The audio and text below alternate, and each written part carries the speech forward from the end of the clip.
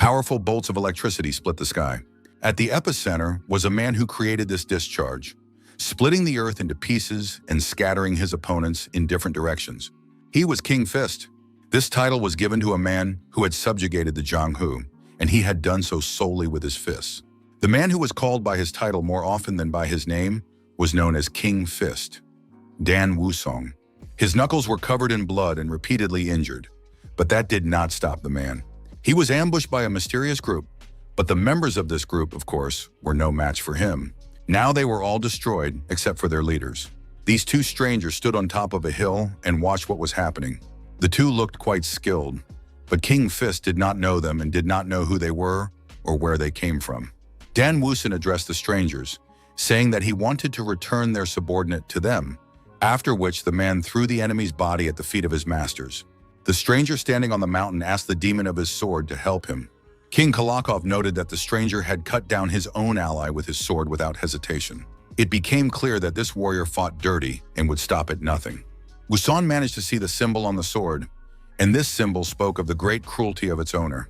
Wusong asked his enemies if they were representatives of the demonic faction. One of the strangers jumped down from the mountain into the ravine and said that he was impressed by King Fist, who had held out for a very long time and truly deserved his title. Dan Wusong told the man to shut up because King Fist would kill him in just 10 blows. The opponent did not look surprised or frightened at all, but was struck by Wusong's arrogance.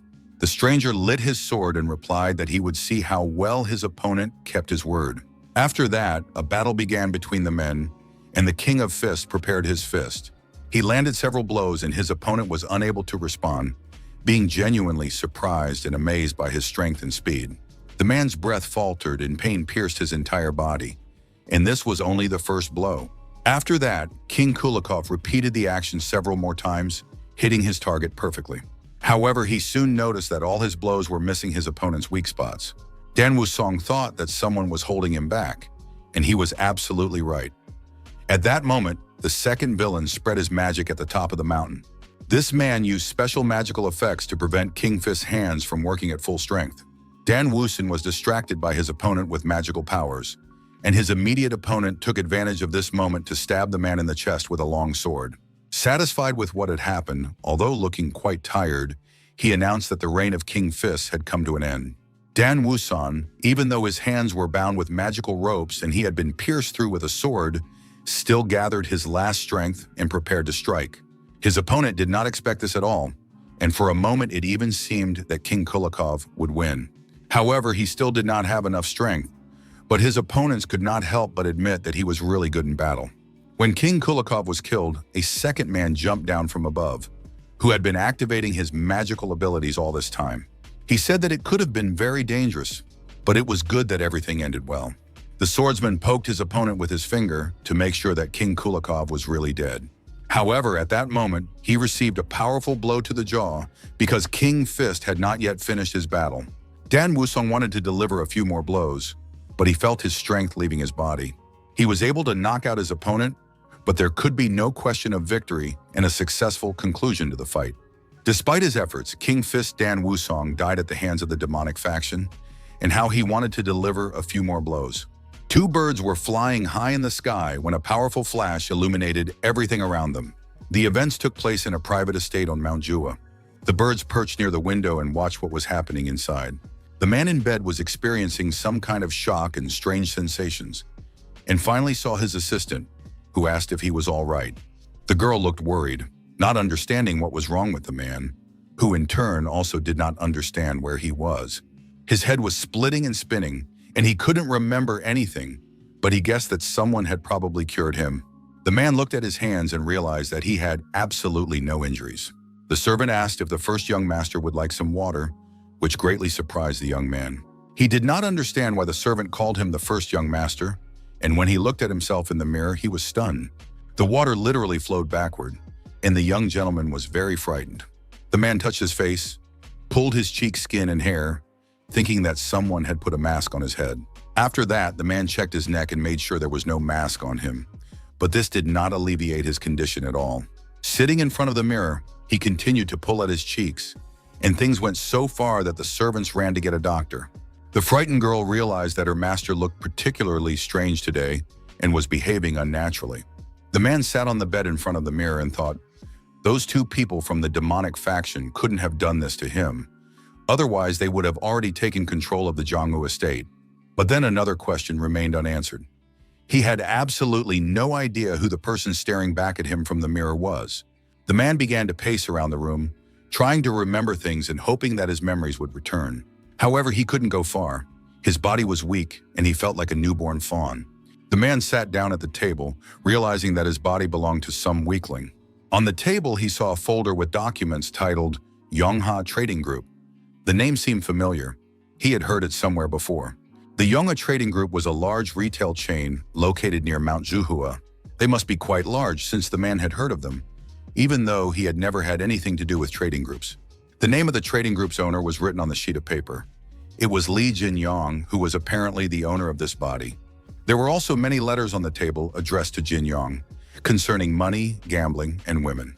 The young man had absolutely no desire to go anywhere, lend money to anyone, or spend time with girls. After reading the letters, the man clutched his head in despair, because it was a real shame if his life was now so primitive. Having finished with the letters, the man realized that it was not magic or the mask. He did not feel any strange energy in his body at all. The only thing left to assume was reincarnation. Perhaps Dan Woosen had received a new body after his death. Of course, it sounded like pure madness, but the man had no more logical explanation. At that moment, his thoughts were interrupted by a maid who addressed her first young master. She brought in a doctor named Gunsung Myung, and the man turned to his master, asking how well or poorly he was feeling. Lee Jin-yeon did not recognize the doctor and asked who he was. The doctor replied, barely holding back tears, that the servants had reported that their master was unwell, and he was very worried, and that their master did not even realize how serious it was. The doctor wanted to check his patient's pulse, but the young man pulled his arm away and said that there was no need to worry about him. He was perfectly fine. The doctor replied that he was very glad to hear that, and that he had prepared his main patient's favorite meal, and the man ordered it to be brought immediately. It turned out to be chicken broth, which according to the doctor was excellent for strengthening the body. The young man immediately suspected something was wrong, because this chicken soup, called Phoenix Dragon Soup, could be an excellent dish for healthy people. But for someone as sick as Jin Yan, it was like poison. And on top of that, the doctor was secretly trying to check his pulse. Most likely, the doctor found it strange that his patient, Jin Yan, looked so healthy. The doctor continued to praise the soup, claiming that if the patient ate it regularly, he would become as healthy as the young people participating in martial arts competitions. Jin Yan asked the doctor how long martial arts competitions had been going on. The doctor replied that he did not know for sure, but it had been about 200 years. The young man thought for a moment, then announced that he had no appetite at all, and that it would be better to leave everything on the table. After that, Jin Yang showed the doctor out the door, saying he wanted to sleep and forbade anyone from entering his room. The young man finally got rid of everyone and was able to analyze the situation. According to the doctor, the 200th Phoenix Dragon competition was approaching. This meant that not much time had passed since Dan Wusong's death, which was a very good sign. The demonic faction must still exist. Besides, he was very annoyed by this snake-like doctor, Mr. Myung. The young man understood that he was surrounded by people who simply had to be beaten up. But this time, the young man would kill them all with one blow. There was no doubt about that. Several days passed, the table was laden with delicious, hearty, high-calorie food, and the maids were very happy that their master was eating a lot again, because before that, he had only eaten porridge. Everyone was pleased that the master had regained his appetite and had started going for walks. Jinyan really did look much better than he had on the day he woke up. His body was getting stronger and stronger. The young man went into the dining room and asked if his breakfast was ready. He was very hungry and hoped there would be lots of delicious food. After that, the young master told the servants to prepare simple and hearty breakfast for him from now on. The maids were pleased. It seemed that their master was indeed feeling better. Jinyan was enjoying his breakfast when he was suddenly interrupted by a maid who said that Mr. Myung had come to see him. The maids bowed to the doctor, but the doctor himself looked very dissatisfied. The doctor looked with surprise at the table, the food his master was eating, and the young master himself. Jinyan still couldn't remember or understand why the doctor was so obsequious to him, but the young man was sure that he would soon catch this presumptuous rat. Jinyan asked the doctor what was wrong with him, but Mr. Myung began to make excuses. The doctor literally fell into hysterics and wept, because his favorite patient did not remember him at all. The man could no longer bear the loneliness, so he came, but he was ready to note that the master's complexion had changed significantly, and now it was clear that all the doctor's efforts were futile. Jin Yun asked if the doctor considered the attempt to poison him with Phoenix Dragon Soup to be a futile effort. What he heard literally stunned Dr. Myung. He did not expect his patient to be so mistaken. The doctor said that there had been a misunderstanding because Phoenix Dragon Soup was a tonic food. The young man replied that he was very surprised because he thought it was poison, not food. After that, the doctor was literally offended because in fact he was not an enemy of the young gentleman, but his personal physician. The man could barely hold back his tears. He covered his eyes with his sleeves and said that if he was not welcome in these apartments, he would have to leave. The doctor was clearly waiting for his patient to stop him, and soon that happened. The doctor turned around happily, hoping to hear an apology. Jin Yun said he did not understand the doctor's behavior, who had come uninvited and was now leaving without permission. The young man did not understand which of them was the master, but seeing the doctor's frightened face, he said he was joking. After that, Jin Yun demanded that the doctor bring writing materials from the table because the young man needed to send several letters. The young man said he would dictate and the doctor would write down the letters. Due to Mr. Lee Jin Yun's serious illness, I must stay at the estate for a while. Since I am living here for so long, please advise me on what to do next. The doctor's face turned red, and the young gentleman asked why the doctor had stopped writing down the dictation. The doctor tried to say that nothing was wrong and that the gentleman was simply imagining things. In general, Dr. Myung was attentive and ready to continue writing. Suddenly, something stabbed Dr. Myung sharply in the neck, and the man did not have time to realize what had happened. Jin Young turned to his doctor and said that he was no longer the weak patient he had been before. Dr. Myung began to wriggle and ask what his master meant. Jin Young began to explain, saying that first of all, they needed to focus on the Phoenix Dragon Soup. For healthy people, it can indeed be an excellent tonic. However, for a patient as sick as the young man, this soup was pure poison. The doctor should have known this, and indeed Dr. Myung knew that his patient's energy was in complete disarray after eating the soup. In addition, Jin Young noticed how the doctor tried to check his pulse, even though he claimed that he was simply concerned about his patient. But the most important fact, which also did not escape Jin Young's attention, was that when the young man said he had no appetite, that he wanted to sleep, and that everyone should leave him alone, the doctor gave himself away. When the young man said he had no appetite, that he wanted to sleep, and that everyone should leave him alone, the doctor gave himself away. Gon Sung Myung wanted to kill the patient so badly that he couldn't even hide his intentions. Obviously, the doctor was not acting alone, and now his master demanded that he write the name of the person who gave him the order to kill Jin Young on the envelope. The doctor continued to wriggle out of it, saying that he didn't understand how his master could suspect such a kind person as him and why his master was treating him so cruelly. After that, the doctor shed a tear, secretly hoping that his patient would believe him, take pity on him, and stop trying to find out the truth. But Jin Yun said that the doctor had finally shown his true colors, but the doctor replied that he was just trying to let the young man go with dignity. After all, there was no other way out, and if necessary, Dr. Myung was ready to kill all the servants and force them to remain silent. Jin Yun was no longer going to listen to the traitor's nonsense and struck his doctor in the neck. After that, the young man wanted to continue his breakfast, but suddenly felt that his hand was not quite right. It was surprising because he was in terrible pain. It turned out that he had a rather pitiful and weak body. Jin Yan understood that he needed to quickly regain his strength because even such a blow was painful for him. The young man wanted to regain his strength, and once he did, it would no longer matter who was behind all this. And even if it was Yunha's trading group, he would deal with it, and he would also need to study Dr. Myung.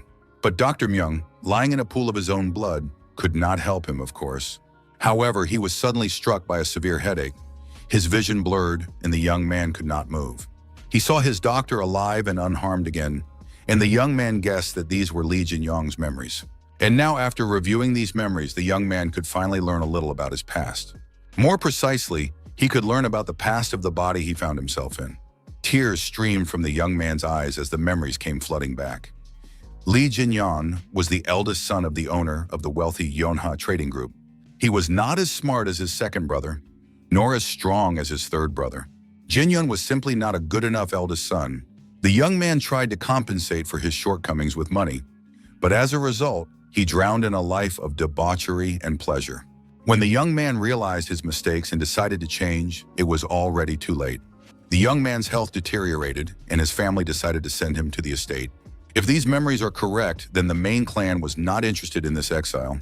At first, the problem was that King Kulikov was reincarnated without any memories of his new body. But now he had finally remembered a lot and had to focus on martial arts. But it was a pity to realize how much of his innate talent he had lost. With his knowledge from his past life and a few rare elixirs, the young man could quickly reach a high level. Now he had enough money to buy any elixirs and achieve the desired result. Several seasons passed, and during that time the young man's energetic essence manifested itself, and he engraved all the martial arts necessary for survival onto his new body. These were the arts of enlightened mobility, the art of the enlightened body, and the quick step, as well as the art that allowed him to control lightning, plus the art of white lightning in 10 phases. At present, the young man had reached the 4th phase of the art of white lightning, and so far everything had gone smoothly. Jinyan had significantly increased his physical abilities, become much stronger, and practiced meditation constantly. The young man was already very fast and could even cut a leaf falling from a tree at tremendous speed. However, the young man was still dissatisfied and felt that this was not enough. The young man's thoughts were interrupted by a guard named Mok Insop, who worked in the security team of a trading group. The young man bowed respectfully to the gentleman and said that he had brought a letter from the main clan. Jinya said he was ready to read it and took the delivered letter. Mok Insop could not believe his eyes. Was this really the young Mr. Jin Yan he knew before? Because the young man coughing up blood was supposed to have died a year ago. Jin Yan stood there with his hand outstretched the whole time because the guard was literally paralyzed by the appearance of the first young master. Finally, the letter was handed over, and Jin Yan studied its contents. The young man learned that his father had fallen ill and was bedridden. This news greatly upset Jin Yan, although the letter did not reveal the cause of his father's illness. The guard in Siop suggested that the illness was most likely the fault of the Uyang clan. It was no secret that the Yonha trading group regularly paid tribute under the pretext of paying for protection, and these payments had accumulated and now become simply unbearable. Jin Yan wanted to know if the Uyang clan had done anything to deserve this increase in fees. The guard said that absolutely nothing had been done, and that they were not people at all, but real dogs. Even when the Small Gods sect recently tried to impose inappropriate trade taxes, they failed. The Uyang clan simply said, "We will meet with the head of the Yonga trading group only in case of serious problems." But after that, nothing was done. The captain of the trading group's security guards couldn't even protest because it was Uyang Hu himself. Uyang Hu was quite famous in the Zhenghu. Many had heard of him. He was a fairly powerful man with great authority. Jin Yong understood that Uyang Hu considered trading groups like theirs to be beneath everything else, so they just needed to deal with the Uyang clan. The guard was surprised to hear that Jin Yong was going to deal with the Uyang clan, but it turned out that there was another reason for the master's father's collapse. It turned out that the second and third brothers had fought with swords, and after the father saw this, he immediately fell ill. This, of course, sounded very strange, but the father was so enraged that his health could not withstand it. He couldn't believe that his sons would fight in front of him, and with swords at that. Jin Yan understood that this did not concern him and that he was not in any danger, but still the young man could not just sit and watch from the sidelines. Jin Yan told the guard to leave him a letter, and Insiap continued to be surprised because the eldest son's behavior had always been completely indifferent to his loved ones. But then the young man stood up and seriously declared that he would go himself to meet his father and deal with the rest of the family problems. Insiap was very convincing, gesturing and describing everything in detail, although his listeners did not believe a single word. The guard told his comrades that the first young master had changed a lot. He had become a perfect martial artist. His body was simply amazing. The guards literally imagined young master Jin Yan as a young man weakened by alcohol and partying, completely incapable of defending himself and a complete failure. Of course, it was possible to assume that he had become a master of the martial art of sleeping techniques and had now learned to sleep anywhere and anytime. The guards did not believe such jokes, because jokes must be at least somewhat plausible. One could even say that the deputy captain of the guard had a mistress. However, everyone knew that this was unrealistic. Just like the joke about Jin Yan's legendary martial arts skills, Deputy Captain Han Yup asked once again if young Master Jin Yun had really regained his health. The deputy captain remembered the young gentleman from childhood, who had good physical abilities, and one could even be proud of his abilities as a child. Still, it was strange to hear that he had now become a martial arts master. I wonder when he finally plans to return so that everyone can see him. Just then it was announced that young Master Jin Yon had arrived, and now it was clear that the truth would come out. The guards went to greet the gentleman, although they did not like it because they did not consider it necessary to honor this worthless person. But Han Yap told them not to forget who feeds them and to hurry up and go meet him. Jin Yun stood near the entrance to his family home, where he had spent his childhood. Everything looked very rich and seemed absolutely insane. Jin Yun had only heard stories about the Yonha trading group, but he couldn't believe that they were really that powerful, and now he had become a member of this wealthy family. Jin Yun told the maids that he would go to his father himself and advise the girls to go rest, which was also simply astonishing to the servants. Jin Yun walked around the estate, examining and studying it, and the young man had a chance to get his bearings a little. However, it was still strange that no one had come to greet their master. All the guards lined up in orderly rows and congratulated the young master Jin Yun on his safe return home. The vice captain of the security detachment, Han Yop, stepped forward and bowed before his master. The man greeted his master and noted that he had become almost unrecognizable. Han Yop said he was glad to see his young master strong and healthy. However, one of the guards thought that the vice captain had no pride at all. After all, the arrogant Jin Yan always looked down on his subordinates and only gave sharp commands. He would still laugh at his subordinates now. Jin Yun looked at the captain of the security guard group with warmth in his eyes. After that, the young gentleman held out his hands and said that it was a very warm welcome for a problematic person like him. Jin Yun thanked everyone present for the solemn meeting. The guards couldn't believe their ears. Their brains were literally boiling. Did this good-for-nothing idiot really thank them? Insop said that he had warned his comrades. The eldest young master had changed a lot. The other guards agreed that they did not recognize their master. Hanyup also noted that the master's eldest son now seemed to him not an enemy, but rather an ally. The vice captain of the guards led Jin Yop to his father's room and said that he had already warned the master of the house of his arrival. Jin Yop thanked him for everything, but then a loud voice rang out from a young man who had approached. It was the third brother, Li Jae-yong. He greeted his lazy older brother. However, he immediately noted that his brother's expression was now completely different. And now even the older brother could look menacing. Hanyup remembered how the third brother used to bully his weak older brother and thought that Jin Yun would probably be beaten by his brothers again, as he had been before. The vice captain, holding his younger brother's hand, said how good it was that the two brothers had finally met after a long separation.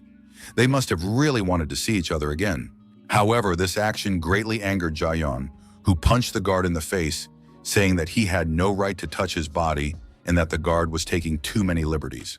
Jaeyon said that he had had enough of his talentless older brother. Was the deputy captain also going to behave like a jerk? Jin Yong silently watched what was happening, wondering whether he should teach his younger brother a lesson right away so that he would never even dare to look him in the eye. Jin Yong didn't put off this wonderful event for long and slapped his younger brother.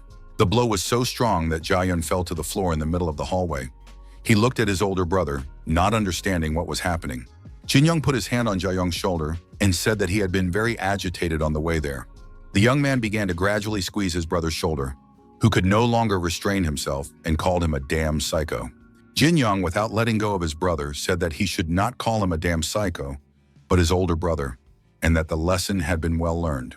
A group of security guards buzzed like a swarm of bees. They gathered in the hallway instead of doing their job and were discussing something intensely. Li Huayon, the middle son, was walking down the hallway at that moment and noticed the noise. The young man asked the vice captain of the guards what was happening near his father's room. Han Yup replied that a quarrel had broken out between the first and third young masters. The third had provoked his older brother. The young man asked why the guards weren't stopping the fight, because the older brother would now suffer at the hands of that nasty Jaeyon. However, the opposite was true. Jin Yan continued to beat his younger brother, causing him physical pain, but at the same time did not allow him to scream and make noise under the door of his sick father. Soon Jin Yan noticed that their middle brother had approached them, who was now just as surprised as everyone else. In the end, the brothers decided not to stand in the hallway outside the door, but went into the room to talk and enjoy some tea. Hua Yun greeted his older brother and said he had heard about his return. The young man noted that his brother looked perfectly healthy. Hua Yan's arm was wrapped in bandages, and his older brother guessed whose doing it was. He approached Jia Yan, who was just beginning to come to his senses, and slapped him again. The blow was again powerful and painful. Jin Yang beat his younger brother and told him that he should not raise his sword against his brothers if he did not want to be beaten. Jia Yan was forced to say through tears and humiliation that he understood everything and would never do it again. What surprised the boy most in this situation was that he was beaten by Jin Yan, who had always been very weak and regularly received beatings himself. The second brother, watching all this from the sidelines, noticed how strong the eldest had become and how cruelly he had punished and humiliated Jia Yan. Hua Yan asked his older brother what had really happened at the estate, since his older brother now looked like a completely different person. Instead of answering, Jin Yan picked up one of the documents lying on the table. It turned out to be a list of employees to take with him to the conference the next day. One of the employees on the list was Dr. Gansun Myung. Jin Yang had previously wanted to know who had sent Dr. Myung to his grave, but now everything became clear. The person who recommended everyone, from the deputy security commander to the guards at the entrance gate, as well as the doctor, was none other than Ouyang Hu. Jin Yang turned to his brothers and told them to confess immediately if any of them were working with the Ouyang clan. Hua Yang, who was the supervisor, said that this was impossible and that it was not worth thinking that way, while Jia Yang noted that it was simply ridiculous to think that way. Jia Yang was ready to die rather than allow a member of another clan to take over their business, because the Yonha trading group was a precious business that his father had built up over many years. Jin Yang said he was very happy to hear this from his brothers. The young man was pleased that he would not actually have to kill one of them. After that, Jin Yan asked whether senior officials would be attending tomorrow's conference. Receiving an affirmative answer from his brothers, Jin Young said that in that case, he would also attend the conference. And before the brothers had even had time to recover, the young man left the room, saying that he now had to spend time with his father. Huayong couldn't understand what had happened at the estate that made their brother so strong and confident, and Jiayong regretted that he hadn't spent all that time on Mount Juhua. Finally, the doors closed, and Jin Yon entered the room where his sick father was. Li Xiongmin was happy to see his eldest son, who had not made his father very happy in previous years. The sick man asked what the noise was coming from outside his door in the hallway. However, the young man did not explain anything. Jin Yong said that he had heard that his father's illness was related to stress, and Seong Min confirmed that he had always been under stress, but now his aging body could not cope with it. His father touched his eldest son's face with his hand and said that he had changed for the better and now looked different. Was this really Jin Yon? Despite his illness and poor health, Lee Sanmin was very happy to see that the first young master was in good shape. Jin Yong confirmed that this was indeed the case, but something still felt strange to him. He remembered growing up without parents, so he didn't know what it was like to have a father. After all, he had been given up for adoption, and in that life, he had been unlucky with his family. And now, with his new memories of Li Jinyon's childhood, he knew that his father had always been there for him. Li Xiongmin was a great and important man, but now the hand of this sick old man looked fragile and small, like a bird's foot. Jin Yun didn't know when his father had gone from being a great and formidable man to being so small and defenseless. It hurt Jin Yun to see his weakness, and he asked his father not to worry about anything. The young man promised his father that he would eliminate the cause of his stress. After all, Jin Yun would take care of this problem, so there would be no need to worry or fear new stresses. Although Sunmin wanted to know what his son meant by eliminate stress, the young man smiled sweetly, looking at his father with loving eyes, and said that his father should not worry about anything. He just needed to rest. The next morning, the Yonha Trading Group held a conference. All the participants gathered in the large hall to discuss the current situation. Among the participants was Ouyang Hu, commander of the trading group's security squad and martial arts master of the Ouyang clan. He and his closest aides whispered among themselves, studying the unfamiliar young man who was also present in the room. It was the eldest son of the head of the trading group, Jin Yang.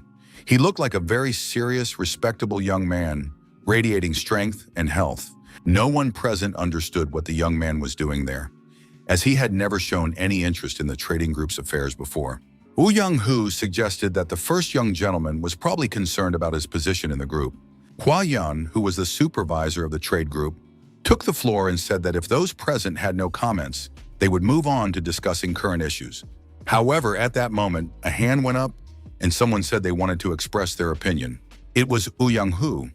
He reported that the first young master still had no guards even though he had returned, and now the guard commander wanted to recommend one person for the position. Some people noted that Young-hoo could not stop himself because half of the Yonga trading group was already made up of people from the Young clan. People immediately tried to shut him up, but he said he hadn't made anything up. Indeed, that was the situation.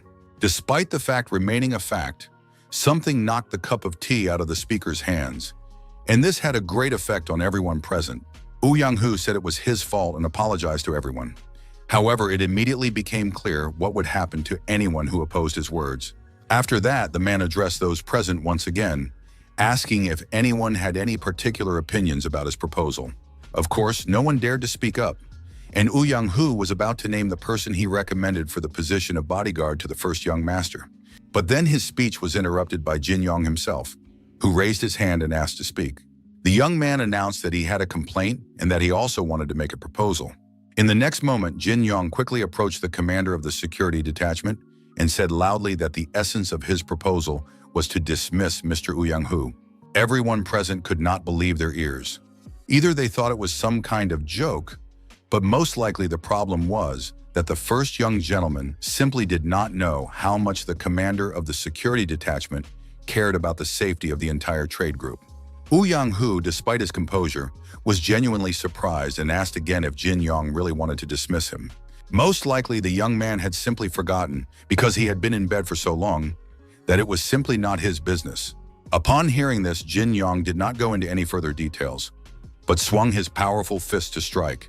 Of course, none of those present had any idea what was going on, so the blow was indeed very serious, and the room literally shattered into pieces. Young-hoo, although he tried to maintain a calm appearance, was still in shock. The commander of the security detachment understood that the first young gentleman was probably not even aware of the current situation. But the fact was that at this stage, the Yona trading group already belonged to Young-hoo. The day before, when Jin Yong left his father's room, Hua Yong was waiting for him. The young man wanted to know why his brother was planning to join the general meeting, because in reality they were just a simple group of merchants, and the Young clan was out of their league. Jin Yong stopped and asked his brother if he knew what happened when people underestimated the martial arts master Jung-hoo. Those who underestimate and make such incorrect assumptions are likely to be devoured. Jin Yong suggested looking at the current state of the Yonga trading group. After all, right now, an absorption was taking place before their very eyes, which they might not have noticed. Hua Yun analyzed the situation and agreed that his older brother was right. The young man did not notice when the Young clan grew to such a large number within their group. Jin Yun, seeing the concern on his younger brother's face, said that he should not worry, because now his older brother would take care of it. Hua Yun was very happy to hear these words and said confidently, "I hope that will be the case." And now, at the meeting, the young man watched how his brother planned to deal with the Young clan.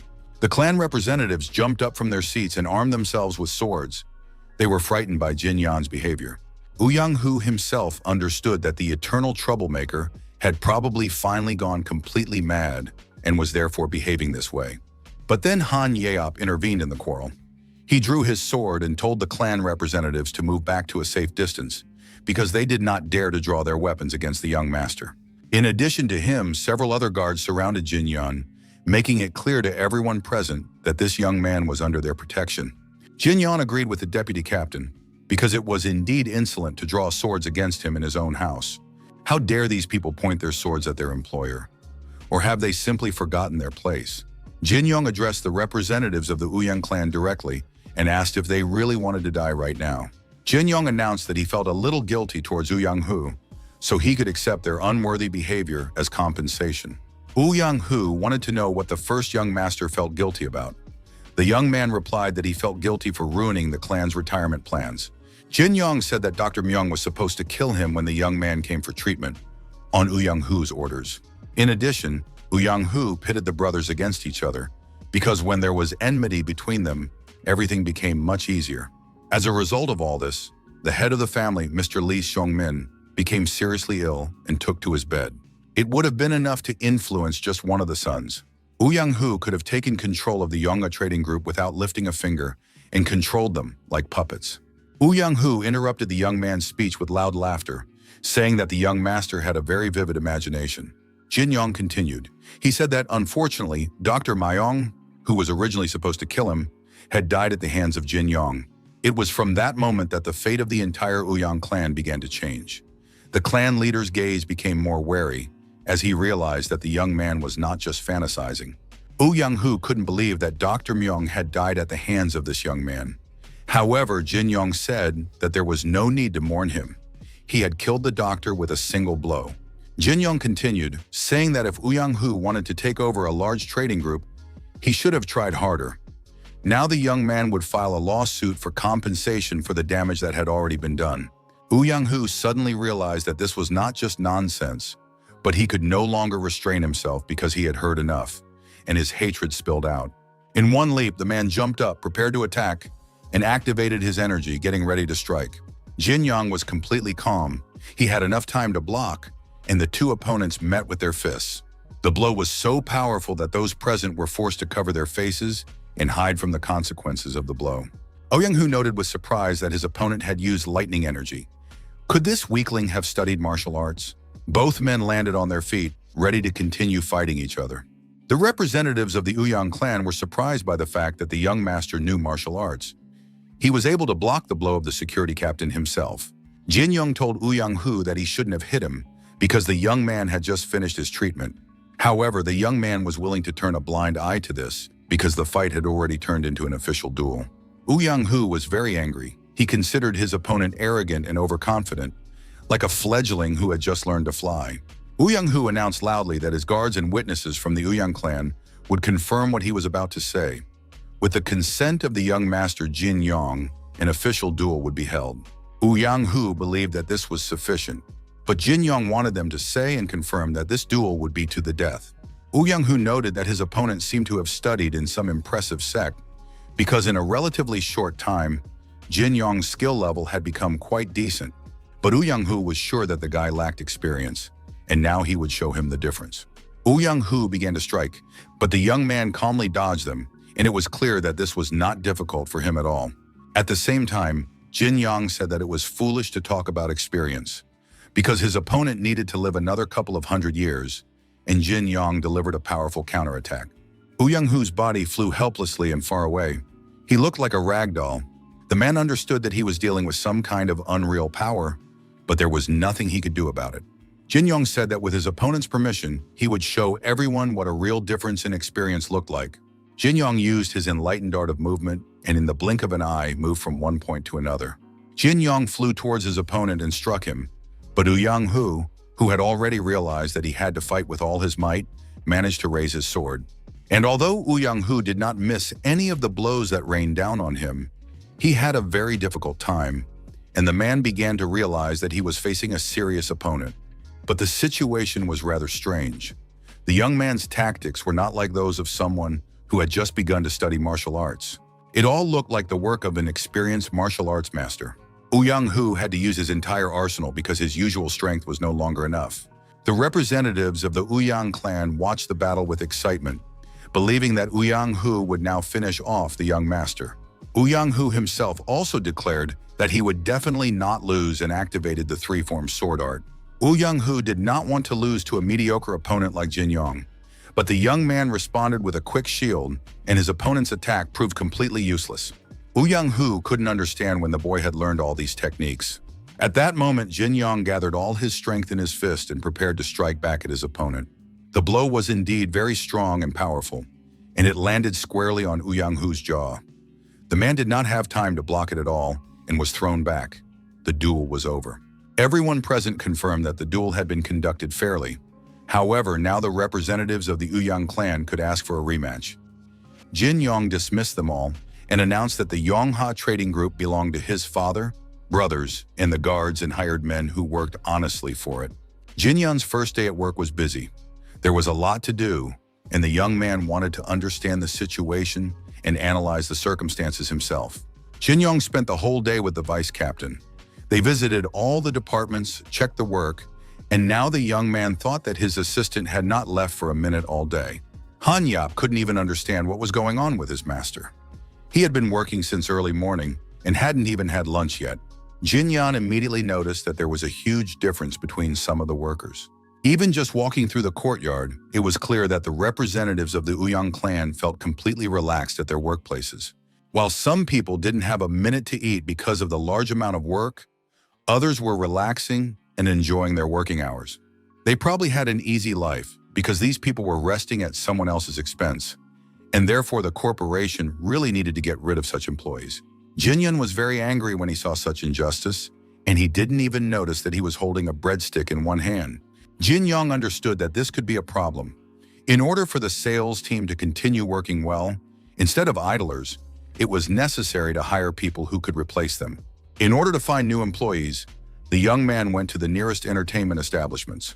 There were indeed many potential future employees there, spending their time drinking alcohol, playing mahjong, and enjoying themselves. Some vacationers recognized the newcomer, for he was the very same weakling, the young gentleman from the Yonhwa trading group.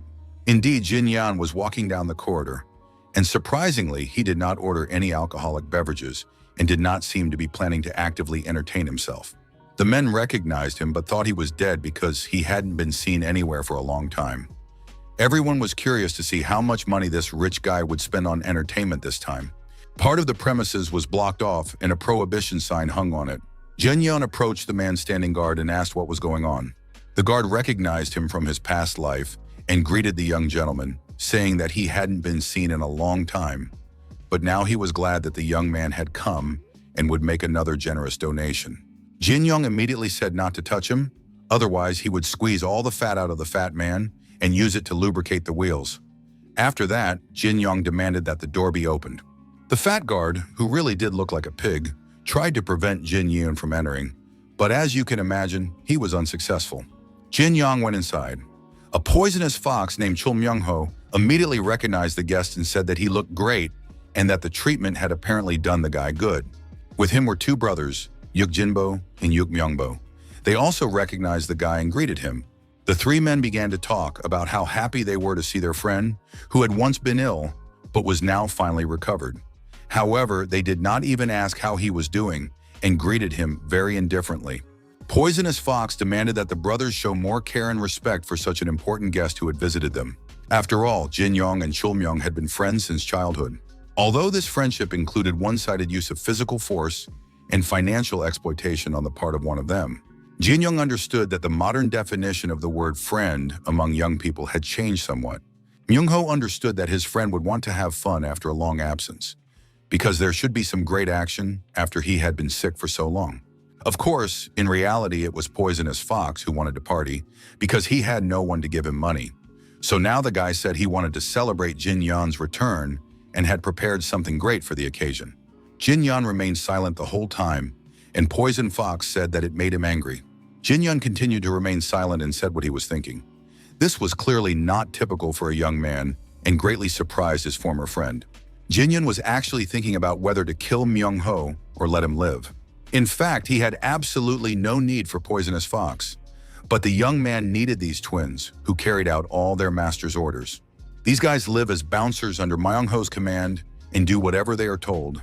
In addition, they are very strong, dispassionate, and loyal. Jin-young believed that they were too valuable to spend their lives with a loser like Chul Myung-ho. Jin-young finally spoke up and said he had made a decision.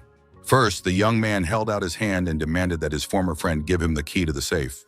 Myung-ho began to pretend that he did not understand what key he was talking about, because it was complete nonsense. Maybe Jin-young just needed money. Jin-young said that yes, he needed money, and he wanted to take all the cash. When the bags of money were offered to him, the guy started counting. He had once invested thousands of coins in this gambling den, plus interest, plus extortion money and medical bills for being beaten up here. Jin-young announced that he considered about 100,000 yen to be fair compensation. In response, he heard only loud laughter from Poisonous Fox. It was very funny. Most likely Jin-young studied arithmetic while he was recovering. After laughing his fill, Myung-ho said that there was not only 100,000 yang in the safe, but also jewels, gold, and silver. However, none of it belonged to Jin-young, and therefore he would never receive any of it. If Jin-young needed money, he should just ask his friend, and he would lend it to him. Poisonous Fox put his hand on the guy's shoulder and asked why he suddenly asked for the key to the safe right now. After all, Jin-young had been ignoring his best friend Myung-ho all this time, and good friends don't do that. Before, Jin-young had behaved like a weakling only because he was sick, and everyone treated him that way. But now he had come and demanded the key to the safe and was ignoring his friend. Myung-ho continued to shout louder and louder, believing that Jin-yeon should pull himself together because he probably knows who he is dealing with and who Chul Myung-ho is. The poisonous fox continued to rant, not understanding what was happening to his interlocutor. Perhaps he had simply decided to die right then and there, but Jin-yeon did not react in any way. Perhaps he had simply swallowed his tongue. Myung-ho ordered his bodyguards to pin the bastard to the ground and hit him a couple of times to cheer him up. The Yuk brothers happily rushed to carry out their master's orders. They grabbed Jin-yeon by the arms and were about to start beating him, but then Jin-yeon raised his head and spoke. It turned out that he had decided to show leniency to Myung-ho. Jin-yeon took one of the brothers by the arm and pushed him away. Myung-ho's eyes immediately bulged with surprise. Then the young man threw the guard aside as if he were not a huge man, but a volleyball. Jinbo flew across the room and crashed into the wall, breaking everything in his path. Myung-ho was furious and was going to avenge his brother. He rushed with his fists at Jin-yeon, who managed to crouch down, preventing him from striking. In the next moment, the young man counterattacked his opponent with his foot. This blow was not just strong, it was enough to break the bodyguard's leg, who howled in agony. Jin-yeon looked at those present, assessing their behavior, and was surprised by what he saw. Both twin brothers, despite serious injuries, immediately got to their feet. Both guards had broken wrists and ankles, but they moved to continue the fight despite the pain. There was not a trace of fear in their eyes, and it was striking. Jin-yeon immediately decided that these were the kind of people he needed. The young man planned to make an effort to get them. The Yuk brothers, now together, simultaneously raised their fists and rushed to attack their opponent. But before their fists reached their target, Jin-yeon literally vanished, leaving the twins looking confused. The brothers did not understand where their opponent had gone. Could he really have disappeared? Jin-yeon had simply moved very quickly and was now standing behind the brothers. Jin-yeon put his hands on the twins' Yuk and held these strong and powerful fighters with the strength of his fingers. Jin-yeon was very pleased. He had seen for himself that these two guards were too valuable to just rot away with Chul Myung-ho. After that, Jin-yeon banged the brothers' heads together. The blow was short but powerful. The twins lay unconscious on the floor nearby and were ordered to stay put, because Jin-yeon would not warn them again or give them a second chance. Myung-ho, who had watched the fight, was clearly impressed by what he saw. Jin-yeon said that all he had left to do was deal with his dear friend, and now he would do so with great pleasure. Myung-ho realized that this was no joke and spoke up, saying that his friend should have mentioned that during his recovery, he had been studying martial arts rather than mathematics. Seeing the knife in his friend's hands, Jin-yeon said, "Usually Poison Fox is quick-witted, but for some reason today is not one of those days."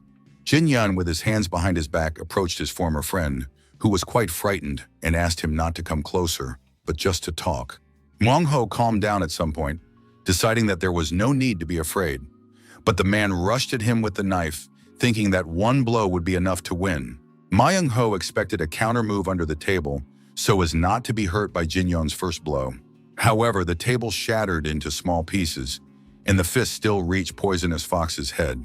Jin-yeon, laughing at his defeated opponent, said that very often in a fight, a counterattack wins.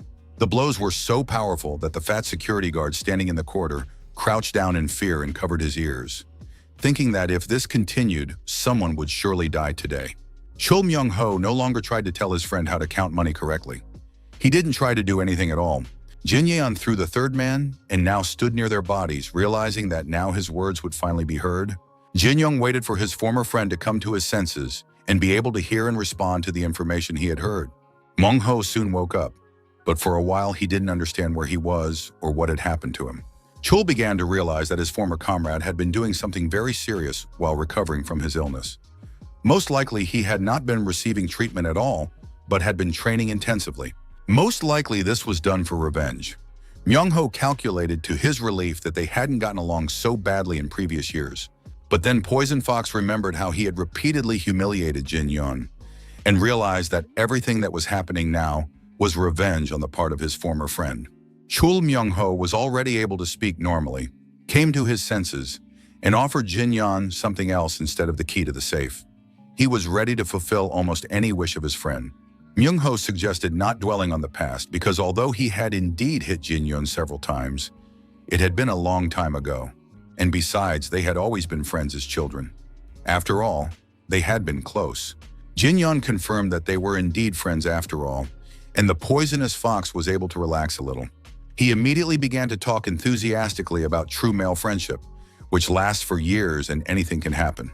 But now their friendship is what unites them. Myung-ho promised that from now on, there would be no more fights or teasing on his part, and he hoped that Jin Yon would not be offended by him.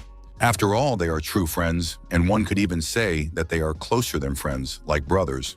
Myung-ho turned to his twin bodyguards and told them that they should welcome their new older brother, show him respect, and congratulate him on his wonderful transformation. Jin Yon did not comment on what was happening yet. He was, so to speak, stunned to hear all this about friends and brothers.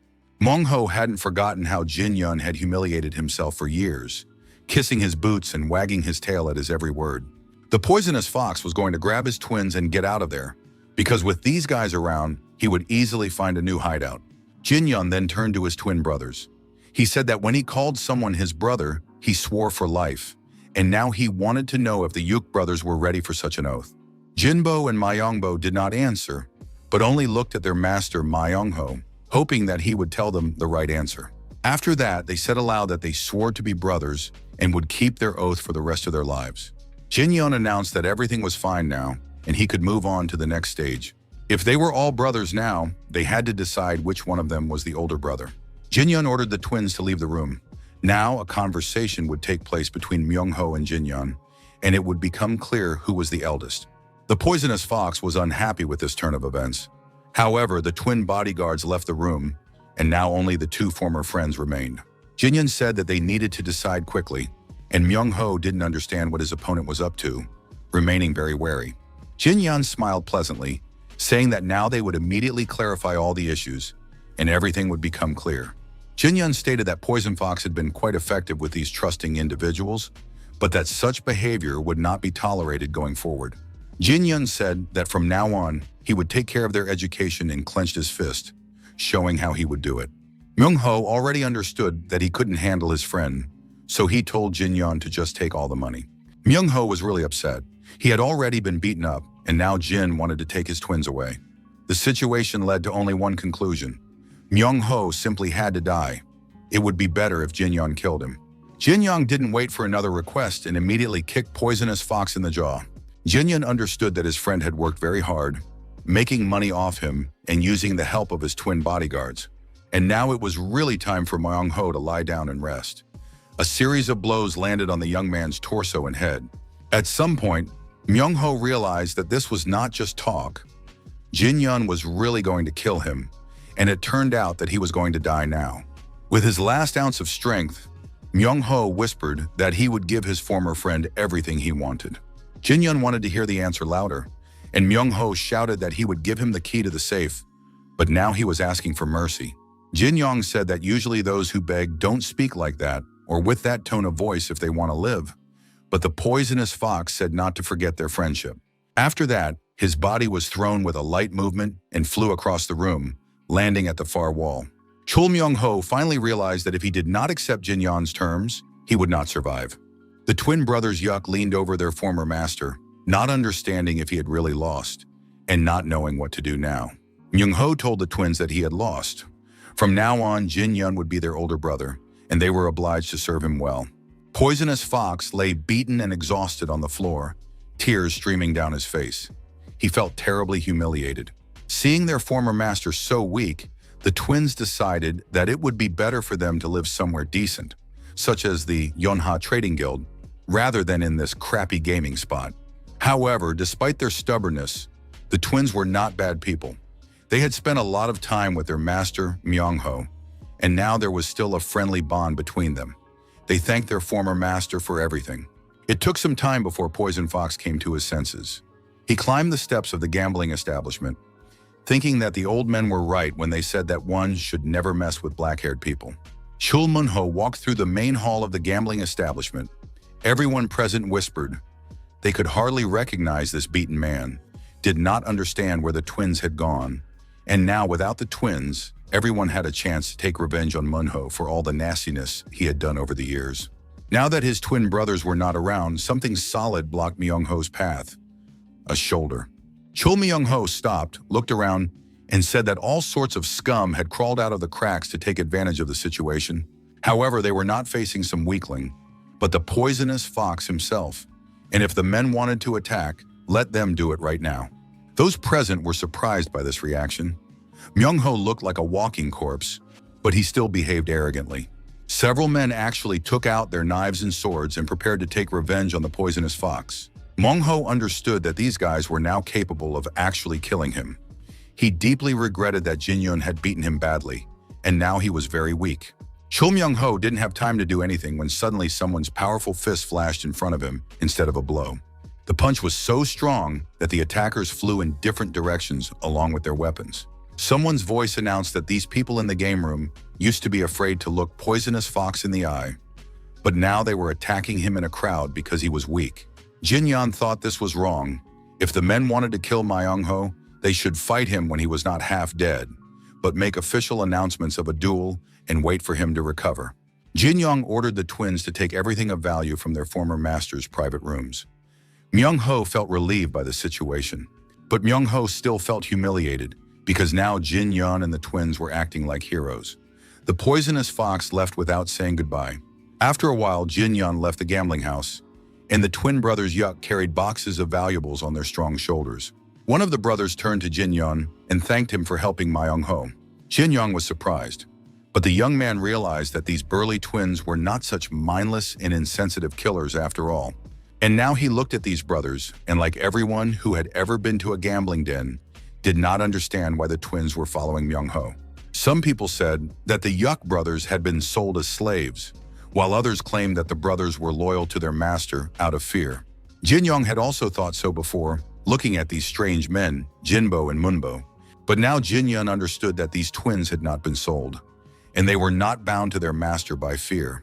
Dan Woo-sung was once again convinced that even in his second life, it was very difficult to understand people's true motives. While Jin-yun and his assistants were loading things, a stranger appeared nearby, watching the group and trying not to reveal his presence. The stranger hid behind a column, trying to see if it was really Jin-yun, this strong, confident, and handsome young man with two assistants. New members had joined the Yonha Trading Group family, and they were simply gigantic compared to the usual servants. Jae-yong walked through the trading group's residence annoyed and angry. He was tired and dissatisfied because since his older brother had returned, there had not been a single peaceful day. The other day, he brought a mountain of money from who knows where and brought two burly men with him. Jin-yong announced to his brothers that they could use the twins' services, but they had to do so carefully. And now Jae-yong saw something unusual again, something that had not been there before. One of the guards drove into the courtyard of the residence in a cart, driving a pair of horses. The cart was loaded with jars, bundles, boxes, and crates of various goods. Hwa-yun gave orders to be careful with this cargo and to put the cart aside because it had brought something important. Hwa-yun, as supervisor, controlled the arrival of new goods, as well as their unloading and accounting. Jae-yong ran up to the commotion and wanted to know what had been delivered. He opened one of the boxes and realized that these were the very same century-old elixirs that people had been lining up for since dawn. At that moment, the head of the family appeared in the courtyard of the residence with his assistants and said that he had ordered all of this. Hwa-yun rushed to his father, saying that it was still difficult for him to go outside and that it would be better if his father stayed in his chambers. However, Lee Seon-min replied that he was feeling much better. Jae-yong asked his father what he was going to do with all these elixirs. Everyone knew that Jin-yun had asked for only one elixir, but many more had been purchased. This meant that at least one of the elixirs would go to Jae-yong.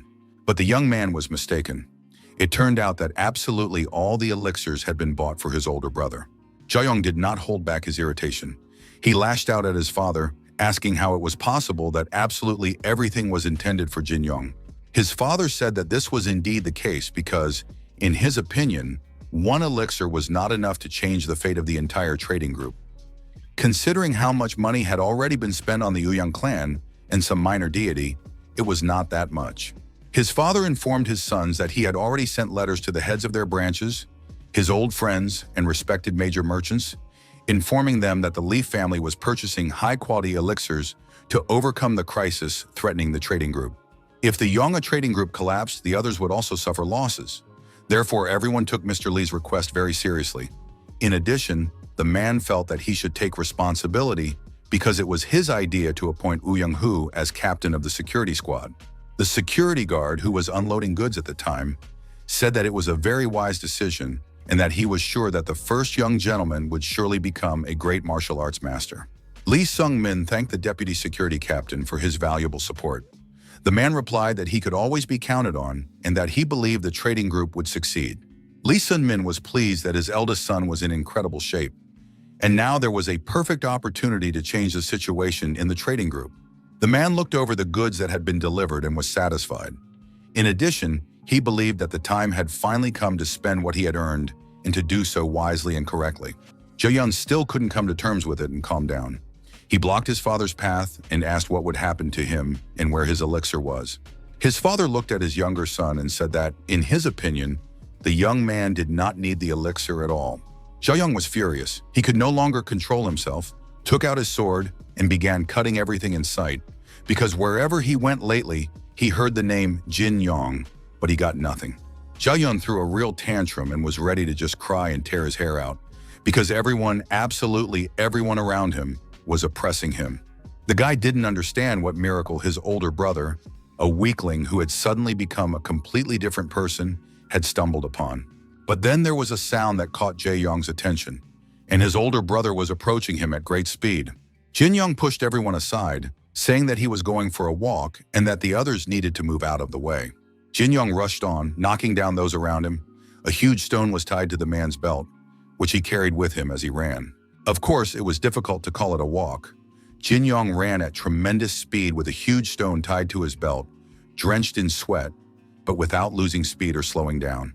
Jae-yun, watching what was happening, noted in his shirt that he had finally decided to make an effort and do something, because just being the first son was not such a great achievement. Exhausted, Jae-yun lay down in the middle of the courtyard and began to think about what he could do and change in his life so that he would not be completely pushed aside in his own family. Jae-yun thought long and hard about different options, rejecting those that were unsuitable. Soon he made a decision and set about implementing his plan. Jae-young began to train regularly in the courtyard. From early morning until late at night, he worked with a wooden dummy, imagining that Woo Young-hoo was standing in front of him. The young man encouraged himself, commenting on his battle with the wooden stick, preparing to deliver a crushing blow to his opponent, close the distance, and strike him right in the jaw. Then as the fight progressed, hand-to-hand combat ensued. Without weapons, the wooden block was getting the worst of it. Ja Yeon finished the fight with the trainer and said that he didn't understand this damn bastard at all. Jin Young approached his brother and asked what bastard he was talking about. However, the young man was frightened and did not answer his brother's question.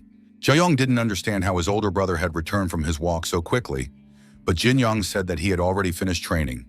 If Jae-young wanted to practice movement, he had to do it properly, otherwise there would be no results. Jin Young handed his brother a wooden sword and asked him to show what he had already learned, noting that his repetition of Woo Young-hoo's technique was actually quite good.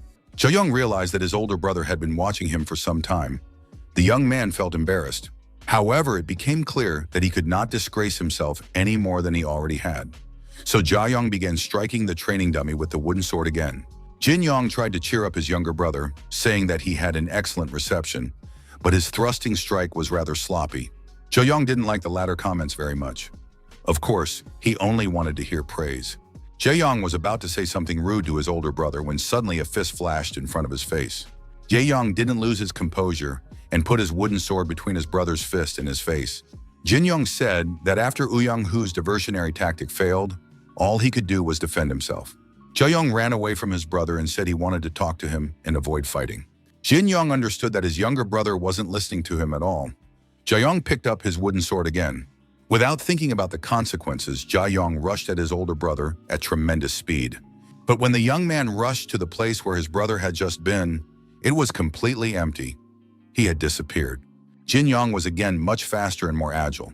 He appeared behind his younger brother and declared that when people lose their advantages and find themselves backed into a corner, they act rashly. Jae-young turned around in surprise, not expecting his older brother to be standing behind him. Jin Young said that the goal of any fight is to force your opponent to reveal their best hidden trump card. And now his older brother was ready to strike Jae-young in the head. If, of course, he didn't treat this fight as just a training exercise. Jae-young was frightened and understood that in a real fight, this would have killed him. Jin Yong added that stabbing blows are less likely to hit than slashing ones. In addition, the three-form sword art that Young-hoo was trying to use must be used with great caution. After all, if the opponent is faster at that moment, the outcome of the fight will be predetermined. Jin Yong showed his younger brother an example of this. Jin Yong thought that if he were now in the same physical shape he had been in his previous life, none of his opponents would even have time to draw their swords from their sheaths. However, now his body was not even a quarter of what it had been when Dan Wusong was the king of fists. That's why Young-hoo wasn't a victory to be proud of, but it was important not to forget something else. There were also a large number of people in his past life whom he could not surpass, even as the king of fists. This had to be remembered at all times. Jin Yong understood that he had to become even stronger, much stronger than he had been before. At that moment, the young man's thoughts were interrupted by a servant who announced that a guest was waiting for the first young master. Jin Yong, still very serious and pensive, said he would come right away. After that, Jin Yong approached his brother and looked at the abrasion on Jin Yong's forehead. But instead of feeling sorry for his younger brother, Jin Yong slapped him, reducing him to tears and resentment once again. Perhaps this is what brotherly friendship and love look like. At that moment, several people were arguing inside the residence. One of them demanded that they stop talking nonsense, because everyone knew that Jin Yong did not know martial arts. After all, this was the guy who did nothing but chase girls, drink, and party, and now he had suddenly started practicing martial arts. No one would believe that. A representative of the Yoon family named Gu said that he saw it with his own eyes when he got drunk the other day and passed by a gambling house. He saw Jin Yong and two twin bodyguards loading all the valuables onto a cart and heading straight for the Yonha Trading Guild. The voice of the man giving orders to the twins sounded very familiar. Soon the young man turned around, and it was indeed Jin Yong. But the man did not have time to talk to Jin Yong because he left very quickly. Ju Ja-young and Sima Gyeok decided not to argue because they had come here precisely to investigate the rumors. Besides, they wanted to see for themselves and compare how much the information corresponded to reality. Was Jin Yong really the same person? The guests entered the room where the training was taking place and saw Jin Yong in all his glory. The guests rushed to the maid to confirm that this was indeed their young master and the head of the trading group. Had he adopted another child? The maid confirmed that it was indeed Mr. Jin Yong. The guests decided that they were hallucinating because it was impossible to believe what they were seeing, and they had been drinking the night before. Most likely, these were the consequences. It was too absurd. This strong, powerful, athletic, perfect man was one of the city's womanizers. Jin Yong got dressed after his workout and went out to his guests. He ordered the servants to take the twins to the dining room and feed them well, because the boys eat a lot. The girl confirmed that she would gladly carry out her master's orders and led the twins to the dining room. Jin Yong then turned to his old friends. Why were they still standing outside? The boys were somewhat reluctant to go inside because they feared that this new master would harm them. They were the self-proclaimed four heavenly kings of wine and women. Sima Gyeok hoped to join the Murm Alliance. Ju Ja-young suffered from irritable bowel syndrome and was always retaking exams. Gu Yoon, a representative of the West Wind Security Agency and the youngest heir to his family, led this group of Jin Yong, who were the members of the womanizing group. They all gathered when they heard the incredible rumor that their friendly loser friend had returned. There was complete silence at the table. Everyone ate in silence, not knowing how to start a conversation. Jin Yong didn't really want to start a friendship with them again. In his memories of the past, he remembered what they used to do. They were always hanging out, talking about drinking and women. They also called themselves something like four drunk idiots or something similar. Finally, Ja-young broke the silence and said that they had come to visit their friend after learning that he had returned. Jia-hama noted that his friend really did look very good, even better than before, but he had a rather stern look on his face. Gu-young admitted that he still couldn't believe that this muscle-bound hunk was really his friend. Had Jin Yong been training non-stop all this time? Gye-wook understood that such a level of physical fitness could not be achieved through training alone. Jin Yong admitted that it was all thanks to the martial arts he was now practicing. His friends had already heard about how Jin Yong defeated Young-hoo. Everyone wanted to know who had taught him martial arts because it was impossible to learn it on your own. Jin Yong said he was just lucky, but his friends thought it was one of those fateful encounters you only hear about. Jin Yong hardly commented on his friends' questions, giving them the opportunity to fill in the blanks themselves. Ja-yang asked what their friend would do now and what his plans were. Jin Yong said that he still had some debts to pay off, In the meantime, he would help his father's trading group and prepare himself. Right now, he was interested in nothing but becoming stronger. His friends did not understand what had happened to their partner. Perhaps they had come to the wrong house because it was practically impossible to change so dramatically. Gegwook remembered how his friend had announced that he was going away somewhere to recover. In reality, it was practically exile because the young man had greatly disappointed his father. Gegwook supported his friend at the time, saying that it wasn't such a bad thing and advised Jin Yeon to use this time to recover and change. Jin Yeon said that it would indeed be great to change and become a different person. And now Gook watched with satisfaction as his friend had indeed changed a lot and become a completely different person. All of his friends agreed that huge changes had taken place and that it was worth celebrating. Gu Yong suggested kidnapping Jin Yeon before he was sent somewhere to work. Ga-yuk wasn't talking nonsense because he himself liked to get drunk and disappear for a few days. Although Gu Yun always claims that he had very important business to attend to, in reality he was drinking heavily. Jin Yeon listened to his friends' conversations and realized that he really did have true friends. The young man told his friends that he had indeed changed a lot. What about them? Were there any changes in their lives? His friends said that if they changed easily, they would no longer be themselves, and they remained as Jin Yeon remembered them. After that, they decided not to talk about change, but just to celebrate their reunion. After all, the boys used to think that they were all just frogs thrown into a well. But one of them had already gotten out and seen the world, so the others also had a chance to change and transform their lives. Their old friendship helped make this evening a success, which everyone present really enjoyed. As they were about to go home, the guys told Jin Yeon to ask them for help and keep training hard. Still, the friends were very happy for Jin Yeon, who was able to change his life. It was amazing. Of the whole group, the most hopeless one had returned as an adult. It felt as if the guys' youth was coming to an end, and they needed to become serious. Haewook noted that today was somehow particularly melancholic, so they needed to leave urgently. The guys went out to the guests, intending to go home and prepare for the exam, but on the way they came across a house with sweet aromas, and they decided to stop by for one last drink. In the House of Sweet Aromas, a representative of the Uyang clan was giving a presentation. The leader of the small deity sect, Yom Ji-sang, was furious when he learned that Uyang Hu was dead. It didn't make sense. Could the heir to the Yona trading group really be so strong as to defeat such a formidable opponent? It turned out that Jin Yong had indeed defeated the captain in less than 30 blows. The bodyguards and attendants rushed to the body of their master, Uyang Hu, but there was nothing they could do. It had to be admitted that the opponent was an incredibly skilled warrior. Yum Jin Seong was impressed by the story and asked what weapon Jin Yong had used. It was unbelievable. A professional swordsman had lost to a young fighter who fought only with his fists. It was a real disgrace. The young man asked the leader of the sect of minor deities how they would proceed with revenge. Yum Jin Song believed that there should be no revenge for an honest and open fight. After all, they were not really bandits, but honest warriors. The representative of the Uyang clan began to protest, saying that they couldn't let this matter go because they were friends with his master. Then the guy started saying that it was a matter of honor, and at that moment, Jin Song's patience ran out. He drew his sword and shut the shameless man's mouth once and for all for daring to question his honor. What kind of friendship could there be if his friend was already dead and had lost his life so shamefully? Jisong ordered his servants to clean up his room. After that, the man began to hug his girlfriend, who had witnessed the scene, and the woman was covered in blood and completely shocked. Yom Jisong tried to entertain himself for a while longer, but his mood was completely ruined. Even drinking didn't help, and he decided to leave the establishment.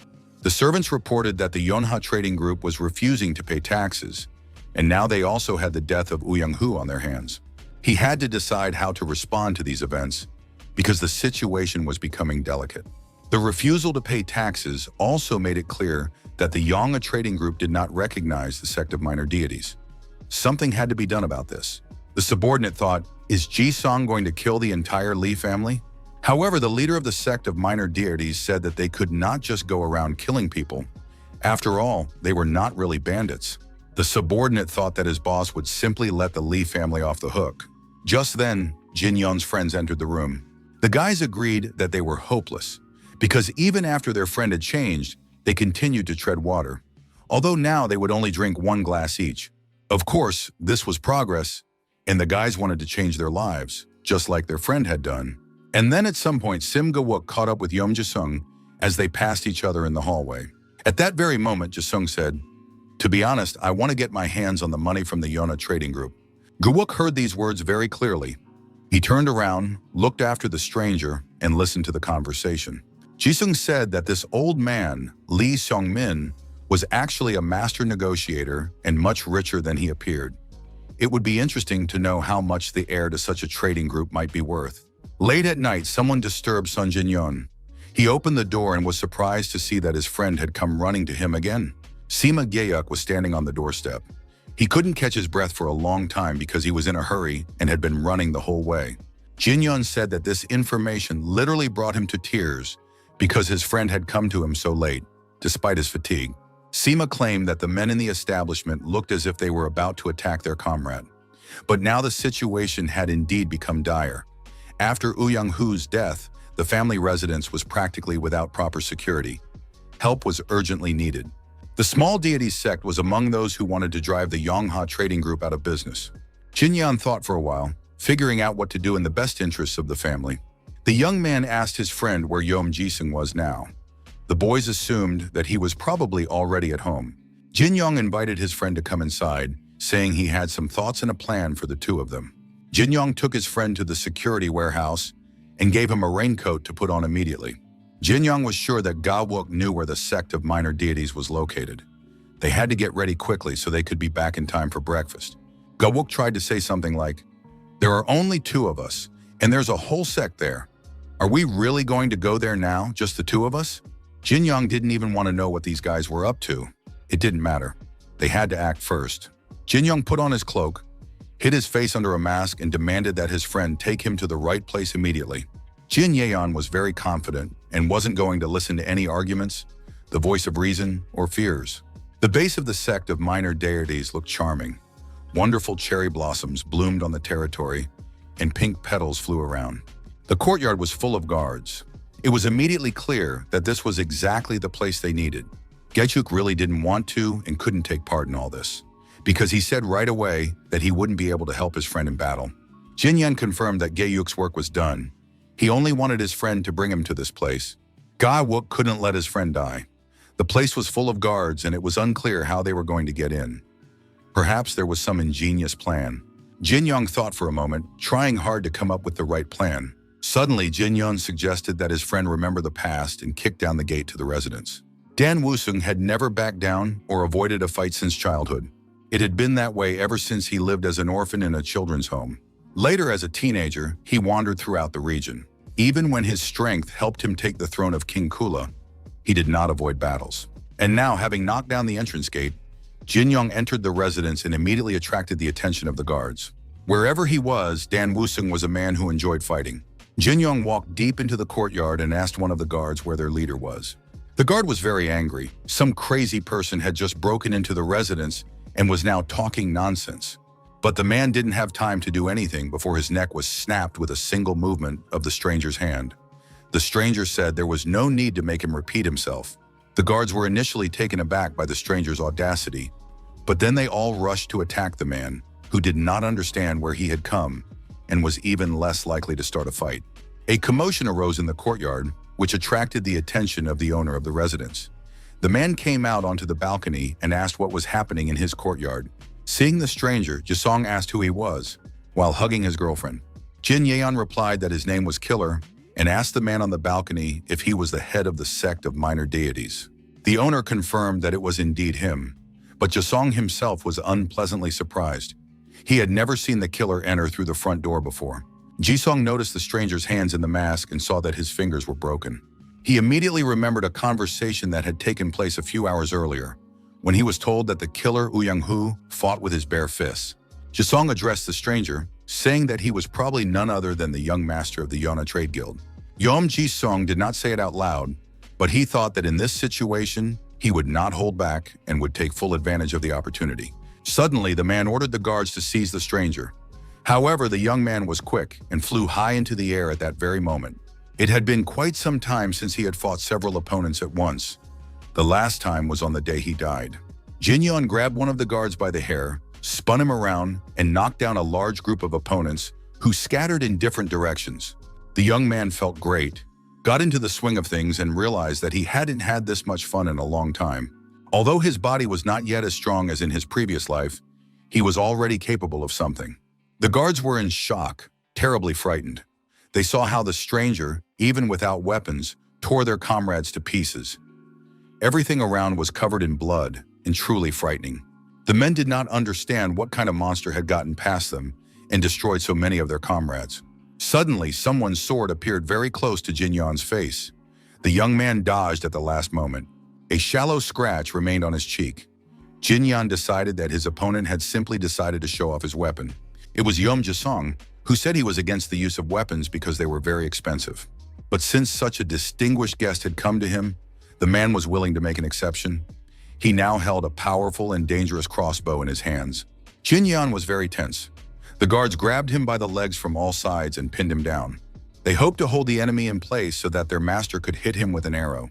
If this continued, Jin Yan could really die here.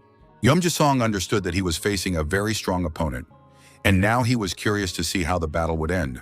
All the guards prepared their crossbows, and it was extremely difficult to dodge. The order was given, "Fire!" and a rain of arrows was released from the balconies of the residence onto the enemy. Jin Yan immediately noticed that this man was not fighting fairly. His own students and subordinates were now under attack. Even in the underworld, such behavior would be repulsive. At that moment, a piercing cry rang out. "Jin Yan, catch!" And from somewhere to the side, a long dagger flew into the young man's hands. Jin Yan cut through all the guards who were holding him by the legs with a single movement, and also deflected all the arrows that were supposed to hit him. Yeom Jasong was amazed at how skillfully the young man had deflected the steel spikes with an ordinary dagger. As soon as the danger had passed, Jin Yan turned to his savior and sincerely thanked him. Sima Jiak was happy to help his friend and felt proud of himself. Jin Yan had no intention of delaying the battle for long and immediately threw his dagger at his main opponent, who was on the third-floor balcony. The man managed to react and turned his head away. However, the sharp blade still scratched his neck. Jin Yan said that he usually did not use weapons, but now it was a special situation. He made an exception because his opponent was out of reach of the fists. Yeom Jasong was terrified. He realized that he was dealing not only with a strong opponent, but also with a crazy one. The man began to yell at his subordinates, telling them not to stand there with their mouths open, but to shoot and kill the stranger. Jin Yan had no intention of staying in the courtyard and waiting for another rain of arrows to fall on him. He jumped high into the air and leveled himself with Jasong. The young man said he specialized in fist fighting and prepared his fist to strike. Just as his fist was about to reach his target, the cowardly Jasong put his girlfriend in front of him, hiding behind her body. Jin Yan was forced to strike the residence building, and huge chunks of the walls were destroyed. The girl was in shock and fell down, but at the last moment, a stranger caught her. Jin Yan held the frightened girl and was finally going to get to his main rival. Jasong was clearly frightened, and now he was in no mood for jokes. He didn't understand who he was dealing with. After all, if this was really a young member of the Lee family, he should be an ordinary guy. But Jin Yan could not be called an ordinary youngster. His fighting style spoke of something completely different. The fighter's fighting style was not at all like that of a novice. The warrior fought like a seasoned veteran. Jin Yan approached his opponent and asked, "What are you staring at? Do you want to say something?" Jasong realized that his life was at stake and asked to wait, because he had saved up a lot of money. Yeom Jasong promised to pay generously if his opponent spared him, and said he would spare no expense. Jin Yan responded to this lucrative financial offer with a kick to the head. Then the young man leaned over the body of his defeated opponent and asked why the cult leader was converting human life into money. Jin Yan raised his fist to strike and said that he did not need money. Jasong could keep it for himself. After that, the young man pinned his opponent's head with one hand. With 2 fingers of his other hand, Jin Yan delivered the final blows and ended the battle. From his hiding place, Gaeuk could not see what was happening on the upper floor of the residence. It was still early morning when the 3 men returned to the Lee family residence. Gaeuk accompanied the girl home, while Jin Yan was going to move on and solve the next problems. The young people said goodbye and went their separate ways. Suddenly, the girl called out to her escort and asked if he was really Simguk. The guy took off his mask and asked how she had guessed. The beauty said that she had often seen him in the house of sweet aromas and also knew that he was a close friend of Jin Yan. Then the girl suddenly bowed her head in a sincere bow and thanked her savior, saying that next time she would definitely treat him to a bottle of fine wine. Gaeuk was certainly proud. He was pleased, but he said that he had done nothing to help her win, and besides, Jin Yon no longer wanted to come to such establishments. The stranger confirmed that Jin Yon had indeed changed a lot. Gawuk realized that he also needed to change, and soon. After all, his closest friend had become a different person, and Gawuk cherished their friendship and did not want to lose their good relationship. A delicious, nutritious breakfast awaited Jin Yon when he returned home. The young gentleman sat down at the table with his servants, his twin brothers, and told them to eat and not be shy. In addition, Jin Yon told his brothers that they could eat anytime they felt hungry. This was a very cool rule, and the brothers confirmed that they were ready to eat even 7 times a day. Jin Yeon also enjoyed his breakfast and confirmed that the Yuk brothers could eat at any time. The men noticed the cut on their master's cheek and asked what had happened to him. Had something unusual happened during the night? Jin Yeon said that nothing terrible had happened, although the attack had indeed come as a complete surprise. The young man was ready to admit that the crossbow shot had momentarily confused him. In his previous life, something like this would never have happened to him. To maintain his leadership of the guild and prepare for the demonic threat, Jin Yan must become even stronger. The young man understood that he needed to add something more than simple training. At that moment, a servant reported that a shipment had been delivered to his master. Jin Yan wasn't expecting any deliveries and was very surprised to hear this. The young men delivered a box along with a rag bundle. First, he began to unpack the box. Inside was a letter from his friend Gu Yun. It said that after they parted ways, the guy went to a tavern and drank only 1 glass. This was huge progress. Jin Yan smiled as he read the naive letter. But in reality, Gu Yun had stopped by to deliver what Lee Seon-min, the head of the family, had asked him to. However, the guy got distracted and forgot to leave the gift. And now Gu Yun had sent this box, ordered by the father for his eldest son. Inside the box were multicolored ginseng roots. Thanks to them, Jin Yong would definitely become stronger and be able to protect everyone around him. Jin Yun took out one of the roots and said that it looked as if it were already 500 years old. And if everything went well, the young man would reach the 5th phase of the White Lightning art. How good it is to have true friends. After that, his gaze fell on a red cloth bundle, which had also been delivered by the servants. Inside was a note from the Tai-Ho Trading Group. It was addressed to Lee Seong-min and contained a gift for his tremendous trust and long friendship. The Tai-Ho Trading Group was one of the richest in the Central Plains. It seemed that Lee Seong-min had sent them a request directly. Jin Yeon did not expect such actions from his father. The young man opened the box and found a vial of azurite essence inside. Azurite essence is the most coveted elixir sought after by all martial artists. Only the true moonflower liqueur and 1,000-year-old snow ginseng can compare to it, and all these plants are very rare. Azurite essence turned out to be a top-class elixir. Jin Yong opened the bottle and inhaled its aroma. Then he turned to his twin brothers and said he had something important to tell them. The young man gave the brothers 1 root each, which he had received as a gift, and said that he was starting the process of energy circulation. The twins would have to guard his room, not let anyone in, and take the roots after the master left. Myungbo looked at the root with interest and asked what it was. Jin Young had to explain again. It is very good for the body, it is valuable, and under no circumstances should it be lost. Jinbo said that it might be valuable, but the head of the trade guild, the father of the Lee family, had already prepared a whole batch of such things for his eldest son. Jin Young was very surprised and once again convinced that having a lot of money could work wonders.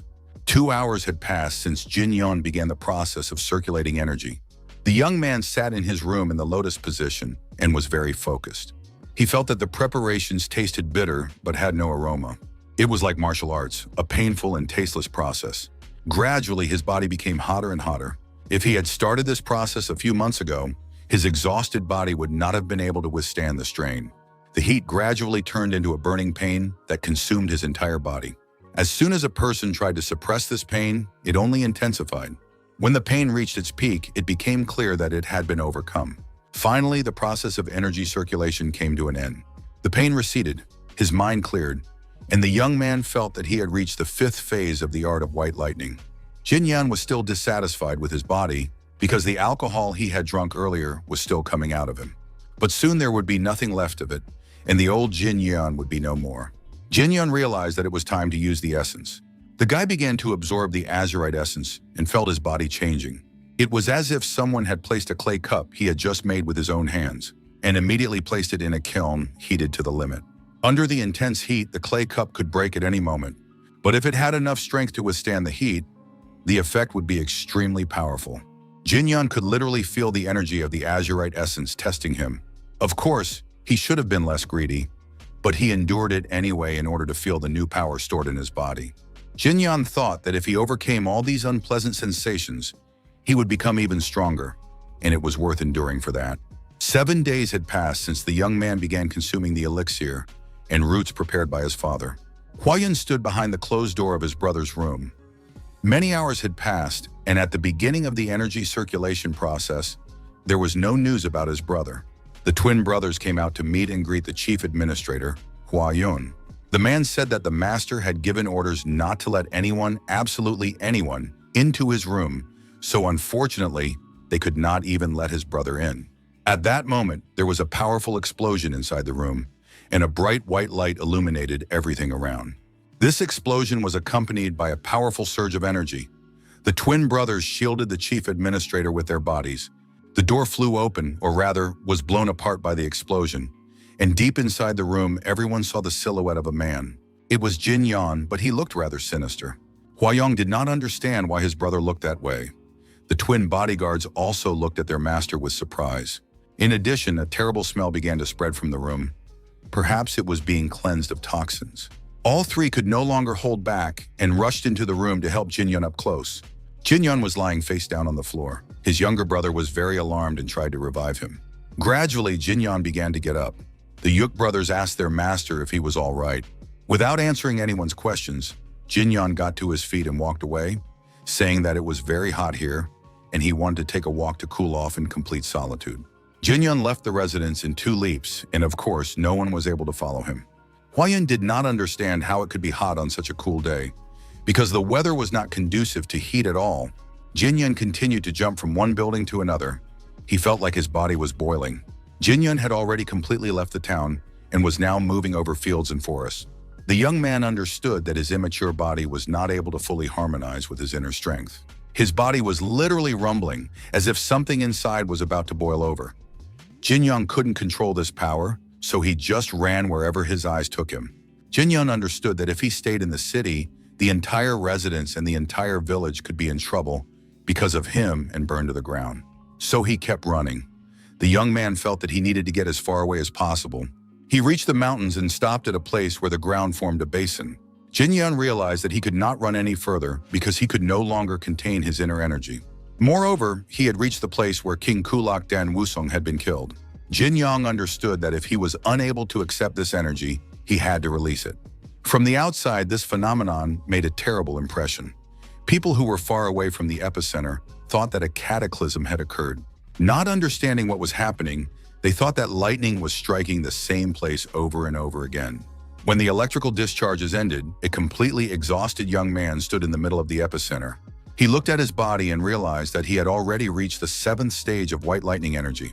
The young man understood that he was capable of producing enormous power, but if that was the case, he would soon reach his maximum. After all, the art had 10 stages, and now, judging by his feelings, he was in the 8th phase. After that, it started to rain, and it poured down in sheets. People in the city, dressed in clothes and hiding under umbrellas, looked in surprise at the half-naked guy walking barefoot and almost without clothes. Jinyon realized that he needed to buy clothes, if only to avoid attracting too much attention from the residents. The young man made his way to the nearest store and completely revamped his wardrobe. Now he looked simply gorgeous. Jinyon put on the outfit and asked the salesperson how much the clothes cost, but the salesperson did not want to accept money from the young gentleman. The salesperson wanted to thank Jinyon in this way. Since the leaders of the Ouyang clan and the sect of minor deities had been beaten up, there were fewer hooligans on the streets causing problems for businesses. The salesman confessed to the young man that as a result, he could now bring his children to the store without worrying about their safety.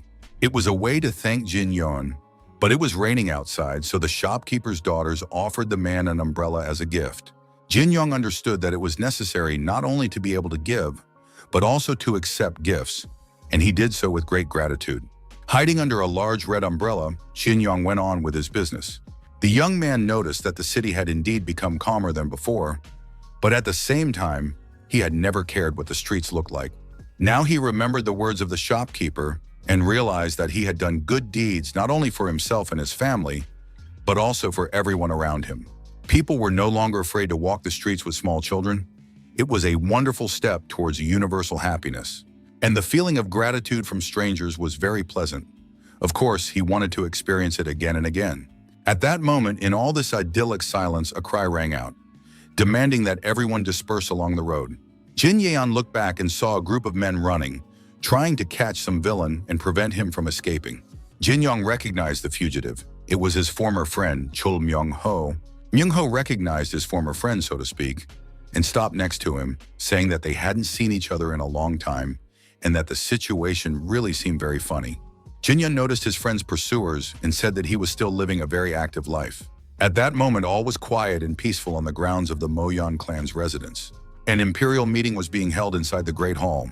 The head of the Dongko Myeon clan said he was pleased to welcome the elders of the Imperial Assembly, who had finally gathered after a long time.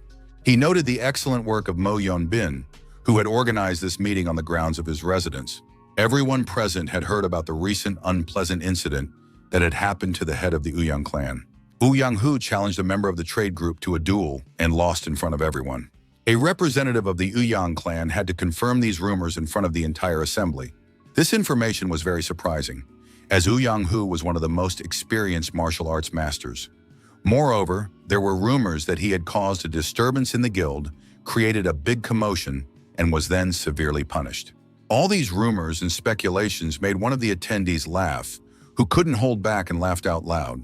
The leader of the Imperial Assembly, the strongest martial arts master in the world, the Emperor of the Blade Namgung-woo, laughed uncontrollably, not believing that he could be defeated by any of the merchants.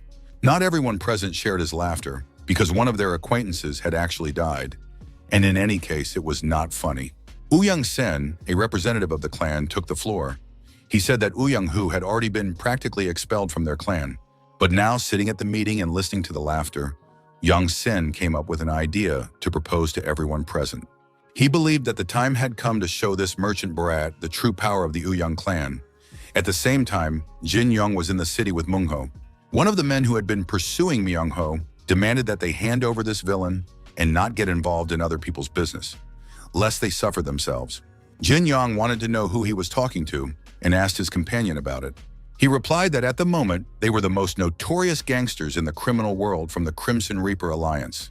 These villains kept the entire population in fear, and recently they had been trying to take over the city center. Myung-ho said that he had once been involved in the auction business, but after checking the accounting books, he realized that these guys had stolen from him. Jin Yen listened to the story and asked how his former comrades' hands were doing. The guy replied that fortunately, they were almost fine and could be used, although his hands were still sore and trembling. Jin Young addressed the strangers, saying that they did not look like locals, so he would explain everything to them now. Jin Young suggested that the bandits find them when Myung-ho's hands were fully recovered. But for now, he suggested they just get lost. These words made the bandits laugh. They thought the stranger was talking nonsense. Most likely, he had been raised by wolves or lived in the forest and did not understand who was in front of him and how he dared to talk to them like that. The bandits wanted to argue, but they sensed a strange energy emanating from the man. Jin Yen continued to stand under the umbrella, not reacting, and this spread an even more oppressive feeling around him. The gangsters realized that this upstart was asking for trouble and apparently wanted to meet his death right now. One of the gangsters stepped forward and said that he would now explain to the stranger who they were, since he thought he was God if he wanted to tell them what to do. But he didn't have time to add anything else, because Jin Yeon touched his head with his finger, and that was enough to send the man flying across the square, only stopping when he crashed into the back of a building. The other gangsters were stunned and didn't know how to react to the situation. Jin Yeon addressed them again, saying that he was very hungry right now, so if they fought, he would most likely kill them all. While he was still feeling kind, Jin Yeon suggested meeting with them another time. The guys were quick to understand and didn't want to get into trouble. They bowed their heads respectfully and said goodbye. Jin Yong hugged his friend and said that he was very hungry and expected his friend to buy him something to eat. Myung-ho added that on the day Jin Yeon beat him half to death, he almost died, not because of the beating, but because he had been suffering from hunger for a long time. He needed to eat and get medical treatment. In general, the guys decided that good food is always important, and instead of saying a lot of unnecessary words, it is better to just ask. So it was decided to go to a noodle shop where they cooked the most delicious noodles. Manhwa happily ate his portion and said that he finally felt alive. But seriously, he was curious about what had really happened to his friend Jin Yan. He used to eat like a bird, very little at a time, but now he was wolfing down food non-stop. People shouldn't change so suddenly. They should follow the natural order of things. But in the meantime, they ordered 4 more servings of delicious noodles from the noodle shop owner. Manhwa asked how the twins were doing. Jin Yan, continuing to wolf down his food, said that they were fine and training well. Manhwa suggested that the brothers must have become even stronger, although the cost of food for these guys was probably enormous, because they were not humans, but voracious spirits. Jin Yan continued eating and said that he was rich, so it wasn't a problem for him. The number of empty plates continued to grow. Myung-ho asked where his friend had learned martial arts. Manhwa said that he was very interested to know, because now he had to deal with the Crimson Reaper fighters. And to do that, he needed to learn martial arts in order to survive. The Crimson Reaper was the leader of the gang they had encountered today. This guy had a lot of subordinates, and every time they fought, it looked like a swarm of bees. Manhwa imagined that he would hardly come out of the battle with them alive. But then Jin Yan asked if the guy wanted to learn martial arts from him. Myung-ho said he would be very grateful if that happened. Jin Yan asked Myung-ho if he would follow all his instructions to the letter. Poison Fox happily confirmed that he would do everything his friend said, because it was not for nothing that he was called Poison Fox. Jin Young pointed his finger at the floor and ordered his comrade to bow to him. The situation was very humiliating. Myung-ho even paused for a moment and scratched the back of his head. But at the same time, he was Poison Fox who wanted to live. Therefore, ignoring the sidelong glances of those present, the young man fell to his knees and bowed low before Jin Yun. After that, the young man returned to the table and said that if Jin Yan did not teach him martial arts, he would relieve himself in front of the gate of the Yona trading group. In the next moment, Jin Yan grabbed the umbrella that was standing near the table and raised it above his head. Jin Yan demanded that he swear allegiance to the umbrella, but this provoked a surge of aggression in his interlocutor, because he had already bowed to his comrade, and now he had to go straight to the trading group and throw shit at the gate. He didn't have time to say anything else or go anywhere, because the umbrella hit him hard on the head. Jin Yan told the jerk to shut up and took the umbrella with one hand. The young man explained that it was a gift he had received from good people, so he couldn't give the umbrella to the guy forever, but he would lend it to him for a while and ordered him to wave it around like Jin Yun had just done, 100,000 times, and then return it.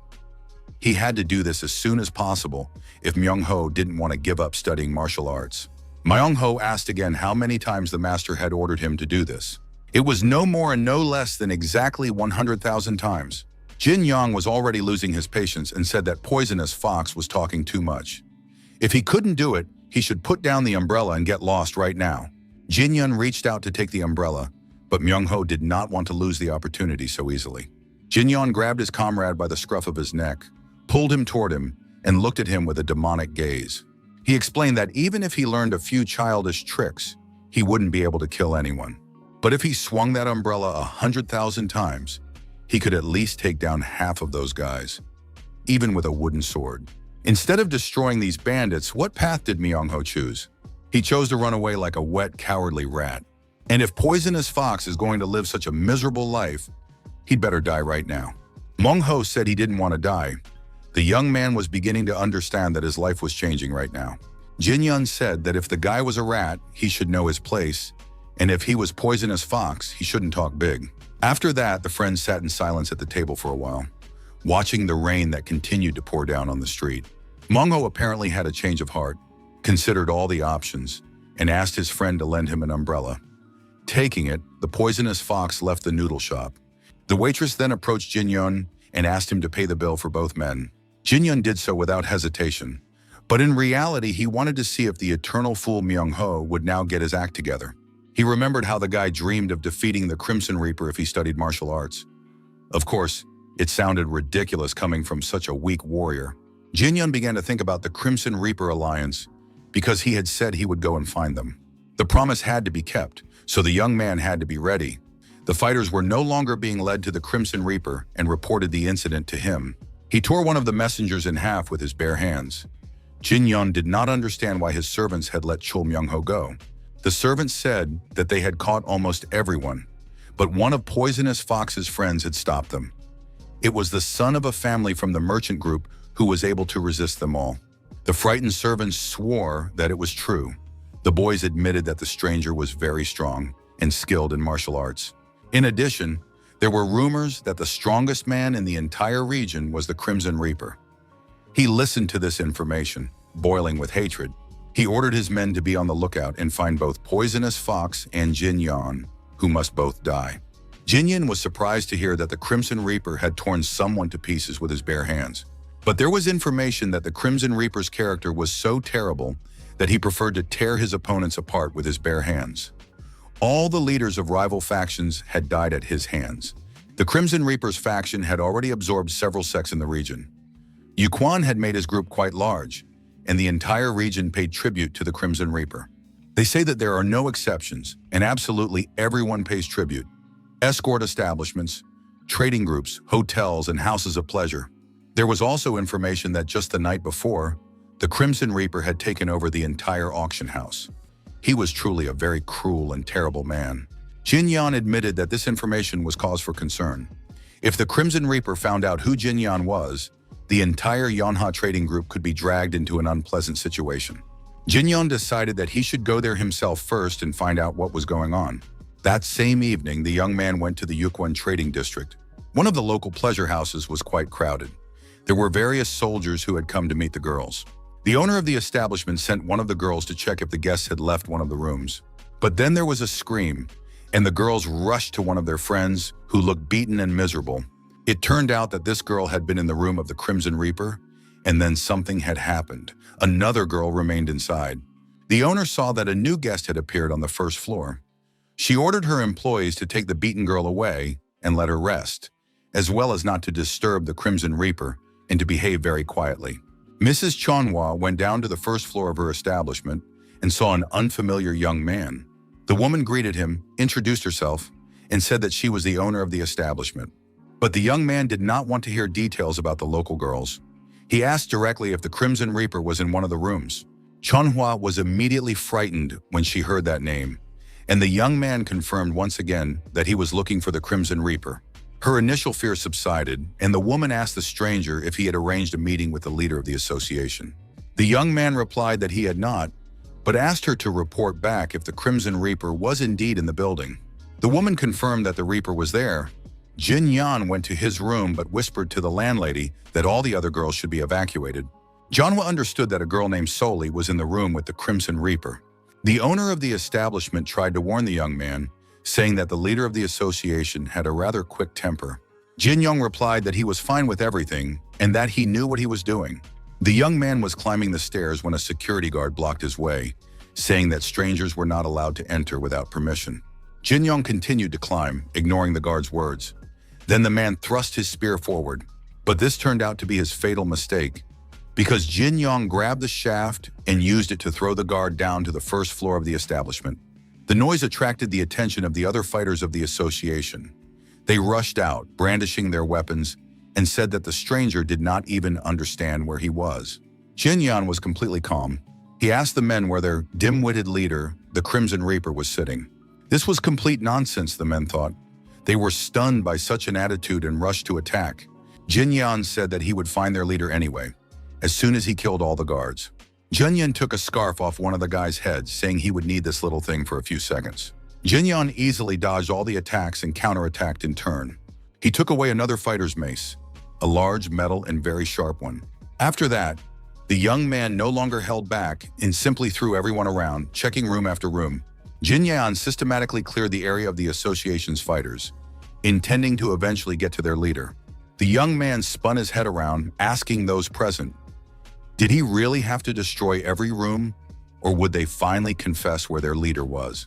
Jin Yan moved at tremendous speed across the floors, his heavy mace killing several people at once with a single blow. Soon the main group of guards was finished off, and instead of the walls of the pleasure house, there were only holes. Jin Yan cleared one floor in this manner, and not finding the Crimson Reaper there, went to do the same on the next floor. At that moment, the Crimson Reaper was sitting on his bed, getting ready to go to sleep.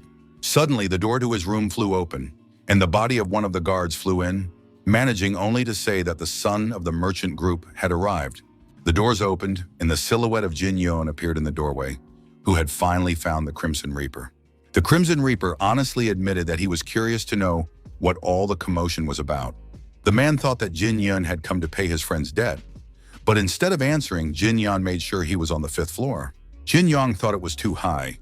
The previous floors were already littered with the bodies of slain gang members. The Crimson Reaper got out of bed. He realized that the stranger had enjoyed the opening party, but hoped that climbing to the 5th floor had not been too difficult. Jin Young confirmed that it was not a problem. He had particularly enjoyed the climb. The Crimson Reaper moved closer to the young man and said that his specialty was looking down on everyone.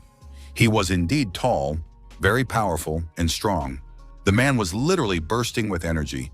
His body was almost perfect, and one could say that he was one of the most handsome men in the criminal world.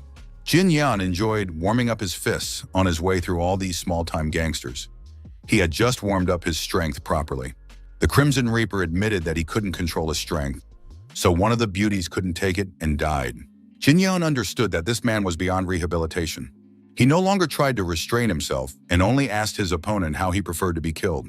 The Crimson Reaper said that he really liked his opponent's gaze, but that all the people who had tried to kill him had had the same gaze. However, the Crimson Reaper had torn all his previous opponents to pieces with his own hands, and he was going to do the same now. The frightened girls ran out of the house of pleasure, screaming and squealing, scattering in different directions in fear. People asked each other what was happening and said that some madman was destroying the house of pleasure. The man did not have time to comprehend the situation when a strange man with an umbrella in his hands appeared behind him. He said it would be best to leave quickly. The man struck him with the umbrella and uttered a rather strange phrase. 2,874? It was Chul Myung-ho. He took off his mask and announced that he had come here to crush his enemies one by one. Several more people were lying on the ground. Myung-ho knew that when he finally delivered the required number of blows, there would be a long trail of dead and crippled enemies behind him. Myung-ho once again brought the umbrella down on the gangster's head, when suddenly a powerful explosion sounded nearby and caught his attention. Moinho raised his head, trying to understand what was happening while he was busy hitting the villains on the head with his umbrella. And at that moment, to the guy's surprise, the Crimson Reaper flew out of the building's window, thrown from the 5th floor by someone. Following him, a man with his hands wrapped in bandages jumped out of the window. One after another, the men landed right in the middle of the street, and the powerful impact caused the asphalt to fly high into the air. The Crimson Reaper, standing in the middle of the destroyed road, said that it was quite amusing, and now looked at his opponent with interest. Fighters from the Crimson Reaper sect lined up nearby, and their leader took a spiked ball, the weapon he intended to use in battle. The man spun the metal ball and approached his opponent, but Jin Yan managed to dodge before the ball hit him in the back, as the Crimson Reaper had intended. Jin Yan grabbed the spiked ball by its chain while it was in flight, preventing the weapon from harming him. Without letting go of the ball, the young man began to pull the Crimson Reaper toward him. The villain resisted and dug his feet into the ground, unable to understand how a boy from a simple merchant family could possess such powerful strength. Realizing that he would not be able to hold the chain for long, the Crimson Reaper let go of the weapon and rushed to attack, knowing that he would have to act very aggressively. The Crimson Reaper prepared his fist for a strike, realizing that it was almost impossible to block it. Jin Yun commented on the fight and said that they had already practiced the meteor hammer technique and were now starting to practice the meteor fist technique. Jin Young noted that the villain's movements were very clean. It seemed that he had been trained by a true martial arts master, but this was practically useless against an opponent like Jin Young. After all, it was not for nothing that the young man was the king of fists. Crouching down to avoid his opponent's blow, Jin Young delivered a powerful punch to the Crimson Reaper's torso. The villain couldn't hold back a cry. The blow was so strong and painful that it made the bandit double over in pain. The Crimson Reaper now understood roughly who he was dealing with. His young opponent had also trained hard in fist techniques. Therefore, it was decided to fight seriously and not hold back. It was a good experience for the fighter. The Crimson Reaper stood up to his full height, approached his opponent, and said he would tear him to pieces. But Jin Yan simply grabbed the villain by the throat with his hand and began to gradually squeeze his fingers, squeezing the life out of the Crimson Reaper. After that, Jin Yan, without loosening his grip, lifted his opponent and, throwing him in the air, slammed him back onto the ground. The Crimson Reaper, of course, did not die, but he understood that things were bad. He had given it his all, yet he found himself lying on the ground. Jin Yan towered over the villain and asked how he liked looking up at the young man from below. Jin Yan pressed his knee into his opponent's throat and, without letting up, said that the Crimson Reaper could at least sometimes treat people like human beings. In that case, Jin Yan would not have been so angry and he would not have broken out. After that, the young man put his hand on his opponent's face, saying that now he would feel all his anger on his skin. Jin Yan explained to the Crimson Reaper that he would start immediately with the second phase.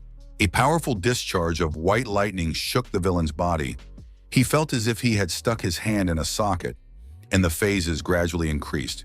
The members of the Crimson Reaper sect watched in horror as their leader was killed and wondered if they should intervene. However, something amazing caught their attention. The art of white lightning reached the 10th phase, and a powerful roar lit up the sky.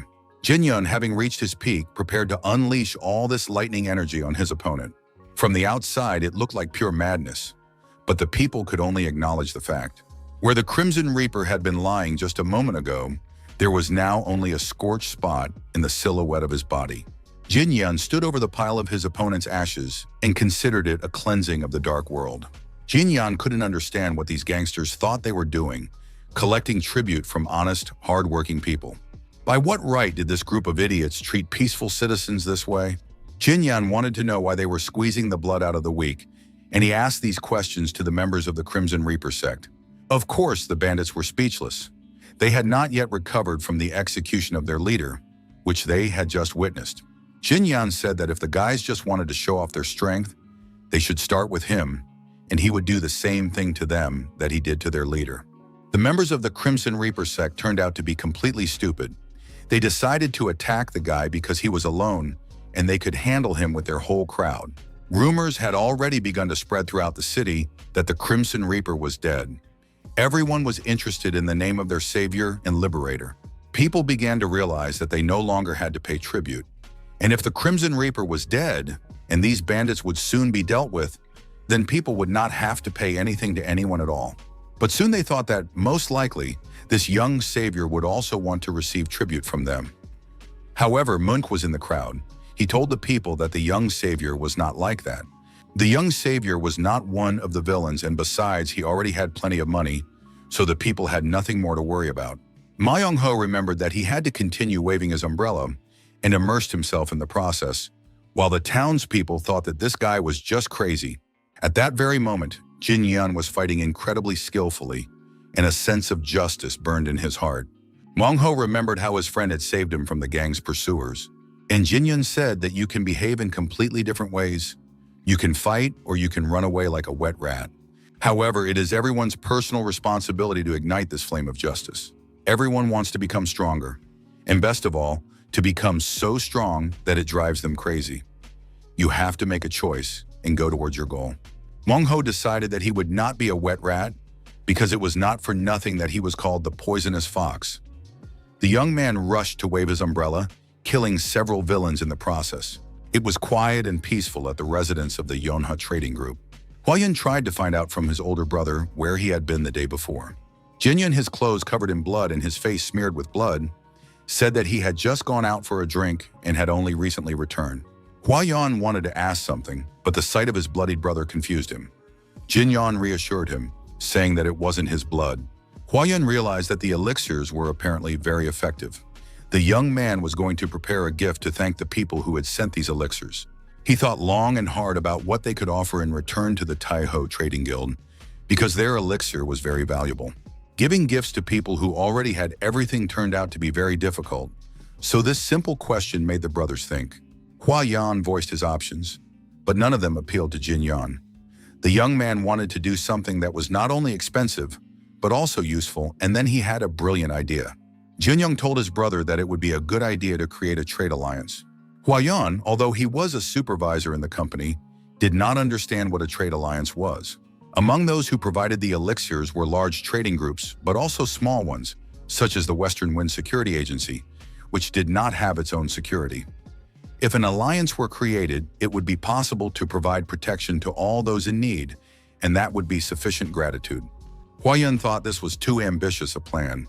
Jin-yan suggested not starting with something grandiose, but including only the Taiho Trading Group and the West Wind Security Agency for now, because in reality, the Yonha Trading Group had received something that could not be compensated with money. It was necessary to come up with other ways to pay for the help. It was decided to create rules for the participants. It was also necessary to consider and articulate the main goal of this alliance. Jin Yan couldn't forget the conversation with the clothing salesman, who was happy when the streets of the city became calmer. In addition, the young man remembered how he was asked for protection in case he became even stronger. Jin Yan announced that the main goal of his trade alliance would be to protect the lives of merchants. In addition, it was necessary to create a rapid communication system. This was necessary for better communication and to enable problems to be solved immediately. However, if a problem arose with a large trading group, various sects would be called in to take action. This was especially true for those gangs that possessed the dark powers of Jianghu. If this really happened, then Jin Yang would personally come to the defense. Of course, it sounded very strange, but the medicine sent by his father's friends was truly priceless, and it gave the young man enormous power. Jin Yang confirmed to his brother that these elixirs had indeed made him stronger. Huayang decided that they would form an alliance. All that remained was to come up with a name for it. Nothing good came to mind, so Jin Yan told his brother that he had to come up with something suitable himself. Huayan replied that he already had much more work to do after his brother returned and took over the management of the trading group. But in fact, this was very good for a merchant, because the more business there was, the better it was for business. At that moment, there was a knock at the door, and the brothers' conversation was interrupted by unexpected news. One of the trading group's guards rushed into the room, shouting that it was all over. The man was out of breath and stood in the doorway, struggling to catch his breath. He couldn't even explain what exactly was over. Finally, the guard said that they were lost because Lord Ouyang himself had come with his disciples. Huayan was frightened to hear this news, and Jin Yan was frightened because he didn't want to get involved in any nonsense. Representatives gathered in the main hall of the Yonha trading group. The head of the Ouyang clan, Mr. Ouyang Sen himself, appeared as an unexpected guest. The mere memory of the shameful meeting between the rulers was enough to make their blood boil. The man addressed the three people present and said that each of them must fight Jin Yan. One victory would not be enough to restore the clan's honor. Ouyang Sen wanted the insolent boy Jin Yang to not just die a peaceful death. Shin Sobek, a relative of the clan, said that he usually did not use weapons and always fought with his bare hands, considering it more acceptable. The second son of the clan leader, Ouyang Meng, said that he preferred fist fighting and was better off without weapons. But the third son, Ouyang Wun, was unsure, so he preferred to use a blade. Of course, they were only going to fight the son of an ordinary merchant, but this guy was able to defeat their older brother, Ouyang Hu, who had a lot of experience. Meng was sure that it wasn't a matter of experience, but that the loser lacked skill. Mayong was too irritated, he didn't want to talk anymore, and demanded that they show him his future opponent, Jin Yan, as soon as possible. The twin brothers Yuk greeted the guests and said that the young master invited them to go to Friggle. As soon as he finished eating, he would meet with them. The huge number of servants amazed the visitors, and the brothers led them deep into the residence. Jin Yan came out to meet them, completely relaxed. He greeted the guests. The young man was wrapping his fists, said hello, and remarked that his guests had traveled a long way, asking if they were hungry. The three men folded their hands in a welcoming gesture and introduced themselves. Jin Yang greeted the head of the Ouyang clan and said he was surprised that the head himself had come to visit him. Ouyang Sen apologized for coming without warning, but honestly admitted that he wanted to see Jin Yang's strength for himself. Jin Yang realized that the men had come to him for a duel. He was ready to fight them and offered to choose the format of the duel. Ouyang Sen said that his sons wanted to learn from the young man through this fight, if he would allow it, of course. The rules were very simple. Stepping outside the ring, losing consciousness, or being unable to move would be considered a defeat. Jin Yang agreed that everything was indeed simple and clear, so there was nothing more to discuss. The fight could begin. The head's second son, Ouyang Meng, was the first to face his opponent. Ouyang Sen prepared to watch the fight closely. He waited impatiently for the moment when this merchant would beg for his life. Ouyang Meng had strange feelings. It seemed to him that he was not standing in front of the merchant's son. The energy around him suggested that he was facing a seasoned, experienced warrior. Ming even wondered for a moment whether his victory over Ouyang Hu had been a mere stroke of luck. Jin Yang asked his opponent why he wasn't drawing his sword. In response, he heard that it was none of his business. The warrior was going to do as he saw fit. Everything was true, of course, but there was no time to think about it. In the next moment, Ouyang Mayong was already flying across the ring from a kick. Jin Young didn't even seem to exert himself, but he knocked his opponent out. The latter was only able to stop when he crashed into a stone wall. Young Sen, in his anger, smashed a cup in his hands and could not find the words to comment on what he had seen. It was like a joke. If it weren't true, it would seem that Young Meng was holding back. Jin Young invited the next fighter to the duel.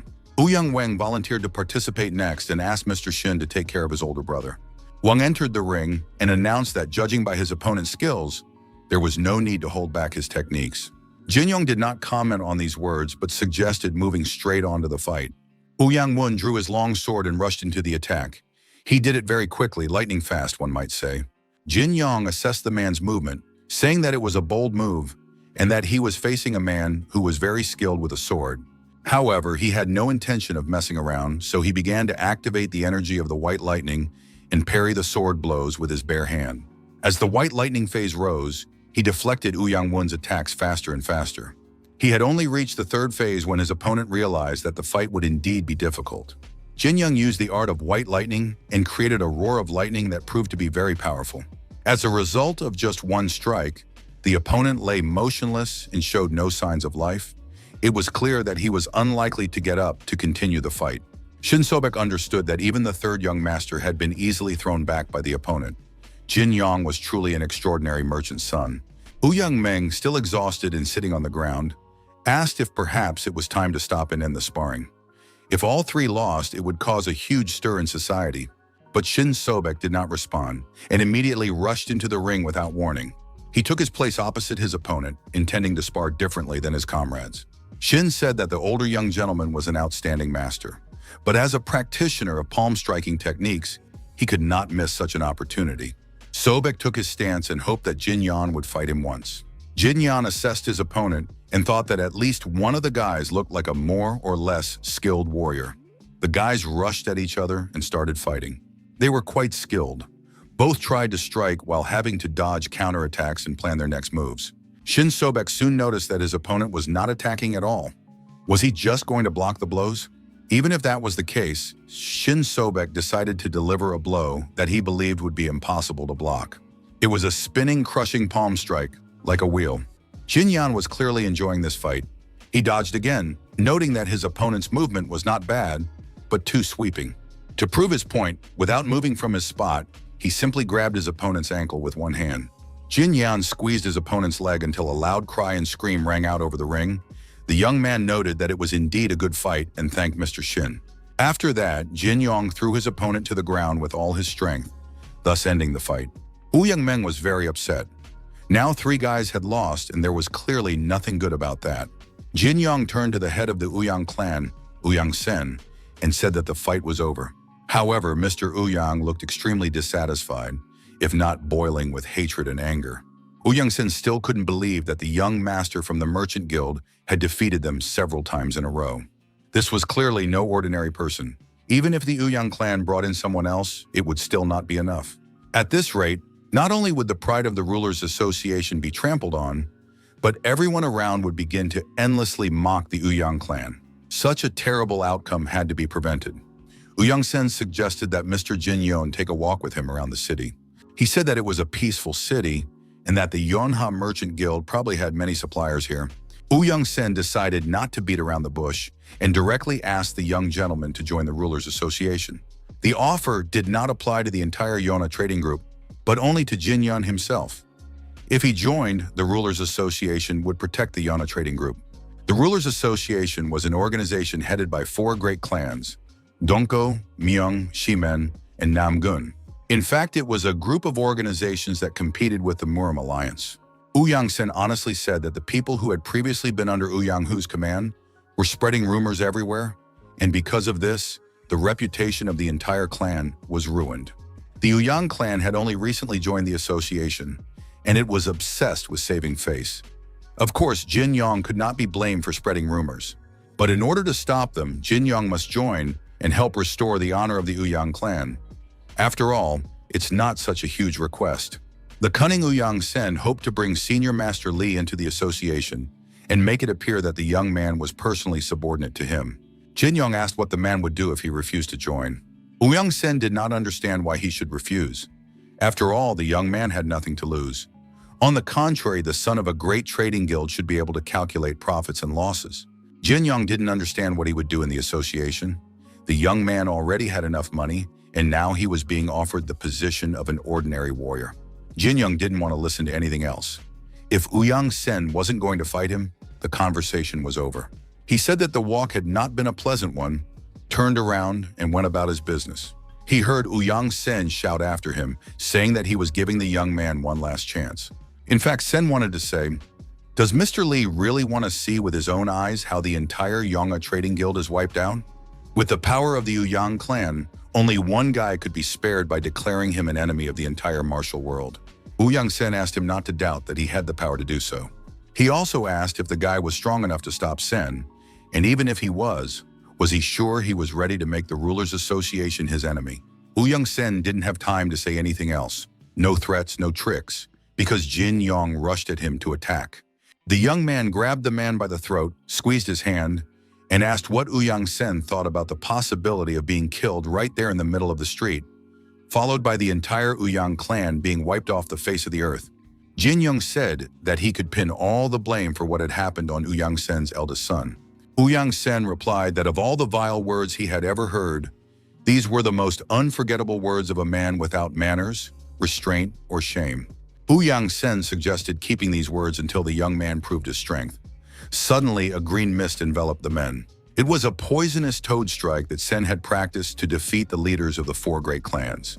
No matter how strong the opponent was, he would not be able to withstand the poison. But it turned out that the poison burned like lightning.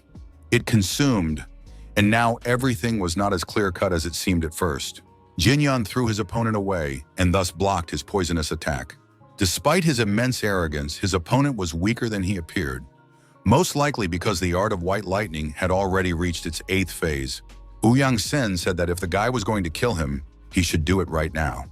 Even if he killed the clan leader, people would consider him an enemy of the people. And then what would he do with the Rulers Association? Since things had gone this far, he had to figure out who would ultimately lose. Jin Yong replied unequivocally that Ouyang Sen would lose because the young man would make him regret those words for the rest of his life. In the courtyard, the presidents of the Yonha trade chambers and servants helped the 3 representatives of the Ouyang clan recover. They dressed their wounds and bandaged their abrasions. The gates of the residence swung open, and Jin Yong entered, dragging the body of the clan leader by his hair. The representatives of the Ouyang clan jumped up from their seats in anger and fear. Ouyang Sen's sons did not understand how Mr. Lee could treat their father this way. Jin Yong told them to be quiet, or he would have to do the same to them. The boys were upset. They didn't even know if their father was still alive.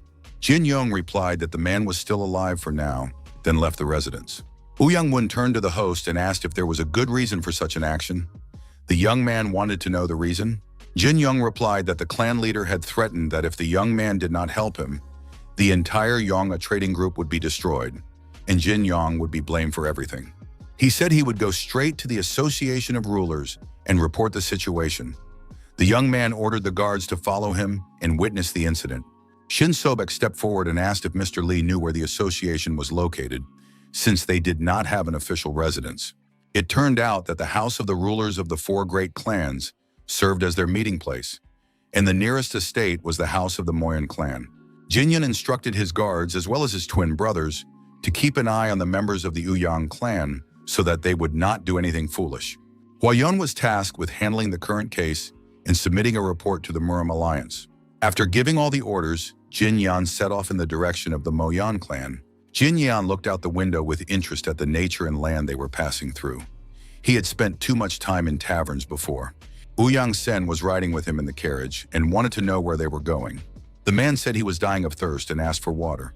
Shin Sobek did not even try to move to find water for his clan leader. He only said that young Master Lee would most likely not allow it. Jin Yong turned to the young man, noting that the clan leader himself was asking for water, yet his servant remained so indifferent. What was the matter? The thing was, these 3 young men were not warriors of the Ouyang clan. In fact, they were just hired assassins. At that moment, the carriage in which the men were traveling was illuminated from within by a white flash of lightning. The servants asked what was going on, but Jin Yong said everything was fine and ordered them to continue driving. Jin Yong asked the young man again if they were hired assassins, and if so, what their group was called. Shin said that they were indeed members of the Gold and Silver Assassins. They were divided into Gold and Silver Warriors, and Shin himself belonged to the Silver Warriors. Jin Yong wanted to know how much the head of the Uyang clan had paid before hiring them. Uyang Sen initially did not want to answer the question, but Jin Yong threatened to cut off some of his extra body parts, and then the man confessed that he had promised 800 yen for the head. Jin Yong asked the hired killer again if that was really the amount that had been agreed upon. The hitman confirmed that this was indeed the amount, and that it was more than they usually paid. But Jin Yong said that this amount also included their lives, because the leader of the assassins had sold them to Uyang Sen. After all, the hired killers would be killed after completing the task. It was easier to kill than to listen to words of contempt from his clan for doing dirty work. Jin Yong explained that the clan leader had thought everything through. He didn't want to get his own hands dirty. This is how some factions work. Everything looks clean and beautiful on the outside, but inside it's filthy. In other words, these guys' lives were worth only 800 coins. That's too cheap. They should have trained better, then they wouldn't have been sold for such a low price. Although no, you can't call people who take money for the lives of others. They are real monsters. Jin Yong didn't even want to imagine what a terrible life now awaited these killers. Of course, the company for the journey was not very pleasant, but he had to endure it. Soon, the carriage approached the residence of the Moyon clan. Jin Yong entered the residence, and his appearance had a huge effect. People whispered among themselves. They saw the terrible condition Uyang Sen was in, didn't understand who was with him and what had happened. Soon, the owner of the residence appeared and asked the head of the Luo clan what had brought him there. Mo Yun Bin was the head of the Mo Yun clan and was alarmed by what had happened. He was interested in what had happened to Uyang Sen. The young man noticed that he did not know everyone, introduced himself by name, and asked who was in front of him. Li Jin Yong, the young master of the Yona Trading Guild, greeted the owner.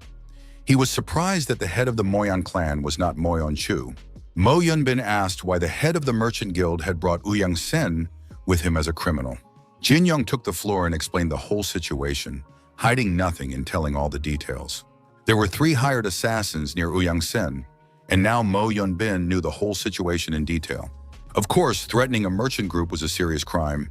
If rumors of this spread, the entire Murim alliance would laugh at them. Mo Yun Bin wanted to know why the young Mr. Lee had come to him and told him everything that had happened.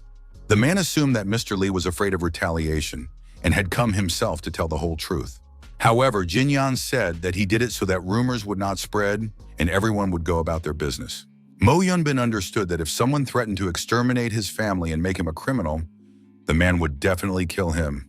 However, if that someone was Uyang Sen, everything would become a little more complicated, and all eyes of the Uyang clan, as well as the entire alliance, would be on the man. Uyang Sen no longer held back and said that Mo Ying Bin, who had mocked him, was also to blame for the whole situation. Uyang Sen couldn't have lost to some kid from the trade group if they hadn't laughed at him during the association meeting. Uyang Sen admitted that he had made a mistake, but that mistake had been caused by his comrades' mockery. They had started it, and now they had to help him get out of the situation. If Mo Ying Bin helped deal with Mr. Lee now, the Uyang clan would serve him faithfully forever. These words left no choice. Mo Ying Bin was practically disgraced in his own home, so he struck Uyang Sen with his own hands and ordered his guards to put the hired assassins in prison and provide for them. After that, Mo Yun Bin apologized to the young Mr. Lee because his hospitality had been shameful. The man acknowledged that the association should not harbor such parasites, and unfortunately, the Lee family had suffered because of them. If young Master Lee was not in a hurry, the owner of the residence offered to share a meal together as a sign of reconciliation. Thus, this trip turned out to be very productive and ended with a favorable outcome. Moyon Bin watched the eldest son eat and wondered how this merchant's son had managed to defeat the head of the Uyang clan. It remained a mystery where such a unique person had come from. Mo Yun Bin asked how, in the opinion of the young master Lee, this matter should be resolved. The man said that he would not personally kill Uyang Sen, but would deal with him fairly. Mo Yun Bin decided to hand Uyang Sen over to the Murma alliance. It was better for the Uyang clan's hatred to fall on them than on the Rulers' Association. The Rulers' Association would suffer damage, but this issue was no more important than honor. The man was confident that the heads of other clans would agree to his proposal. Jin Yong said that he was perfectly fine with this plan, and in turn asked where the former head of the Mo Yon clan, Mo Yon Chu, was now. Mo Yun-bin looked at his interlocutor with a sad and sorrowful gaze. He realized that the young Mr. Lee was very poorly informed about the affairs taking place in neighboring lands. It turned out that his father, Mr. Mo Yun-chu, had disappeared over a year ago. It was truly shocking news that the clan chief had disappeared without a trace. Mo Yun-bin said that all members of the main clan had been sent out to search for him, but nothing had been found, and now Mo Yun-bin was living as a disobedient son. Jin Yan thought that it had been exactly a year ago that he had received this body, which meant that not only Dan Wusung had died, but Mo Yun-chu as well. Perhaps something similar had happened to his soul, and he now lived in another body. Jin Yan asked if there were any rumors that Mo Yun-bin's father had encountered a demonic faction shortly before his disappearance. The guy thought for a moment, trying to remember, and then said that the encounter was not with the underworld faction, but with the demonic faction. But they say that it has been inactive for more than 20 years. If this demonic faction had rebelled, things would not have been so quiet and peaceful. Moreover, it was very strange that they had attacked only Mo Yun-chu. Jin Yan knew that he had never had any contact with representatives of the demonic faction. They didn't just suddenly appear and ambush him. Jin Yan wondered if Mo Yun-chu would have been able to handle it if several swordsmen had attacked him at once. His son said that the fight would have been quite difficult, but his father would not have died from a few swordsmen. But if those swordsmen had bodies that were impervious to blades, then the outcome could have been completely different. Jin Yan recalled his past life. Some of those he had fought survived even after being struck by the lightning energy of the 9th phase. This meant that their bodies were subject to some kind of demonic power. Even in Jin Yang's body, the energy of the 8th stage was unbearable for ordinary people. And considering Dan Wusong's previous level of power, it was unnatural that the swordsman did not die from his blows. At the very least, they must have possessed bodies that were impervious to blades. If such people joined forces with those who possessed magic, something terrible would happen. The only ones who could oppose them would be those outside the heavens. It was also strange that the son searching for his father could not find any traces of the demonic faction. It was unclear why they were hiding. Perhaps it all comes down to their goals and motives, which they pursue and serve. In his past life, the sword demon was happy that they had finally found the one they were looking for. And what they were looking for then was the Sword King. The sword demon thanked the heavenly demon for his excellent work and ordered him to prepare for the performance. The two demons agreed that it was time to hunt down the Sword King. Jin Yun continued to stay at the Mo Yun clan's residence. The guys got along great and now tried to figure out for themselves what had happened to Mo Yun-chu. Jin Yun also wanted to know about the current situation of the other strongest martial arts masters. Mo Yun-bin said that he had recently met with Emperor Blade, who was in good health. Ouyang Sen had recently accused the young man of mocking him, but to be precise, it was Emperor Clink who had laughed at the situation. The others just exchanged awkward glances because the atmosphere was very tense. Ouyang Sen might have felt out of place at that moment, but Emperor Clink was not the type of person to pay attention to such things. He usually ignored those he did not like. As for the sword god, he had gone into seclusion about a year and a half ago because this man had practically reached heaven, so he could no longer improve, and the imperial sword wanders without a permanent residence, so it is impossible to know its whereabouts. However, it is aware of Mo Yun-chu's disappearance. As for the Sword King, he is half retired and is now teaching students. The King of Fists had a very fierce temper, and even his father found it difficult to control him, but there has been no news from him for a long time. He is probably either wandering the world in search of students or smashing some sects from the underworld to smithereens. Mo Yun-bin said that it was very difficult to befriend such a person. Jin Yun wanted to know what it was about King Fist's character that prevented other people from getting close to him. It was known that King Fist often beat younger disciples of orthodox sects for their arrogance. He also punished senior fighters from the demonic faction if they annoyed him. He also destroyed every representative of unorthodox factions he encountered. Even the young heirs of noble clans received slaps from him. Indeed, it was hard to disagree that this man was not very good at making friends. Mo Yun-bin did not personally communicate with King Fist, but his father was on good terms with this eternal brawler.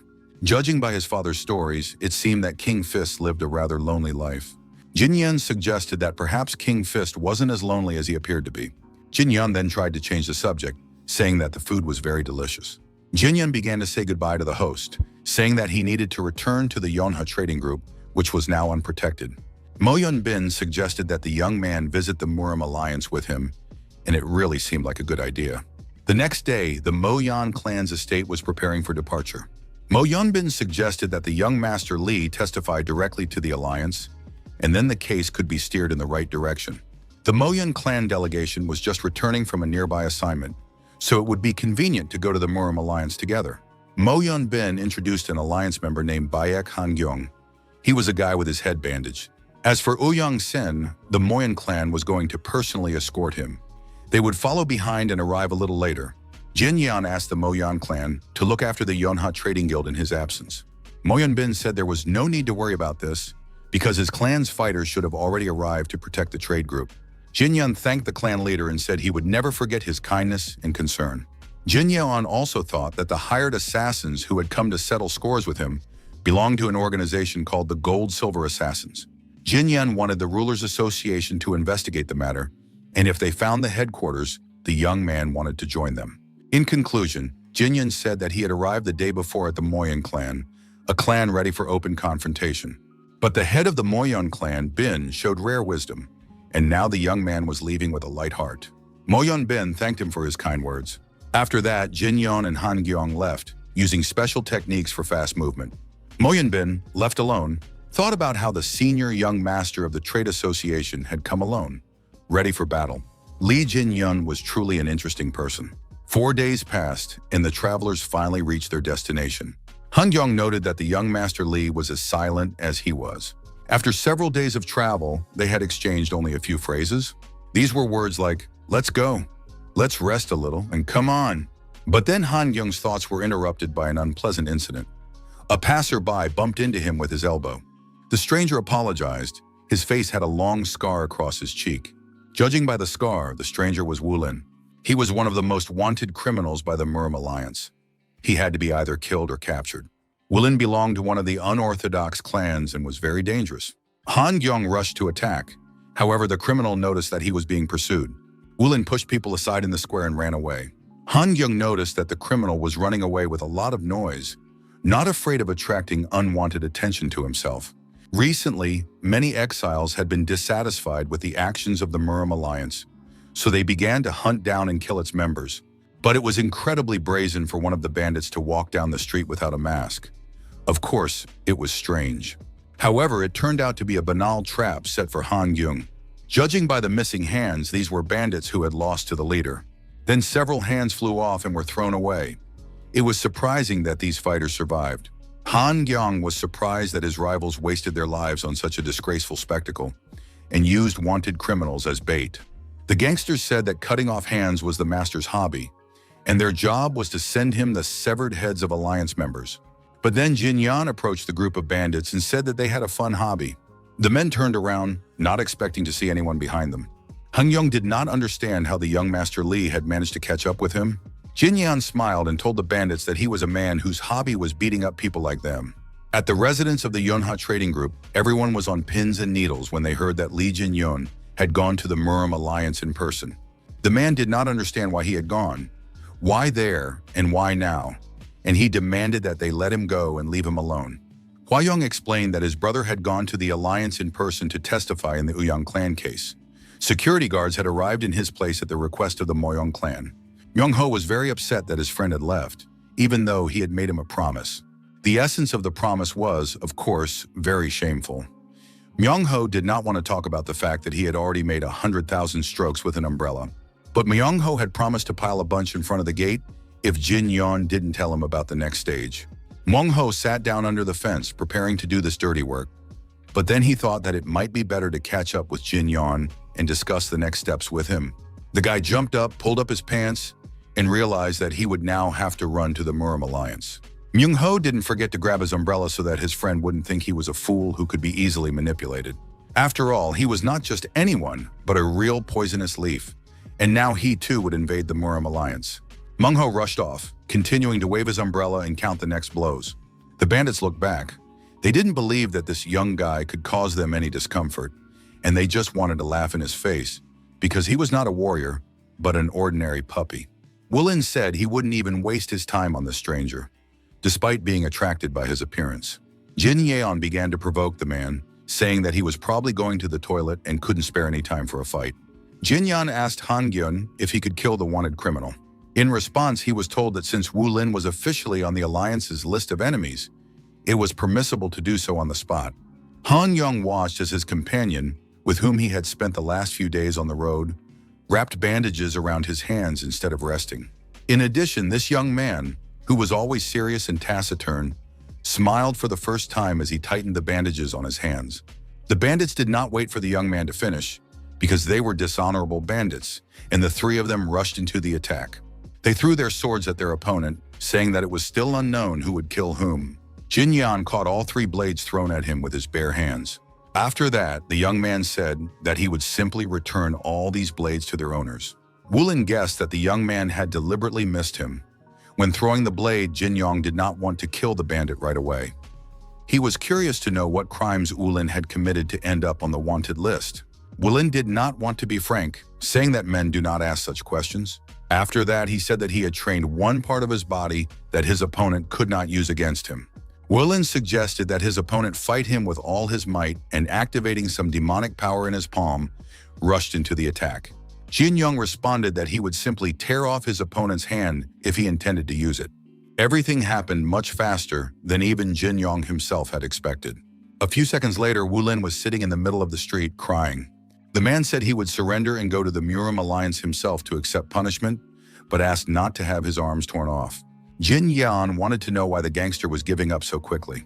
Wu Lin replied that in this case, his case would be closed very quickly, because the man had information about the whereabouts of other wanted gangsters. Jin Yan hit him several times, but the criminal did not understand why the guy was bothering with him, because it was much more useful to keep him alive. Jin Yan said that he did not belong to the Murim Alliance, and that he had no need for Wu Lin to surrender. In the end, after a few seconds, all the gangsters were lying dead. Jin Yan later thought that maybe he really should have taken the wanted man to the Alliance. Han Young, who had been watching the battle from the sidelines, said that it would be better for him to die and not to worry about it. After that, the men decided it was time to eat, because they were starving. The guys made it to the nearest restaurant, and finally they could relax a little and fill their stomachs with food. Han Kyung was completely delighted with the young Master Lee. After watching his recent fight, all of the man's doubts were dispelled. To be honest, he had heard that the heir to the Merchant Guild had defeated the head of the Ouyang clan, but it was hard to believe, especially considering that Jin Yon's name was completely unknown. However, now, having seen the fight, the man believed that he was indeed in the presence of a highly skilled fighter. Han Kyung promised that he would confirm the young man's strength and that there was no need to worry about witnesses. Han Kyung decided that the time was right and offered Jin Yon to join the Alliance. The Alliance pays little, and the work is hard, but the only thing that matters there is strength. According to the leader, the individual abilities of each warrior are valued more than their background. With his talent, Jin Yan could achieve a lot in the Alliance. In addition, the guy has connections with the Imperial Assembly. In reality, the Murim Alliance is completely different. Of course, the Imperial Assembly pays more, and the work there is easier. But it is an organization built entirely on the influence of clans, and outsiders have no chance of success. The great clans promote their own people, and the rest are just mercenaries chasing high pay. In a real battle, they scatter like autumn leaves, which is why Han Kyung offered a convenient collaboration. Jin Yan was sure that not everyone in the Imperial Assembly was like that. And at that moment, an unfamiliar voice said, "He's right." An unfamiliar man in the forest joined the conversation and said that the Murim Alliance was nothing more than an alliance of slanderers. He demanded that Han Kyung stop slandering others and not dare to insult people. After all, comparing the Imperial Assembly to autumn leaves and other trash is simply outrageous. Han Kyung stood up, bowed his head in respect, and apologized, saying that he had been hasty and wrong, but would like to know who he was dealing with. The stranger replied that his name was Autumn Leaves and his surname was Autumn Wind. Jin Yan suggested that his friend ignore them, since he had already apologized. Han Kyung suggested that the strangers had probably come because of the Dragon and Phoenix tournament, which was to take place in the near future. Jin Yan knew nothing about this tournament and listened with interest to Han Kyung's story. The guy replied that young Mr. Lee, the Hammer of Iskison, fully met all the requirements for participation. It was a great tournament that the whole of Murin was watching. It offered invaluable experience and a chance to gain fame. Jin Yan replied that he was not interested and that fame does not come that way. It is earned naturally as you become stronger. It turned out that the winner would receive a first-class elixir, and upon hearing this, Jin Yan immediately expressed his desire to participate in the tournament. Soon he did not leave the establishment, and Han Gyung rose from the table to bow him out. The man turned around and said that the boys were not going to the Alliance of Slanderers, but apparently to the Alliance of Turtles if they hadn't gotten there yet. Han Gyung did not respond to the wealthy gentleman, but immediately suggested to Jin Yan that they go to the Murim Alliance like the autumn wind.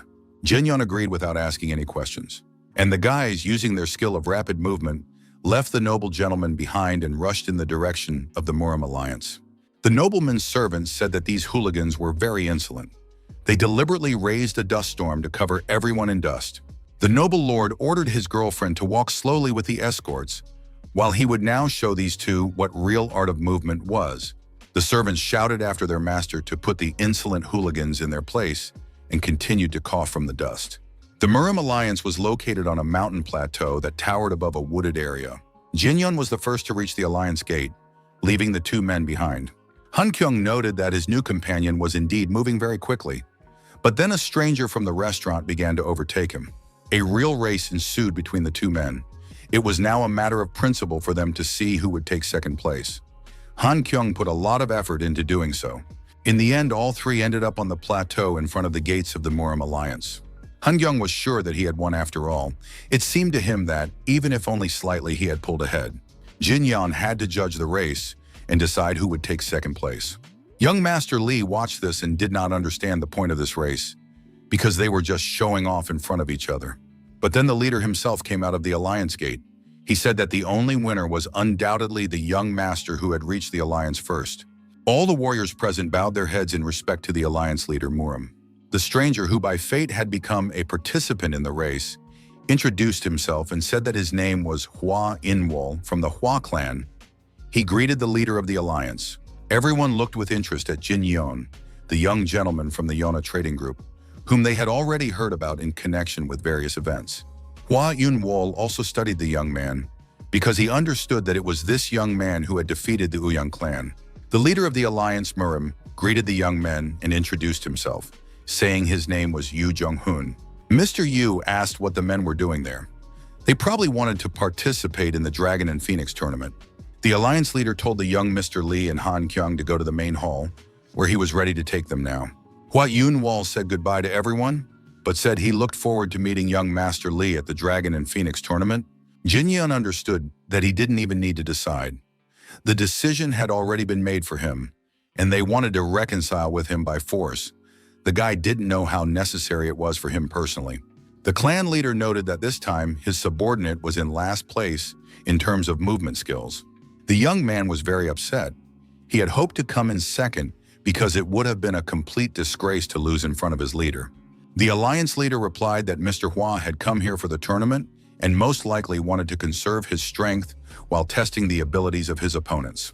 The Alliance leader did not know exactly what had happened, but it seemed to him that Han Gyung had simply run alongside the man, not wanting to lose. Jin Yeon was of the same opinion and agreed with the Alliance leader. Han Gyung blushed and became very upset, but Jin Yan reassured him, saying that his opponent was using tricks, that he was going to participate in the tournament and was hiding his strength. This was normal and natural. This calmed the upset Han Gyung a little. The leader of the Alliance listened carefully to the boys' conversation. Soon they reached the main hall of the Murim Alliance. Everyone present bowed their heads respectfully as Mr. Yu Chong-hoon walked through the hall. The head of the Alliance ordered everyone present to leave the main hall. He wanted to keep only young Master Lee for further conversation. It concerned the matter of Uyang Sen. The man promised to make a decision after personally seeing the fighting abilities of young Master Lee. Soon everyone left the main hall, and now Jin Yeon stood before the head of the Alliance. Mr. Yu ordered the young man to approach him. Jin Yeon approached and thought that it had been a long time since they had stood so close to each other. The leader of the Murim Alliance, Yu Cheon-hoon, was second only to the three gods in terms of fame. He was the one who led all the righteous sects in the final battles against the demonic faction, known as the Battle of the Five Tombs. He was the one who personally led the three gods and the saint to the front lines. He was a truly respectable man, and now the man noticed the stern expression on Jin Yeon's face. Mr. Yu said that he often meets young men like young Mr. Lee. However, he prefers young people who behave calmly and confidently despite their age. Jin Yeon felt embarrassed and didn't know how to respond to these words. But the head of the Alliance laughed saying that people always look better and more pleasant when they smile. Yu Jong-hoon added that from the moment he saw Jin Yun, he was very curious about him. The head of the alliance suggested that the young Mr. Lee was the successor to the King of Fists. Jin Yun did not deny this, and then the leader of the alliance asked how many techniques the young man had learned from his master. Jin Yong did not answer this question. He was embarrassed and did not understand how the man knew anything about it.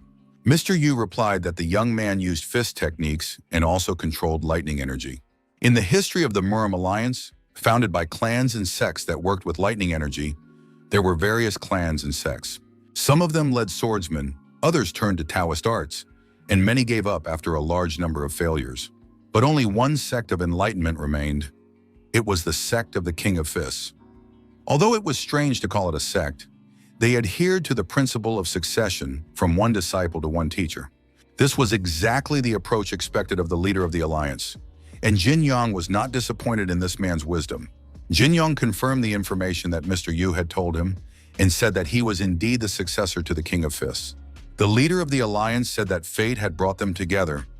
He understood this immediately.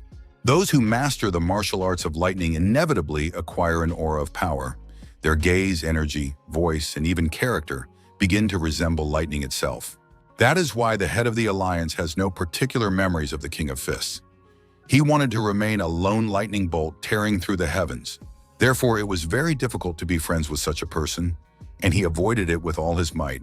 The leader of the alliance wanted to know how the King of Fists was doing, as he had not heard from him in a long time. The young man replied that the King of Fists was like the former leader of the Moyen clan, with whom there was also no contact. He very rarely sent any news. The alliance leader confirmed that contact with both of them had been lost. They had become true recluses and avoided communication. Mr. Yu said he would make sure this news reached the three gods and one saint. If Murima's martial arts masters began to disappear one by one, this meant that the demonic faction had begun to stir again, and therefore it was necessary to become even stronger. After all, if another battle took place, the demonic faction could win, and then the situation would be completely different. Han Gyung volunteered to show the guest to the room that had been set aside for him outside the Murim Alliance. But when the guys went inside, they saw that someone was already there. Myung-ho, who had been up all night, was trying to get there. This place is huge and luxurious, he thought. I've already checked it out and want to show that I'm a man of my word. Poisonous Fox had already practiced all the necessary moves, crossed mountains and sailed on ships. Jin Yun asked if there was a good place to train nearby. Han Yun replied that he knew a very convenient spot. The next day, early in the morning, the company reached the mountain plateau in front of the waterfalls. It was truly wonderful and beautiful.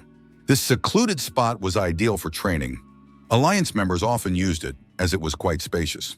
Jin Yun thanked his escort for bringing them to such a convenient location. The men said goodbye, planning to meet later. Mong-ho introduced himself at the end, saying that his name was Poisonous Fox, and that soon this name would be known throughout the alliance. When the friends were left alone, Myung-ho did not understand why Jin Yeon was going to train, since he was already quite strong. And last time, he even knew how to throw lightning. Jin Yeon said that he couldn't rely solely on the art of white lightning. His inner energy had deepened, so he was going to practice the divine art of the ghost flower as well. Myung-ho understood practically nothing of what he had just heard from his friend, but Jin Yeon said not to pay attention and to forget about it, because Myung-ho wouldn't be able to understand anyway. After that, Jin Yeon jumped in one leap to the middle of the river, where there was a stone ledge. Myung-ho felt that his friend was looking down on him, and he didn't like it at all. Jin Young said he would explain only once, so he should listen very carefully. The art of the white lightning, which Jin Young possessed, focused on powerful attacking techniques, but one attack was not enough to defeat true martial arts masters. One must also be able to counterattack and exploit the weaknesses of one's opponents. In addition, you need to be very good at redirecting the attacker's moves. The divine art of the phantom flower is a martial art. It specializes in the principle of turning an opponent's technique against them and requires a high level of professionalism.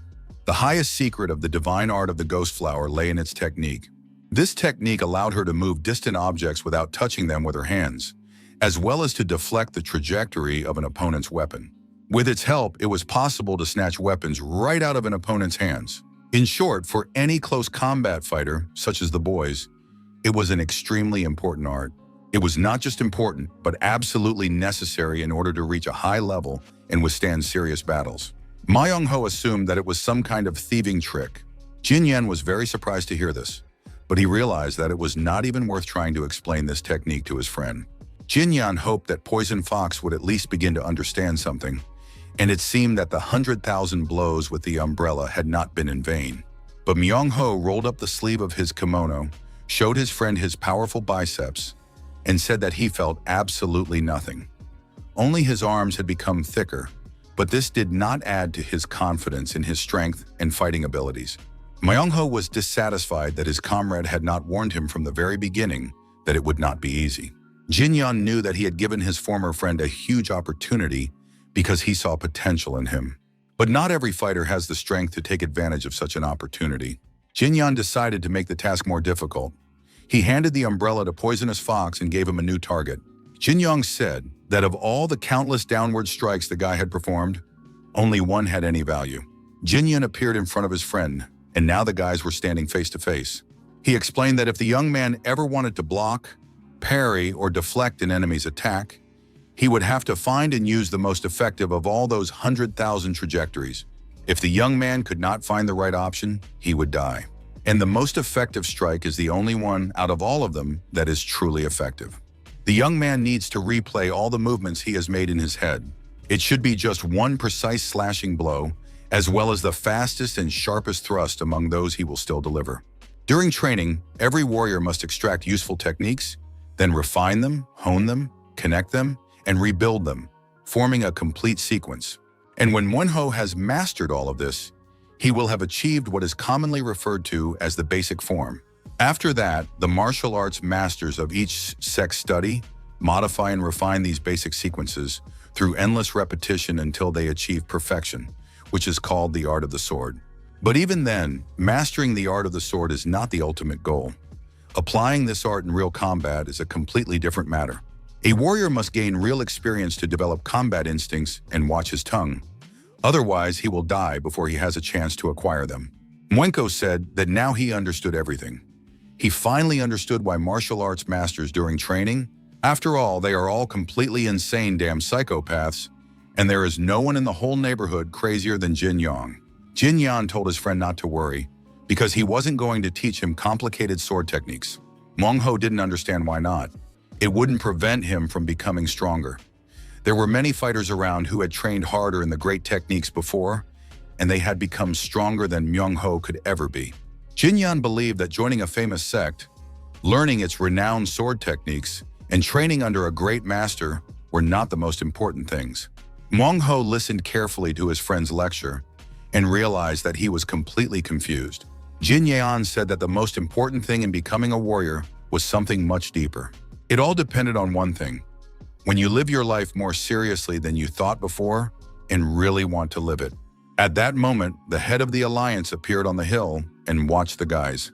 He saw Jin Yan explaining the philosophy of a warrior to his friend. Han Gyung noticed the head of the alliance and began to apologize to him. He did not know that the gentleman was going to train here today, so he brought these two guests. The head of the alliance said that everything was fine. He was not going to conduct training, but on the contrary, he was greatly enjoying the show he was watching. Jin Yan did not notice the arrival of the observers and continued his explanation. In any case, when it comes to the greatest sword techniques, 9 out of 10 fighters would name the 9 strikes of Dako as the best techniques. Manhwa said he had heard this name since childhood, but Jin Yun continued his story and said that there was another sword art that surpassed even this one. It was the art of Jin Sohan, a man known for his obsession with swords. Few people had ever heard of him. Jin Yan said that this man did not belong to any sect, and if Myung-ho really wanted to understand the power of combat, he would first need to study his history. Jin Sohan grew up among wandering artists and studied sword dancing from childhood. Sword dancing is a dance in which swords are used to cut people's clothes off. Jin Sohan danced with the older women who raised him. One can only imagine what thoughts were going through this guy's head. He was a young man who practiced sword dancing for more than 10 years, just so he wouldn't hurt those who took him in.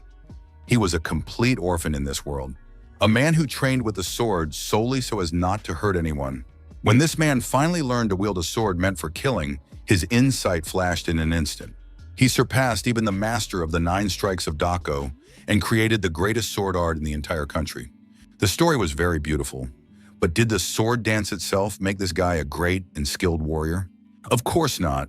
The greatness of sword art or the prestige of a great sect, neither of these things matter. What matters is that he lived sincerely all those 10 years of sword dancing. That's the main thing. How strong you become depends on how you decide to live your life. Whether you will be an ordinary rat or become a real poisonous fox. That's the whole philosophy. Chul Myung-ho seemed to finally understand the essence of it all. The young man handed the umbrella to his comrade and said that he was ready to take the next step and was awaiting his teacher's orders. Jin-yan asked once more if his friend would regret it. The answer was no. Jin-yan used the umbrella and demonstrated several techniques, explaining how to act as if holding a sword instead of an umbrella. He told his student that this time he would have to make not 100,000, but 1,000,000 swings with the umbrella before the young man could finally achieve the desired result. The alliance leader realized that the young Master Lee was truly impressive. The young man had mastered the technique of 3 swords. Mr. Yu watched the training with longing and envy. He could no longer remember the last time he had had the opportunity to train calmly with one of his students. After all these years in the Murim Alliance, Mr. Yu's friends had disappeared one by one. Their closest subordinates followed suit. Some died of natural causes, others were killed by enemies. And now the leader of the alliance watched the training of a simple guy with longing and envy. Yu Chun-hong said that today's performance, which he had accidentally witnessed, had given him great pleasure, and that he must prepare a worthy gift in return. Jin-yan was sitting on a rock at that moment, trying to concentrate on his meditation.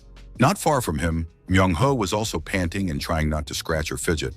Jin-yan immersed himself in the process, and soon he was able to move stones and lift them with the power of his mind, directing them to the right place. The alliance leader could have watched the training for a long time, despite the rain that suddenly covered the entire area. But then someone called out to him.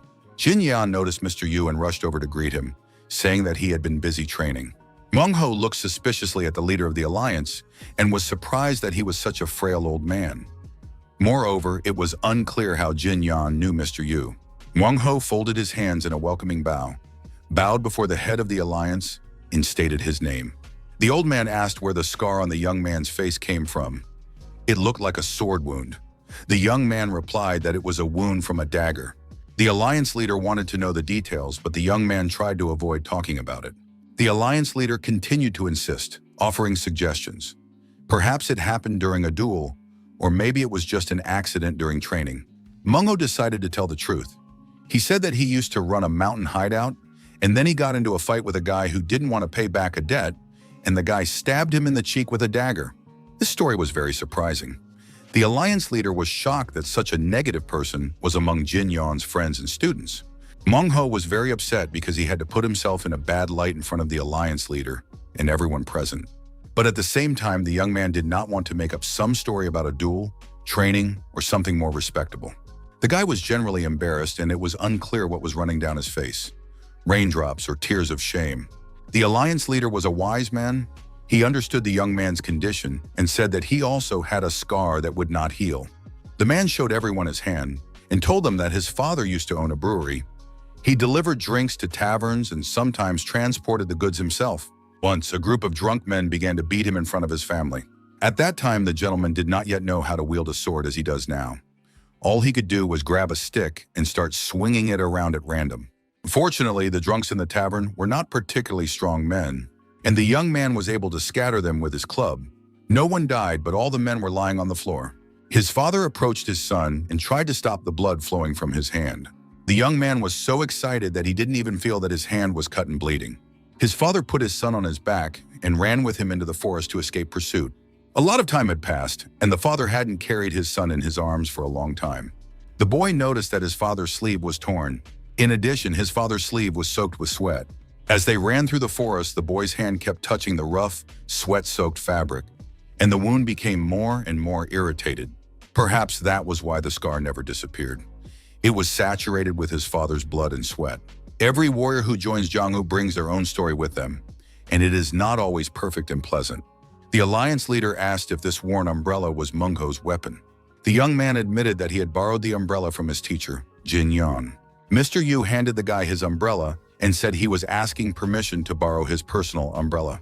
Myung-ho accepted the gift with respect and trepidation. The Alliance leader's umbrella seemed terribly heavy to him. It was a black iron umbrella, a gift from the Moyong clan to the Murim Alliance. Made of black iron, its weight and size made it an excellent weapon. The young man could swing it many times and the umbrella would never break.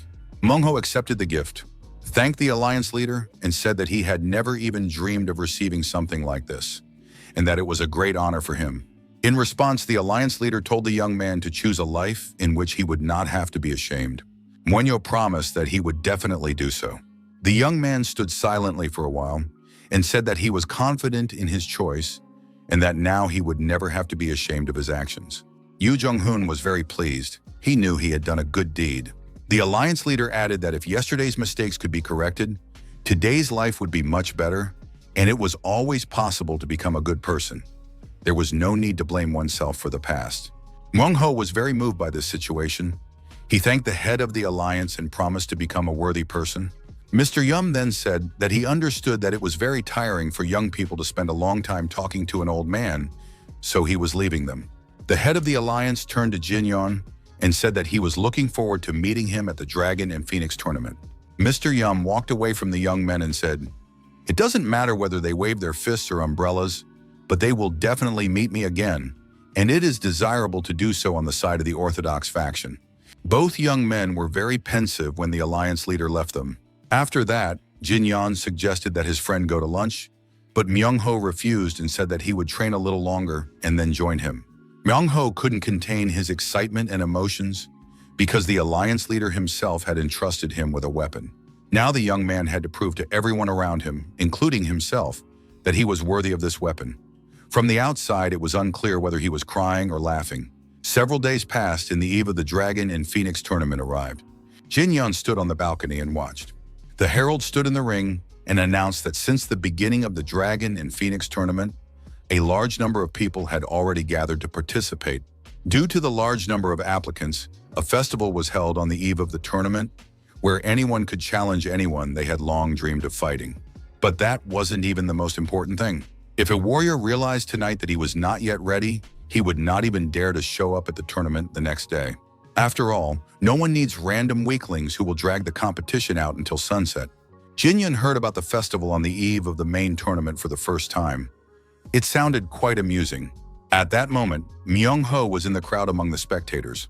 One of the guys turned to him and said that the young man had already told everyone about his weapon and could now demonstrate his umbrella skills. Jin Yun heard his friends start to distract them and say that the guys had started it and were coming at him with their weapons. But the unfamiliar warriors did not calm down.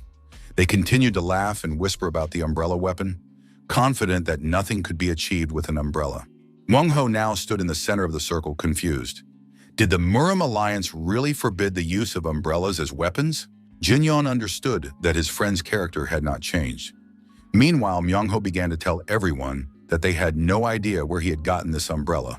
Myung-ho waved his umbrella and said he was ready to satisfy everyone's curiosity. The young man raised his hand with a black iron umbrella and said that he was Chul Myung-ho, the one who had swung a sword 100,000 times and had recently learned how to slash and stab. The spectators watched him and thought he was crazy. He was talking about training for children, but perhaps it would be better to leave him alone. He would grow up in time. But then a warrior approached and said that he was interested in the three-ball technique and wanted to know who was teaching the boy this technique. The stranger said that the teacher was probably a fool, because he had only taught the boy what all street gangsters knew. The man continued to provoke Mungho, adding that he had no intention of interfering, but simply could not stand by and watch such a fool disgrace the Dragon and Phoenix tournament. Mungho said that he didn't give a damn about this tournament, but he would never turn down a good fight. The stranger accepted the challenge, and soon an unusual fight was about to take place. Jin Yeon watched the situation with concern. Now Mungho stood in the ring with an umbrella in his hands against an unknown warrior. It was announced that whoever struck first would be considered the winner. Myung-ho swung his umbrella and jumped up. His opponent had time to think that the young man was moving very fast, while the umbrella appeared right next to his face. However, his opponent managed to dodge the blow, and now Mungho was practically lying on the floor with his umbrella. Mungho thought that the umbrella was shorter than usual, which is why he couldn't reach his target. The opponent began to laugh, because the guy with the umbrella couldn't even handle his own weapon.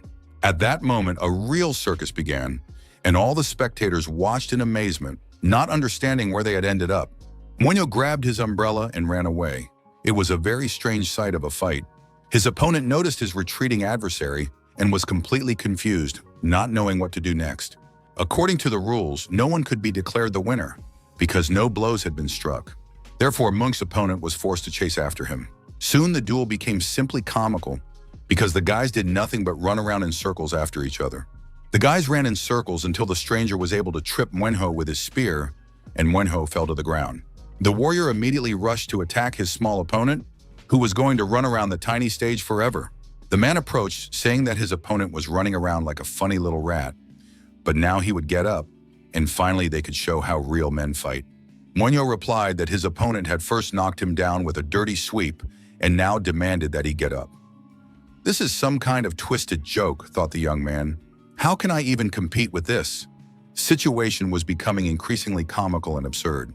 But then the stranger rushed into the attack again with his spear, preparing to deliver the winning blow. Munch grabbed the spear shaft, preventing the blow, and immediately counterattacked with his opponent's spear. Unfortunately, the distance was too great, and Munchu was also unable to strike. The enemy laughed, saying that Muenho had recently boasted about his horizontal strike, but now he was showing such clumsy technique. It was clear to everyone that his lunges would be just as clumsy, but it was unclear how the guy with the umbrella was going to continue fighting. The stranger said nothing more. He jumped up and struck with all his might. Then the blows rained down one after another, and the crowd watched with excitement as the confident chatterbox was literally beaten up. Muencho was barely standing and looked truly beaten. Blood ran down his face, and the young man tried to cover himself with his umbrella. His opponent approached him and prepared to kick him. He kicked Myung-ho in the head, and it no longer looked like a fight. It looked like a real murder. Jin-yeon watched the fight from the balcony, and before losing consciousness, Myung-ho saw that his friend was aware of his humiliation. Myung-ho regretted having lived his life like a complete fool. Gathering all his remaining strength, the young man got to his feet, leaning on his umbrella. Blood was literally pouring out of him. His opponent waited for Muenho to get to his feet. The crazy bastard couldn't seem to come to his senses. But finally, the time had come to end this fight, and the stranger rushed at his opponent with his spear. Was Muenho's whole life going to be like it had been before? Like a real fool? Muenho now regretted the previous years with a vengeance. That's why, from that moment on, he decided to live a completely different life. The guy raised his umbrella and managed to dodge the spear. The next moment, he thanked his opponent for closing the distance just enough to deliver the decisive blow. Muncho brought his iron umbrella down with all his might on the fighter's head. Spectators again did not understand what was happening. This is what it means to let your guard down, and it is unclear what power this umbrella possesses. Myung-ho crouched down, leaning on his umbrella. His breathing was uneven, but his defeated opponent lay at his feet. Myung-ho raised his umbrella, pointed it toward the balcony where Jin-yeon had been standing all this time, and addressed his teacher with the words, "Thank you, my teacher, for sparing me once. I will definitely repay you for your kindness and for your lessons too. I will do this because I am not some kind of rat that is always running away. I am a poisonous fox who always repays his debts, and today I have won." Jin-yeon watched his friend with a smile and satisfaction. He understood that he had once correctly understood his friend and given him the opportunity to believe in his own strength. Finally, the audience began to come alive. The spectators realized that the winner was the guy with the umbrella, and he had defeated his opponent with just one blow. Myung-ho stood swaying over his opponent's body, calling him a pathetic weakling. Although the young man himself could barely move and was struggling to stay on his feet, he didn't have time to relax before he heard someone shout. Another warrior climbed into the ring, saying that Myung-ho wasn't going anywhere, because one lucky victory didn't make him special. Myung-ho looked at this guy and said that he would show him his place too, because freaks couldn't calm down and fight one at a time. More and more guys climbed into the ring. Myung-ho didn't show it, but he knew things were bad. He couldn't take another fight. But then his friend and teacher Jin-yeon appeared next to him. No one even noticed how the guy got into the ring. Jin-yeon said that he wanted to warm up before the festival began and was ready to satisfy everyone who wanted to spend the eve of the tournament in the same way. After the warm-up was over, Jin-yeon received an invitation from the Hwa clan to spend the evening together and have a drink before bed. The young man quietly entered and bumped into the host's sister. The girl said that she didn't like this fighter at all. Jin Yun didn't hear anything else because the conversation was interrupted. It was clear that the girl was very annoyed, and it was unclear why. Jin Yong thought she was just crazy. Hua Yunwoo clearly enjoyed the situation. He thanked the guest for accepting the invitation and said that the girl who was making noise in the room was his younger sister. She was one of the main contenders for victory in the Dragon and Phoenix tournament, and also an imposter. The beauty introduced herself and said her name was Hua Yunsol. All the young people sat down together at one table to relax and chat on the eve of the important and responsible tournament. Yunsol did not understand why she was sitting there at all, because she was not interested in her brother's affairs at all, and besides, this self-proclaimed imposter, the son of a merchant, annoyed her greatly. There was a strong mental connection between the brother and sister, so they could communicate with each other without saying a word. Insol suddenly told the guest that the day before, his sister had confessed that she had watched young Master Li's battle, and it had made a big impression on her. Therefore, the girl had something she wanted to give him as a memento of herself. Jin Yun did not understand what she was talking about, especially since he had done absolutely nothing. Yunsol explained that it was a treasure belonging to their clan's fist guard. She handed the young man a pair of handguards. They were not metal offensive gloves, but ordinary leather guards designed to protect the knuckles. The girl asked him to accept this small gift as a gesture of goodwill. Jin Yun expressed his gratitude, accepted the gauntlets, and said he would try to use them wisely. After that, the conversation became much livelier because the young people relaxed a little. The hosts asked their guest if he knew who the favorites were for tomorrow's Dragon and Phoenix tournament. Jin Yong had no idea, and Hua Yunwoo thought this was bad because the young man was completely unaware of current affairs. The guy asked his sister to explain the details in the situation. The girl didn't really want to do this because her older brother could explain everything himself, but her mischievous brother threatened to tell stories about Yunsol's childhood, so the girl didn't argue. Many names were mentioned as possible winners, but in reality, the competition was between two major forces, the Murima Alliance and the Rulers Association. The Murima Alliance nominated Jin Gyul from the Hua Mountain Sect and Lim Jiryeon from the Wudin Sect as their main candidates. However, their participation is still in question. The Hua Mountain Sect risks life and limb in every fight, and the Wudin Sect does not want to interfere in world affairs at all. As for the Rulers Association, they support Doko Han and Namgung Wei. Well, if these two meet in the final, neither of them will leave unscathed. The thing is, these guys are rivals in love. Both are crazy about Pak Ryong, the girl who is considered the most beautiful woman in the South. If the guys meet in the final, both will end their lives with serious injuries. They were already gnashing their teeth in anticipation of humiliating each other in front of the beauty. The name Pak Ryan was familiar from a past life. She was the daughter of the elder to whom King Kulak was once indebted. Memories from his past life flashed before the young man's eyes, and he saw a little girl who could now grow up to be a beautiful woman.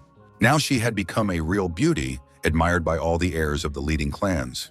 Jin Yun thought that he had once been almost like an uncle to her, and now he stood among her peers.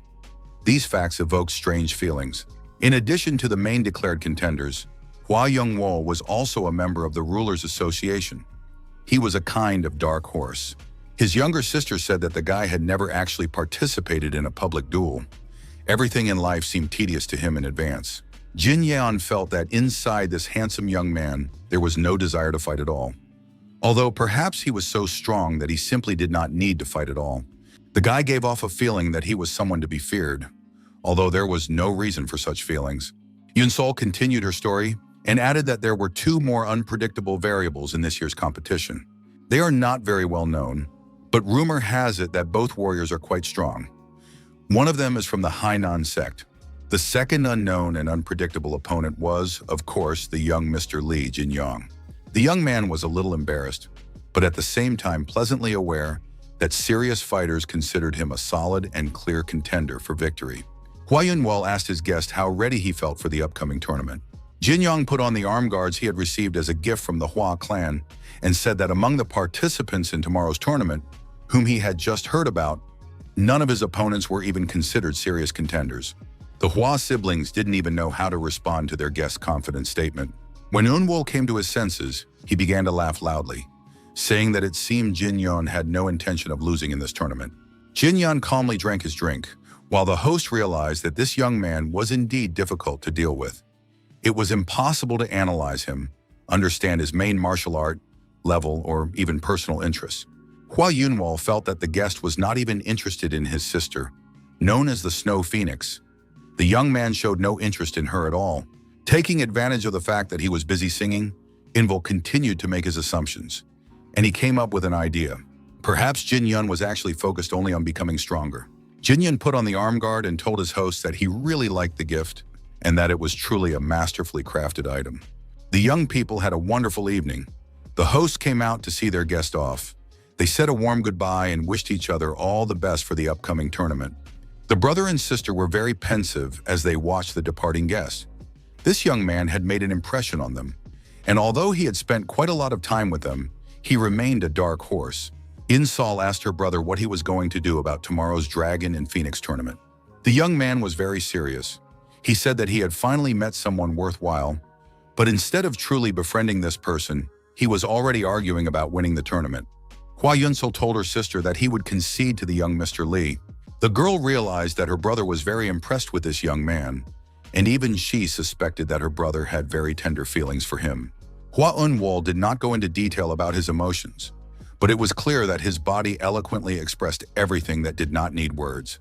Yunwol noted that their guest was an incredibly straightforward person because he never even tried to flirt with the beauty. It seemed that he was not a womanizer. Yunsol thought that Jin Yan was just pretending to be indifferent. She didn't want to admit that this merchant's son wasn't interested in her at all.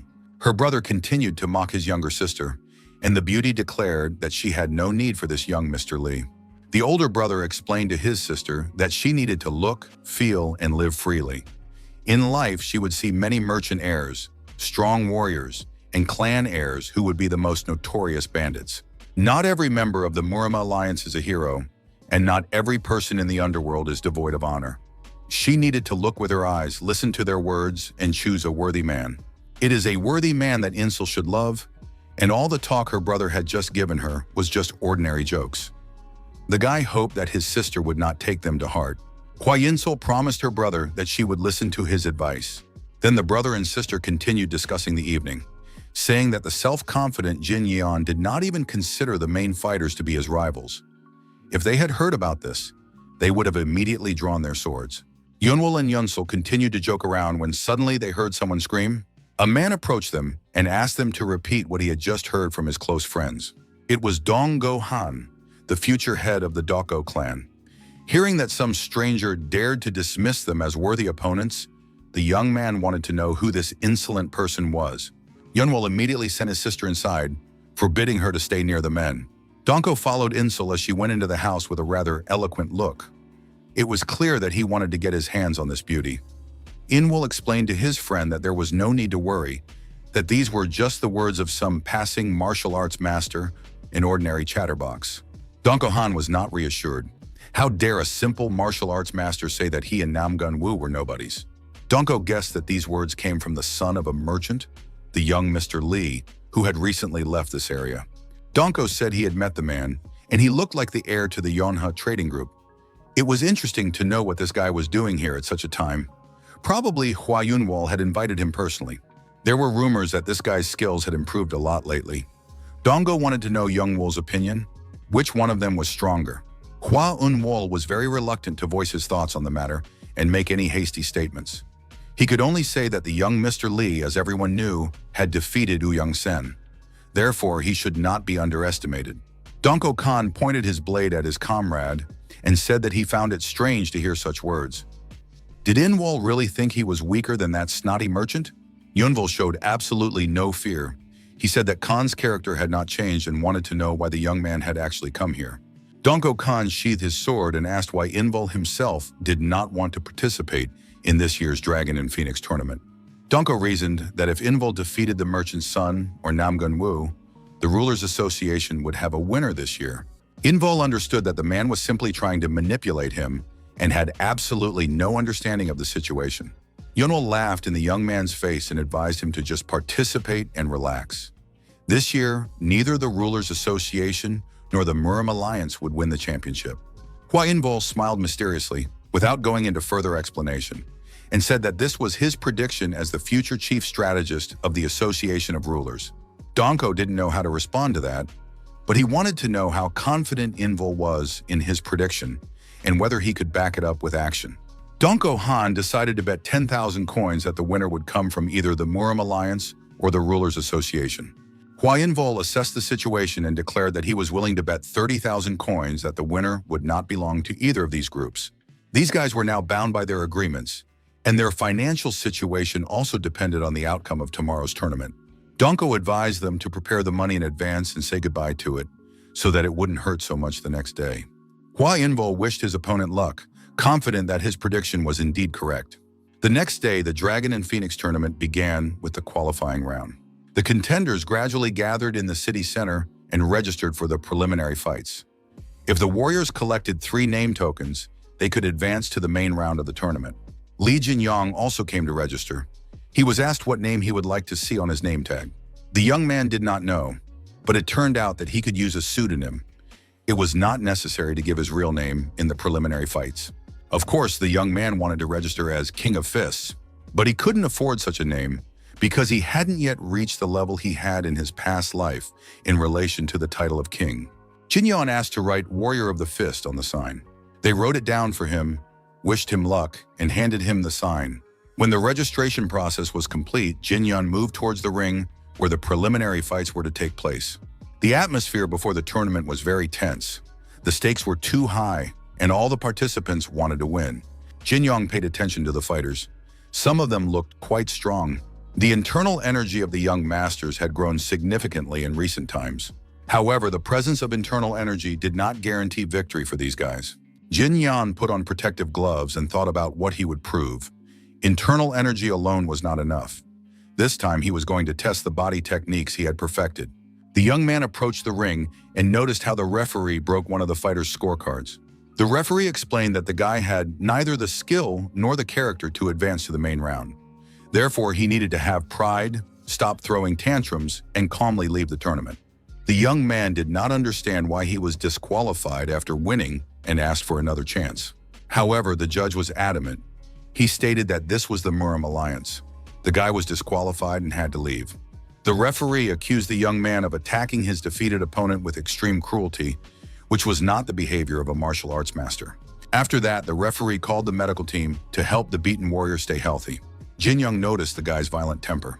He knew that sometimes orthodox schools were just as annoying as the Uyang clan. Nevertheless, thanks to righteous elders such as the judge, the world remained in balance. Jin Yeon understood that he could never truly hate the orthodox side. Jin Young was lost in thought and did not notice where the referee had gone. He turned to the stranger, wanting to know where the referee had gone. However, the man said that a spot had just opened up in the ring due to an injured participant, and therefore Jin Yong had to enter the fight immediately. Li Jinyan stepped into the middle of the ring, bowed his head in greeting, and saluted his opponent. At that moment, the malicious judge appeared, saw this, and said that he had not seen such a well-mannered young man in a long time. The old man asked for the sign with the fighter's name. The referee read the name written on the plate and wished the fist warrior good luck in the tournament. The old man was very attentive and meticulous. He noticed the young man's protective gloves and said that he had not seen such gloves in almost 50 years. The judge said that the material of the gloves resembled the rarest thread of the heavenly silkworm, which was once produced by the Bakli clan. Jin Yun learned that these gloves were very valuable, and now understood that the gift from Yun Sol was not just a souvenir. But it was time to stop talking and get straight to the first fight. The old judge announced that the fight could be considered started and thoughtfully left the ring. Jin Yong's opponent said that, judging by the gloves, his rival also fought with his fists. It looked like it was going to be an interesting fight. The young man did not have time to finish his sentence, because at that moment Jin Yong jumped at him. Li Jinyang hoped that his opponent was ready to start the fight. The guy threw a punch, although it seemed that the stranger was not expecting it. The opponent was knocked down by this light blow and lay motionless in the ring.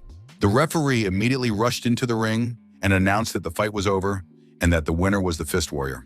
The referee thought about how he had sensed this guy's unusual aura and how his punch had been executed perfectly. The next opponent was the Reaper of Life. He entered the ring hoping to win and advance to the qualifying stage. Jin Yeon did not look at his opponent at all. He was completely focused on the fight. The Reaper of Life saw the last blow Jin Yeon delivered and realized that he was facing an unusual fighter, but one whose level was unclear. The man understood that in such moments, he needed to put all his inner energy into one decisive blow and he rushed into the attack. Jin Yan blocked the blow and managed to seize the initiative, preventing the strike from reaching its target. Jin Yan managed to whisper to his opponent not to waste his energy on a wooden stick. At that moment, Jin Yan's fist was already approaching his opponent's face. The young man believed that if he didn't waste his strength on the stick, he would be able to stop the blow. But for now, there was little chance of that. Spectators had already gathered around the ring, amazed that the fight had ended with just one blow again. Among the spectators were some of the most famous warriors. They watched the merchant's son's technique with interest, assuming that this was perhaps all he was capable of to defeat his opponents. However, it became clear to everyone that the rumors about his strength and martial arts skills, which had spread around Jin Yan's name, were not in vain. The old judge clearly sympathized with Jin Yan.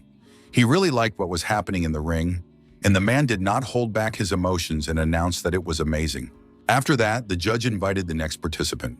But the contenders realized what would happen in the next round, so the next contender withdrew from the qualifying tournament. The old judge scolded him, saying that the player dared to come to the Dragon and Phoenix tournament with such a weak will. He demanded that he leave his token and leave the ring immediately. The judge understood that most of the tournament participants did not even have basic fighting skills. He handed out 3 tokens and said that in his entire life, he had never seen a participant who passed the preliminary test with only 2 strikes.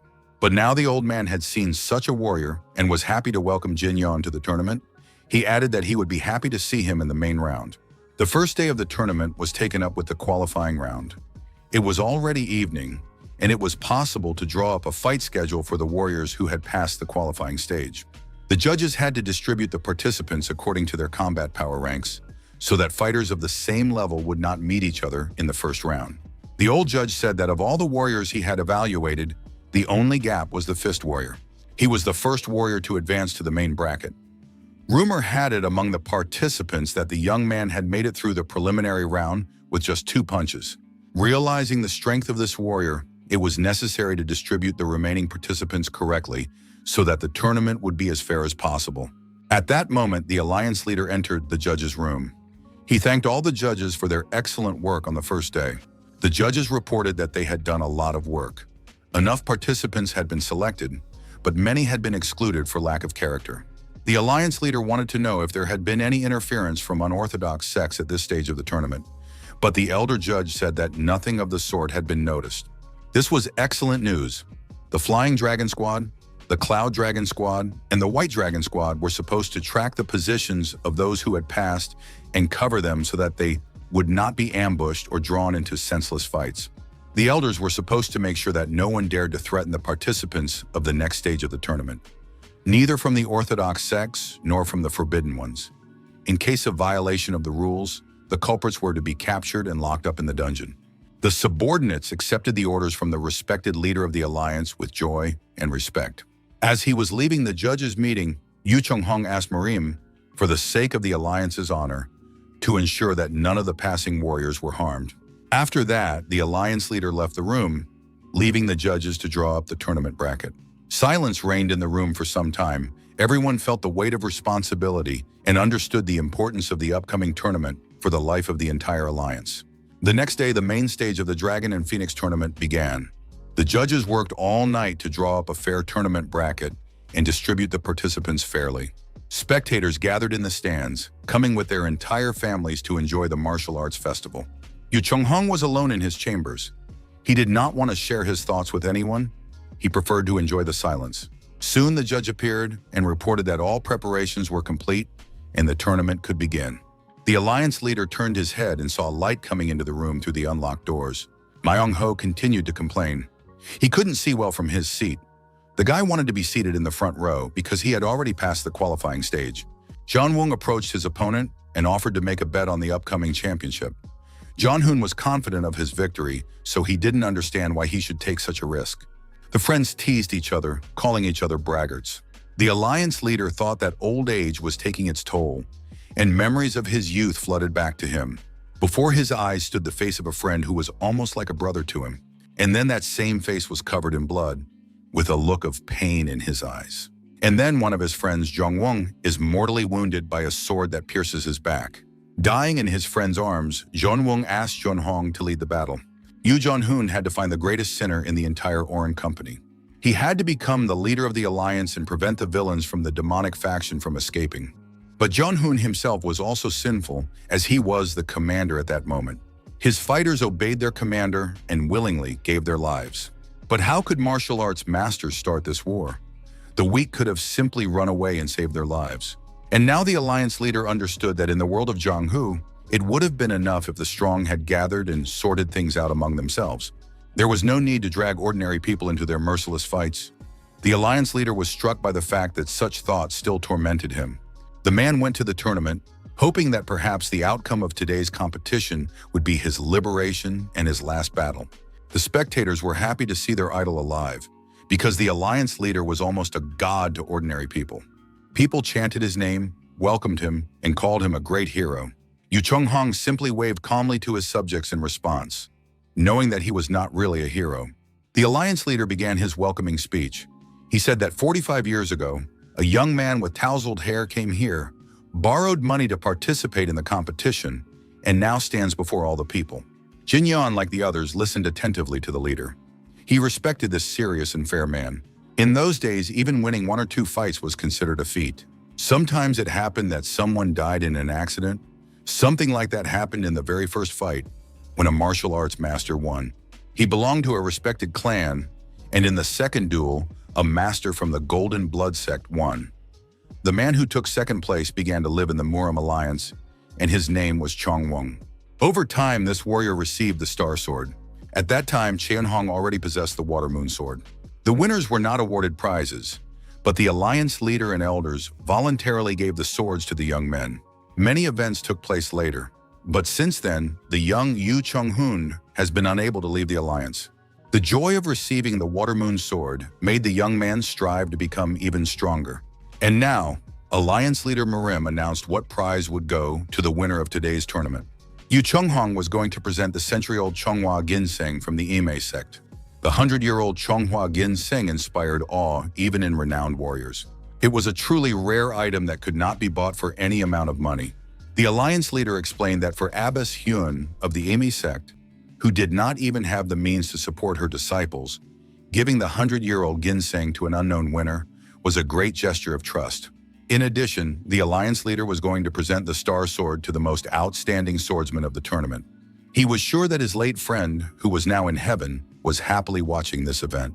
The alliance leader also wanted to present the best swordsman with his Water Moon Sword, which unfortunately he himself could not give away.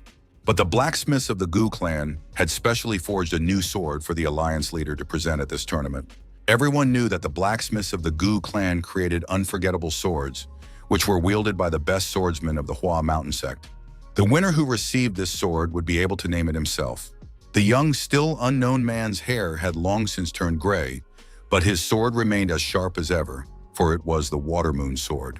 No matter how many years pass, the blade of the Water Moon Sword will never tarnish.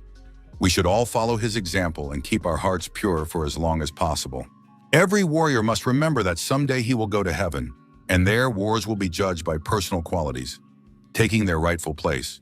Thus, at this tournament, a 100-year-old ginseng, the Star Sword, and the Sword of the Gu blacksmiths will be awarded. These awards are given without any conditions for one reason only. And this reason is clear to all pious warriors, for they all belong to Orthodox sects. After that, the alliance leader announced that the Dragon and Phoenix tournament could be considered open. Mungho was also impressed by the alliance leader's welcoming speech and said that the old man really looked impressive. Jin Yan smirked when he heard this phrase.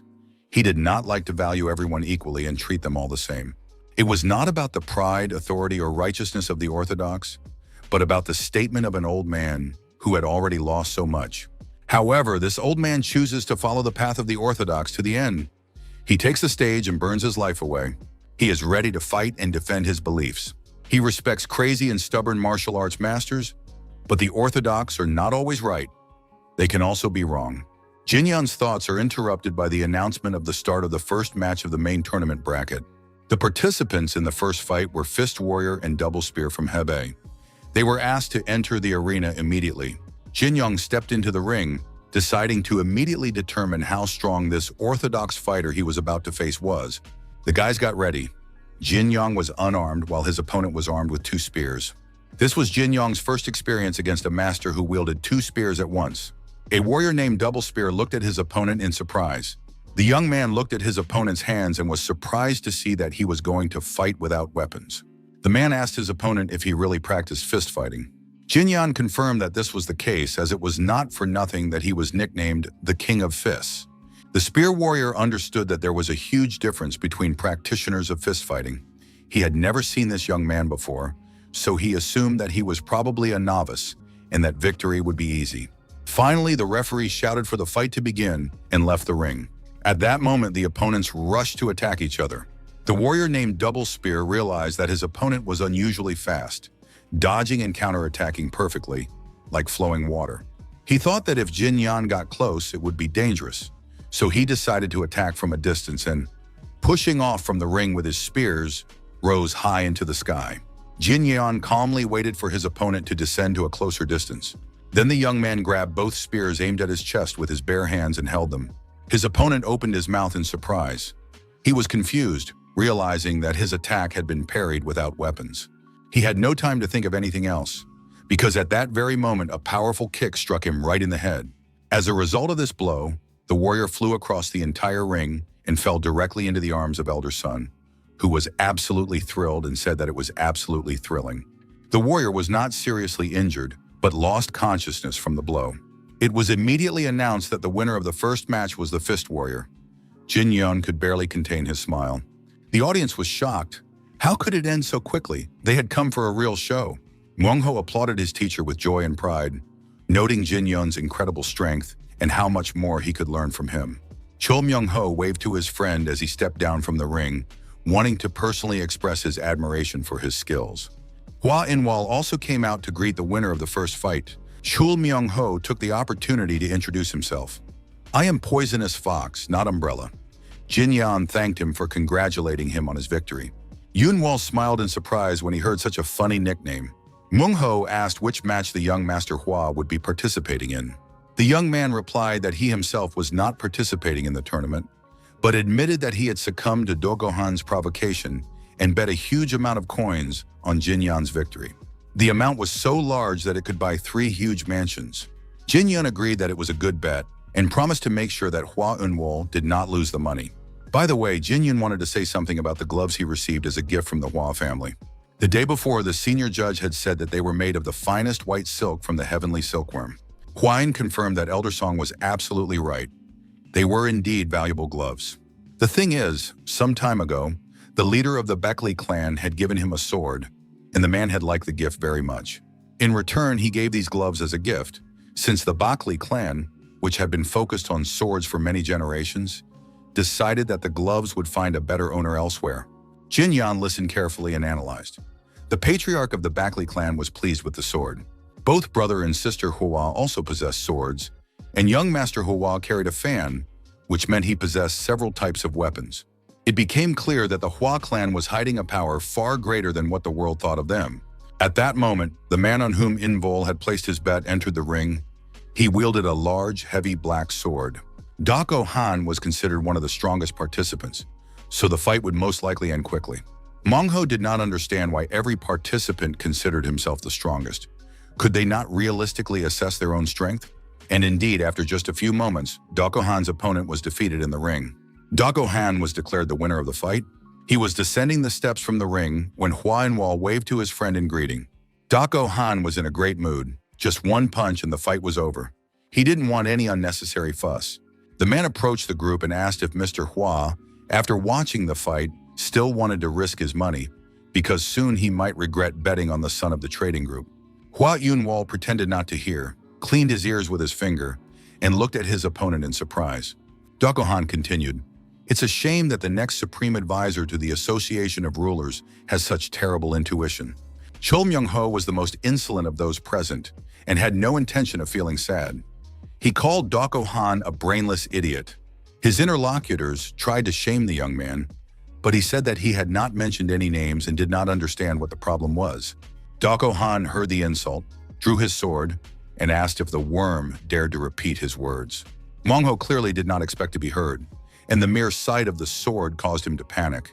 The young man began to say that the sword was very similar to the black iron umbrella he used, and that perhaps Do-go-han would lend him his sword someday. Doko Khan no longer understood who was standing before him, a fearless warrior or a madman. He did not want to get involved in the conflict and said that they would meet in a duel someday. Ma Young-ho replied that he was not participating in the tournament and that there was no need to dramatize the situation. No problem had occurred. Doko Han was about to leave but suddenly stopped and suggested getting his weapon to show this brainless fool who's boss right then and there. Hua Yun-wol sensed that the situation was getting out of control and began to calm Dong Go-han down. But at that moment, someone appeared right next to them and ordered everyone to move aside. It was the strongest swordsman of the Namgun clan, Namgun Wee. It turned out that the guys were just standing in his way. Wang Ho, as usual, remained defiant and asked directly, "Who are you to interfere in our conversation?" Namgun turned to Dongko, saying that he had wasted his inner energy on an insignificant opponent and was now quarreling with ordinary people. He probably had too much free time on his hands. Donggo Han could only repeat Namgun Wee's name. He didn't dare say anything else. Everyone knew that this guy was the grandson of the Emperor of the Sword. Even outwardly, he was very similar to his illustrious grandfather. Despite his young age, Namgun Wee gave the impression of an experienced fighter. He also recognized the young Mr. Lee from the trade group. At that moment, Namgun should have been focusing on his own fight instead of interfering in other people's affairs, but he probably had too much free time on his hands. Namgun said that he had already finished this duel and was about to leave the ring.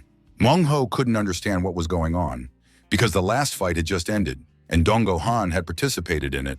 Namgun explained that since the previous fight had ended with just one blow, he had to take this situation into account. Therefore, the guy didn't waste much time, and the referee took the next loser out of the ring. Jin Yen was not surprised that the next fight was also over very quickly, because Namgun Wee himself was participating in it. And now a visual battle began between the two main contenders for victory in the tournament.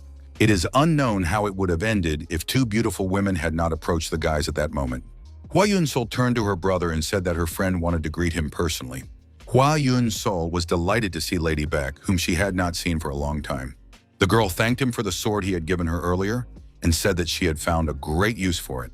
After that, Hua Yun-sol introduced the girl to the men standing next to him. After everyone exchanged greetings and best wishes, the girls left the company of the men. Dongko and Namgun noticed that the beauty had looked at young Master Lee for a few seconds longer than the others. And now the guys were united in their dislike of their common rival. The Dragon and Phoenix tournament continued, and soon it was announced that the winners of the first round should await their next match. The warriors rested in their tents, and Hua Yun-wol came personally to Jin Yon to find out if he was ready for the second round. Jin Yan was completely composed and calm, responding that he was ready for battle. However, he was concerned about why some participants looked at him with such hatred. Hua Yun-wol reminded him that he had already told him about the rivalry and love. Both suitors hoped to win the hand and heart of Lady Beck. Now they looked at Jin Yan with hatred, considering him a rival in the romantic conflict. Meng Ho, as straightforward as ever, noted that all the commotion was because of a woman. "Why be the scion of a prestigious clan if you behave like a fool blinded by lust?" he added. Jin Yun could no longer listen to this and asked his friend to watch his language. He reminded him that young Master Donggo had restrained himself, and thanks to that, Myung Ho was now alive, and also noted that this was also thanks to the girls. Chul Myung Ho remembered his promise to be an obedient student, bowed, and said he would definitely take this into account. The brother and sister watched the dialogue and were touched that a real friendship was indeed developing between such different guys. But soon it was time for the second round. Jin Yon finished his match almost instantly. His name gradually rose in the rankings. He needed 2 more victories to reach the final, and his next opponent was the unusual warrior Dong Ku-han. If Jin Yong defeated him, he would advance to the semifinals, where he would face Namgun Wee. It turned out that he would have to fight the strongest opponents in a row. On the other hand, the martial arts master of the Hainan sect, the Golden Sand Sword named Wee Mak Chong, and a representative of the Hua Mountain sect, the Wandering Plum Blossom named Jin Yul. The judge invited the Fist Warrior and the incomparable Donko Han to the ring. Jin Yeon, climbing into the ring, looked once more at Ms. Beck, who was interested in this primitive guy who only knew a few physical, rough techniques. The opponents met in the ring, but before anyone could understand what was happening, the arena was destroyed. It was hard to imagine that the huge stone ring had been broken into pieces. The leader of the alliance, who was watching the tournament, gave the order to continue the tournament and not to stop.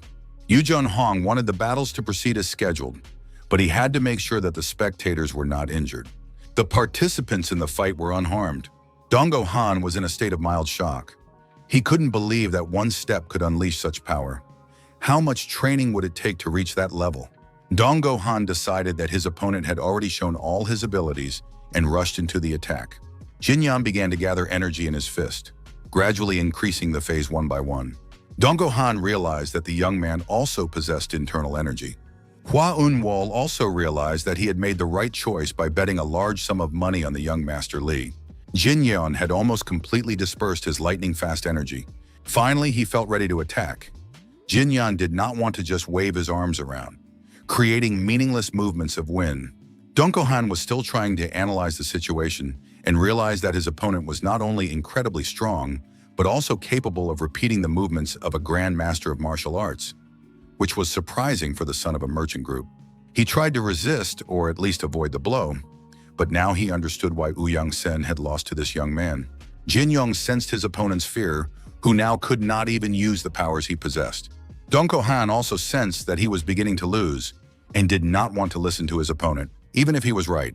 Jin Yong touched the sword in Dong Han's hands with a light movement of 2 fingers of his left hand. It turned out to be amazing.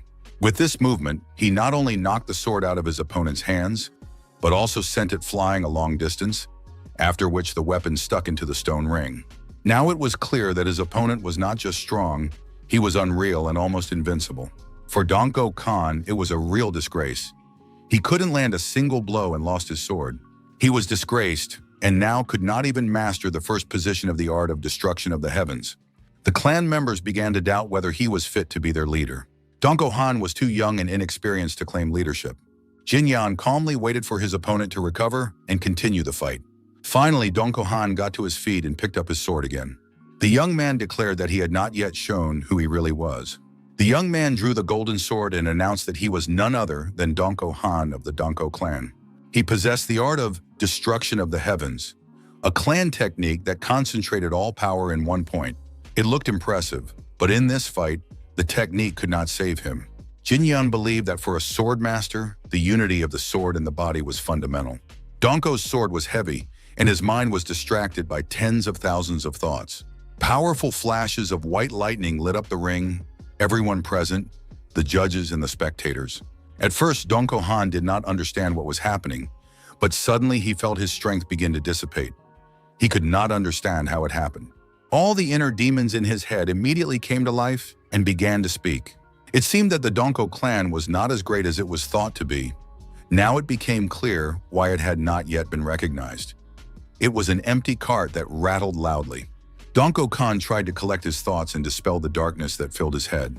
The tension became unbearable. He shouted for all the voices to be silent, not understanding why his attacks were not working. He was struck by the fact that his opponent remained completely calm, his eyes filled with a powerful, wild force. Everyone knew that the children of great clans, raised under protection, possessed even more vicious inner demons. This was due to the pressure placed on them by society and their subordinates, which hurt more than any enemy. If the body becomes strong and the mind weak, the sword turns against its master, and a discord arises between body and soul, leading to collapse. To get through such moments, one must learn to control one's inner forces. You need at least a minimal foothold to hold on to in order to feel peace. Initially, the art of destroying the heavens is a technique that concentrates scattered energy in one point. You need to gather your wandering inner strength and strengthen it. Dong Han said he understood and would try to apply the technique again.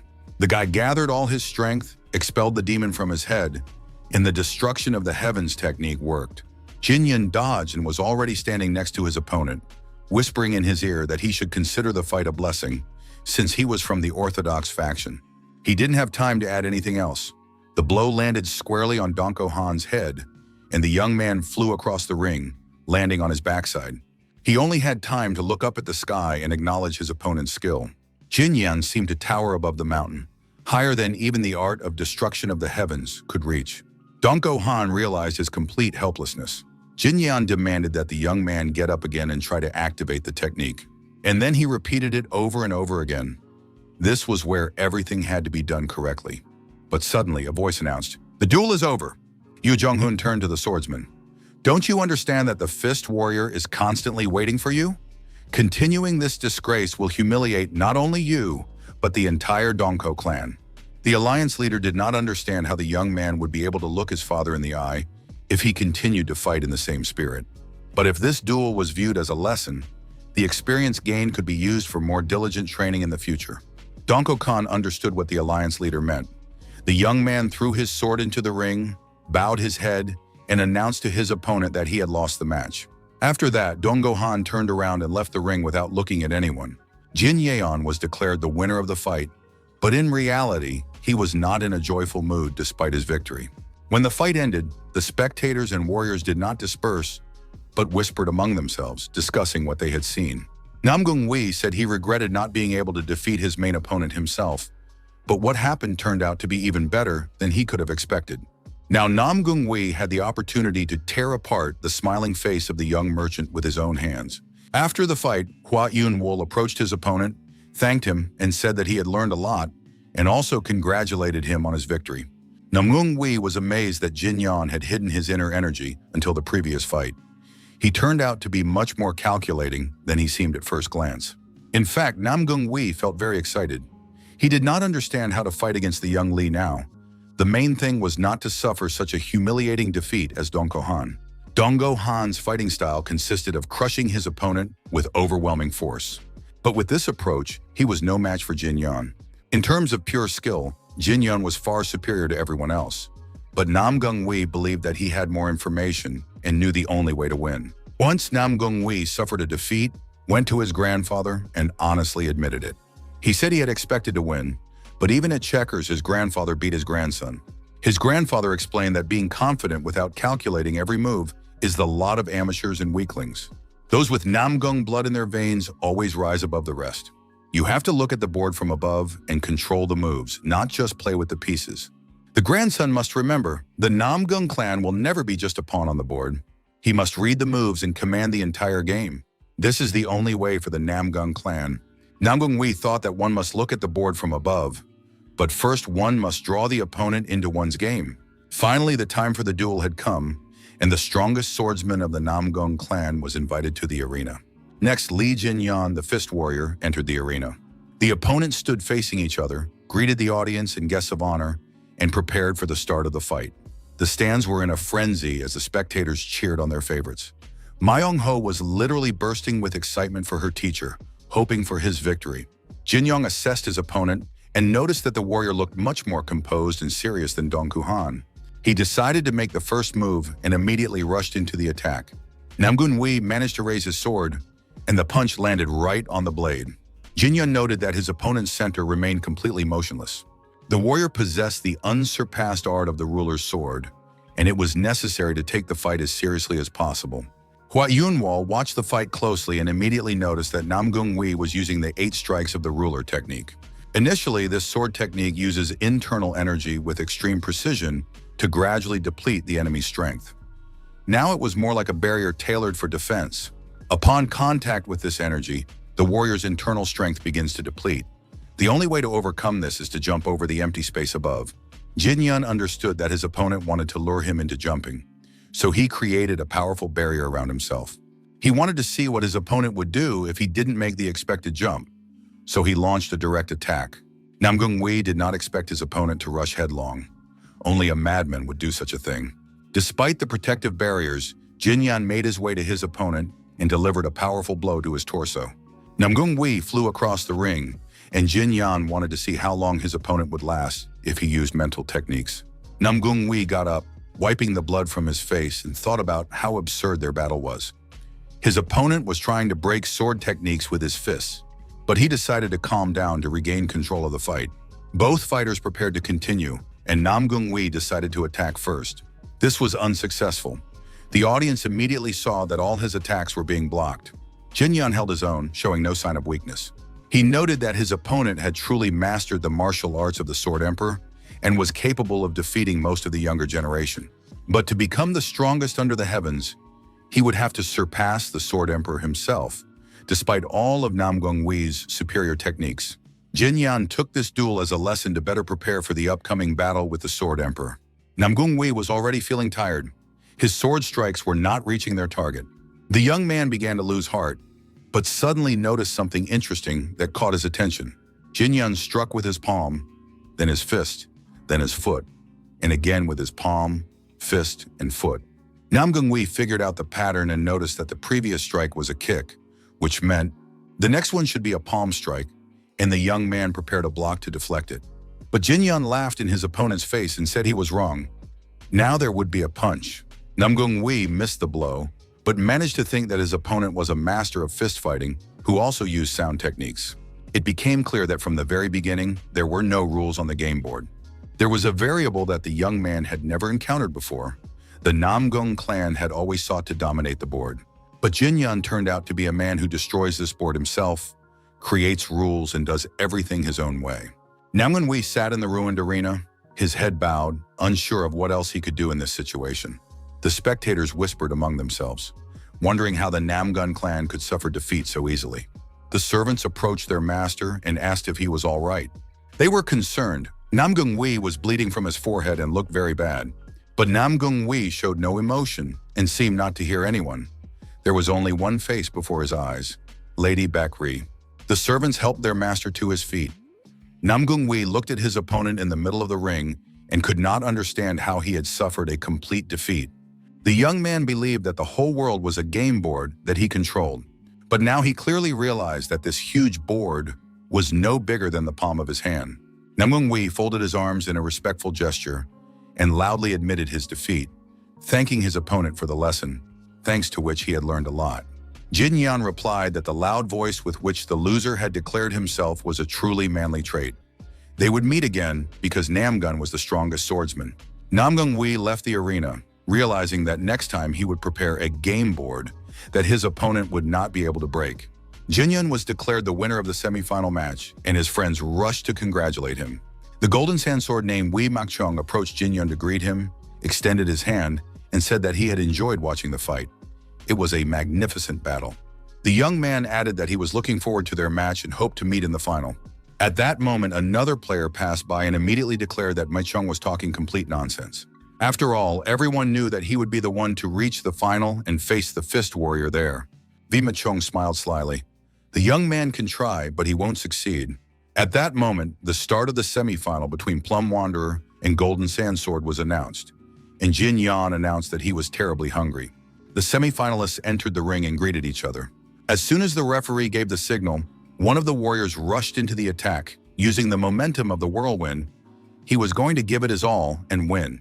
His opponent had to block immediately, but the attack did not give either of them a significant advantage. Munchu, watching the fight, commented that this warrior was too showy and did everything for the audience, as if he were showing off. Rumor had it that in the Hua sect, they risked their own lives in sparring, and now it was clear that there was not a shadow of hesitation in the warrior's sword. Mongo believed that, judging by all appearances, the fighter from Mount Hua would be victorious. Jin Young had a different opinion. The Golden Sand Sword was still smiling. Next, all 24 techniques of the Plum Blossom Sword were used. After that, the warrior used the Blooming Plum Whirlwind, but it was all in vain. His opponent immediately clarified the balance of power. The young man gave his all in every fight, but the Golden Thread Needle Strike was used against him, and his opponent fell to the ground, completely defeated. He could not move his hands. An invisible golden thread seemed to bind them, making it impossible for him to even move his fingers. His opponent approached and pointed his sword directly at Jin Yo's head, offering him to surrender. The outcome of the fight was already clear. The only question was whether the young man would give up his life, since it was only a friendly duel. Jin Yo admitted defeat. The boys remained friends and agreed to fight again. Next time, victory would surely go to Jin Gol. Finally, the finalists of the Dragon and Phoenix tournament were announced: the Golden Sand Sword and the Fist Warrior. The day was drawing to a close, and the time for the final battle was approaching. The spectators were waiting for the most interesting fight. Everyone knew that the title of once-in-a-century genius did not come easily, and many believed that Golden Sand Sword would be victorious. Others believed that the Fist Warrior was hiding his true strength and that victory would surely be his. The arguments remained arguments, and it was better to watch the fight itself. The finalists entered the ring, the referee greeted them and gave the signal to start the fight. At that moment, Ma Chong rushed into the attack not with a sword, but with his fists. Very unusual. The swordsman began with close combat techniques. Jin Yan grabbed his opponent's leg as he was preparing to kick, spun him around and threw him aside, taking advantage of the opportunity to counterattack. But it turned out that this was exactly what his opponent had been waiting for. And the moment he loomed over Jin Yan, the young man drew his sword. Jin Yan managed to dodge the golden sand sword technique, as well as the golden silk needle that followed. Ma Chong was sure that it was simply impossible to dodge these devastating techniques. Jin Yan saw sand falling on him from above. This sand was unusual. It was filled with internal energy. The young man stretched out his hand and was able to gather some of the golden sand falling from the sky with his fingertips. If it was what he thought it was, the young man could use the sand and throw it at his opponent. Ma Chong didn't even move. All the grains of sand thrown at him seemed to hang in the air and did not harm him. The spectators watched the fight with interest, completely unaware of what was happening and why the fight had suddenly been interrupted. Alliance leader Marim and Elder Song also watched the fight closely, wondering where it would lead. Only Ma Chong knew that he had not stopped the golden threads. In fact, it was Jin Yan who had frozen them with an incomprehensible force. They were so thin that they were barely visible, and his opponent had copied the technique and controlled his internal energy. Ma Chong realized that he was facing a truly overwhelming force. He approached Jin Yan, shook his hand, and admitted defeat, expressing his hope to meet him in a fair fight in the future. Thus, the champion of the Dragon and Phoenix tournament was determined, and the head of the alliance was pleased to announce the winner's name. The Fist Warrior was the winner of this year's tournament. The Golden Sand Sword, the Fist Warrior, and the strongest swordsman, Namgun, were invited to the arena. Yu Jung-hoon, as the leader of the alliance and host of the tournament, wanted to present the prizes to the winners. Namgun Wei was to receive the Supreme Starblade, a sword that the alliance leader had always cherished and valued. Once upon a time, the young Jun-hoon had walked the path of the great warrior with his sword. Namgun Wei felt immense pride and understood what an honor this was for him. Moreover, the young man believed that the alliance leader would not give this gift to anyone from the Rulers Association. Namgun Wei realized that he had been too confident. He accepted the sword with trepidation and promised to take good care of it. After that, Ma Chong Wei was invited to receive the prize. He was called a genius who was born once in 100 years, and he really made such an impression on everyone present. The young man was very modest and said that compared to the young hero from the Yona Trading Guild, he was still far from perfect. The alliance leader reassured the young man, saying that he had his whole life ahead of him. In the meantime, the young warrior had to come up with a name for his new sword. Ma Chong Wei took the sword from the leader's hands and announced that he would call it the Golden Sand Sword. The name was unusual. It was the name of a martial arts technique. But as they say, the owner is the master and can name his weapon whatever he wants. Finally, it was time to award the main winner of the tournament. Yu Jung-hoon asked Jin Yan to stay where he was and not move. After that, the alliance leader ordered the White Dragon Squad to take up positions around the perimeter and the elders to line up in the center around the platform. Everyone else was ordered to retreat downstairs. Lee Jin-yeon held the box with the main gift in his hands and waited to see what would happen next. He had no reason to doubt the alliance leader's motives. Mong-ho had no idea what was going on and asked Hua Yunwol what would happen next. Even young Hua did not know the answer. He suggested that at this moment, the warrior was taking ginseng root, the most dangerous process, impossible to defend against, and the slightest mistake could lead to energy distortion. It seemed that the alliance leader was going to personally guard Jin Yun, but it was unclear why he cared so much. Yu Jung-hoon always treated his juniors this way, and Ma Young-ho watched his idols with admiration. Of course, not everyone in Orthodox sects was an outstanding warrior, but the alliance leader really gave the impression of a wise old man. He suggested that the winner take the ginseng root right away, but there was no need to rush. As long as the energy circulated in Jin Yun's body, the alliance leader and his entire guard would watch over the young man. Jin Yan was at a loss for words, so he decided to accept the help as a gift and immediately do as the alliance leader advised. The young man sat intently and thoughtfully near the box of ginseng root. Something was about to happen that would change his life forever. Finally, he got ready, took the root, and began to chew. In his past life, as a simple wanderer, he could not have imagined such a thing. He could not have imagined that someone would guard him, allowing him to go through the process of energy circulation without problems or complications. Everyone present watched the process with bated breath. The phenomenon was extremely rare. A whole new world opened up for the young man compared to the lonely life he had before. He had achieved a great deal thanks to the Azurite essence, and the time it took to assimilate the century-old purified ginseng turned out to be surprisingly short. And now the young man had reached the 9th phase of white lightning energy. Jin Yeon informed the alliance leader that everything was complete. It was surprisingly fast. He replied that it was fine, and the alliance leader ordered the guards to retreat. The old man was amazed and wanted to make sure that the victor was all right. Jin Yan felt embarrassed, even a little ashamed, but he admitted that he was terribly hungry. Yoo Jong-hoon suggested that the young man call his friends and promised that he would treat the winner to a delicious meal. This wonderful day of the tournament ended with an equally wonderful dinner. The alliance leader, brother and sister Hwa, Jin Yeon, the winner of the tournament, and the poisonous Fox Chul Myung-ho gathered at one table. Jin Yeon watched his student and immediately noticed that the guy was suspiciously quiet today, probably because he was sitting at the same table with the alliance leader. Yoo Jong-hoon also noticed the young man's calmness and began to joke, asking if his nickname was Liz from the gambling den. Then the alliance leader asked if Myung-ho had gotten used to his new umbrella. The young man confirmed that he had, and the alliance leader was satisfied. He noted that this umbrella was certainly different from the previous one and advised the young man to continue working hard. Hwa Yun-sol listened to the men's conversation with interest, not quite understanding what was going on. Her brother also could not yet understand what the head of the alliance was talking about with this relatively unknown simple warrior, who moreover did not know how to keep his mouth shut. After that, the head of the alliance turned to the young head of the Hwa clan. He asked how his father was doing and how the villagers were doing. Hwa Eun-wol replied awkwardly that everyone was fine, but wanted to know how the alliance leader knew all this. Jin Yeon immediately realized that his suspicions were correct. The Hwa siblings were trying to hide something. The alliance leader reassured them. There was no need to be afraid or worried.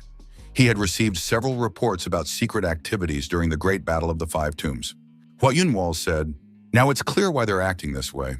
The leader of the alliance emphasized that the young master Hwa was a representative of the great clan, and he must not forget this under any circumstances. If he panicked, it would be a sign of disrespect to his ancestors. In his time, Hwa's ancestors were comrades in arms of the alliance leader, so he did not want the young man to dishonor their memory. Yoo Chung-hoon stated that since the Hwa clan was active again, Eun-wol should know the following. Some time ago, the King of Fists and the great Myung-chu disappeared from the earth forever. As for the King of Swords, he was sent a letter instructing him to temporarily return to the Murim alliance. The alliance leader asked that the old head of Heiwa be informed of what was happening so that the clan would be prepared for anything. If the demonic faction begins to take revenge, their clan, and especially the young heirs of Hwa, will have to be especially careful. It was decided to double their vigilance. Finally, the leader of the Murim alliance approached Jin Yeon, for whom he also had special instructions. Yoo Jong-hoon demanded that the young man become even stronger than he was now. Jin Yeon listened carefully to the alliance leader's words and understood that he was not disappointed in him. Yoo Cheon-hoon said he wanted Jin Yeon to become the hidden sword of the righteous faction. Victory in the tournament would bring the warrior some fame, but he had not yet achieved true renown, so the demonic faction would not yet know of his existence. For the time being, the demonic faction's targets would remain the clan leaders and the alliance leader himself. Jin Yeon understood perfectly well what Yoo Chung-hoon meant, but he couldn't admit out loud that he had the same goal. At the end of the evening, Poisonous Fox said that he didn't understand what they were talking about at all, but everyone said that he didn't need to understand anything. After that, the alliance leader said that it was late and time to prepare for tomorrow's events, said goodbye to the young people, and left the hall. Hwa Eun-wol said that he would take his sister to her room, as she had a sparring session the next day, and then return so that the men could discuss the day's events in peace. Yoo Jong-hoon, satisfied, left the young people, realizing that he had left behind reliable followers and could now go to sleep peacefully. It was late at night, and the alliance leader wandered through the empty, lit corridors to his room. Suddenly, he felt with his inner sense that he was not alone. He stopped, turned around, and saw the silhouette of a man. The stranger said, "I am glad to welcome the alliance leader. We haven't seen each other in a long time." This person turned out to be the Emperor of the Sword. He was not alone. Standing next to him was the Sword King's blood-covered apprentice. The Emperor confirmed that this was indeed the case, and unfortunately, that they had to accept the worst possible outcome. The Sword King was attacked by a demonic faction, which meant that the next war would come sooner than anyone had anticipated.